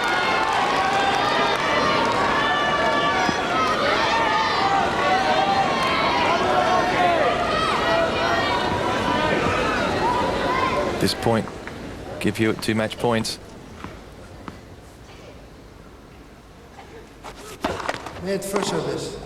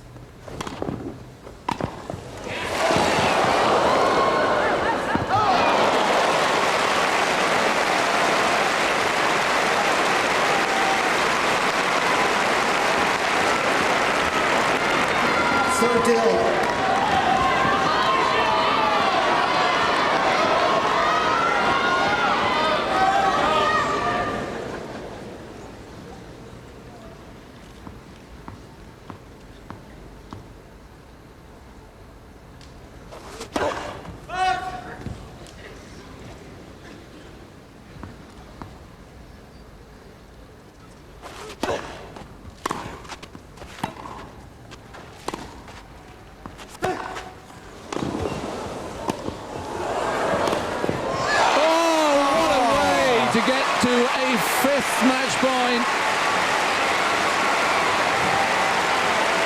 Just loves the ball coming onto him, doesn't he? I mean, you put any money on him missing this one after all the forehands he's missed today. Look at that. Right, the follow through right behind his head, whipping around the outside. I bet any money he's going to go down the middle here. He has to go to Hewitt's forehand. Does and misses.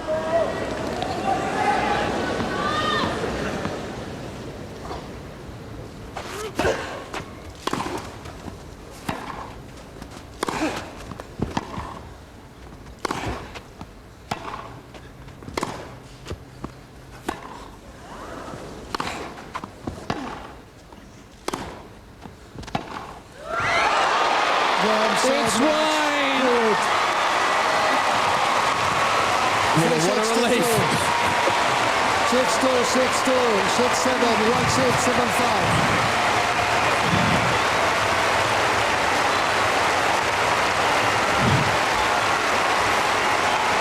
Well, what a gutsy performance from both players. Absolutely phenomenal. This is what Grand Slam tennis is all about. Hewitt wins it 1 hour and 52 minutes after his first match point. You took the first 2 sets and things were looking really good. But in the end, it turned out to be a really tough match. Can you go through what really happened? Yeah, I was on fire for he didn't play his best tennis, but I was playing pretty well. I felt 2 sets. I must have had about 500 break points in the 3rd set and wasn't able to take one. And, it could have easily been 6-2, 6-2, 5-love, I felt. There was only 1 game in the 3rd set, I think, that I didn't have a break point. And there was a couple of love 40 games in that set as well. 6-5 up, I had 15-40 still. A couple of match points there. Yeah, but to his credit, I really didn't have many chances on those break points. And then the match sort of turned. He got confident. He was not making any mistakes that he made in the first 2.5 sets, and then he started stepping it up, and it turned into a dogfight.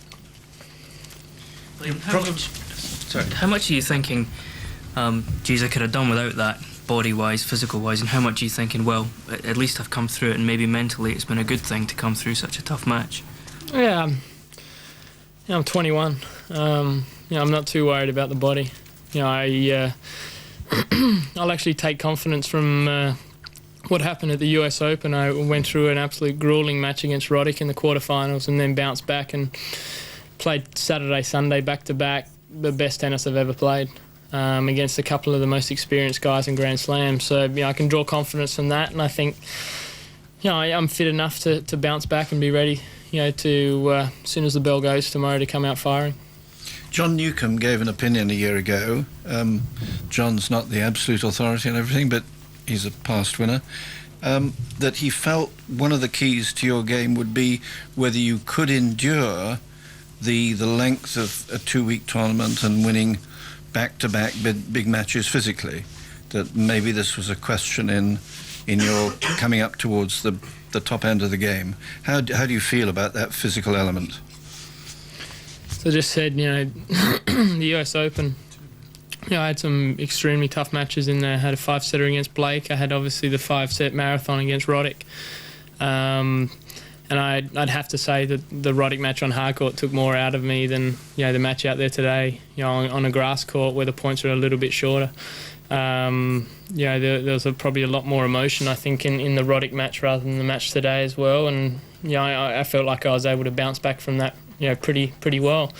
Who really knows? But I'm, hoping it's going to be the same come tomorrow. How much do you think you'll be able to temperamentally shut off the Brit side of the match and concentrate on the tennis as opposed to the personality issues of the semi? I can draw strength from matches that I've played in clutch situations in Davis Cup ties that I've played where I haven't had the crowd on my side and I've been able to block it out pretty well. I've played it's not too many better matches I can remember than beating Gustavo Kuerten in Florianopolis. Shane just told us what he felt was so tough about Leighton Hewitt.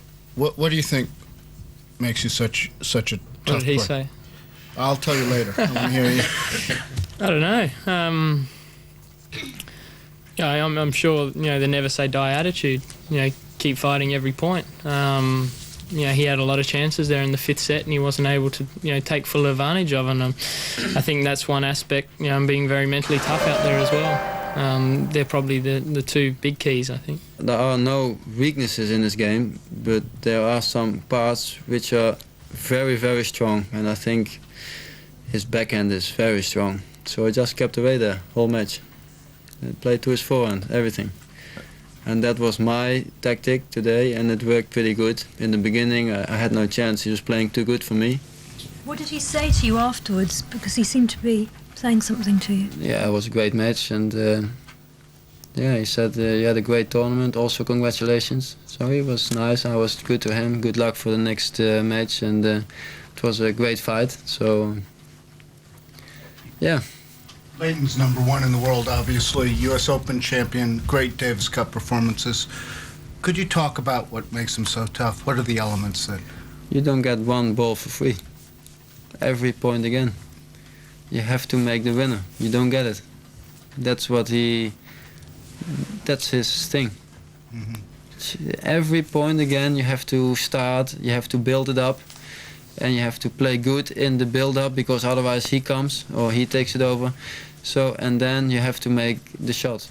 So relieved Leighton Hewitt lives to fight another day. After the break, we'll see who his semi-final opponent will be, Tim Henman or Andre Sarr. But first, a Wimbledon classic.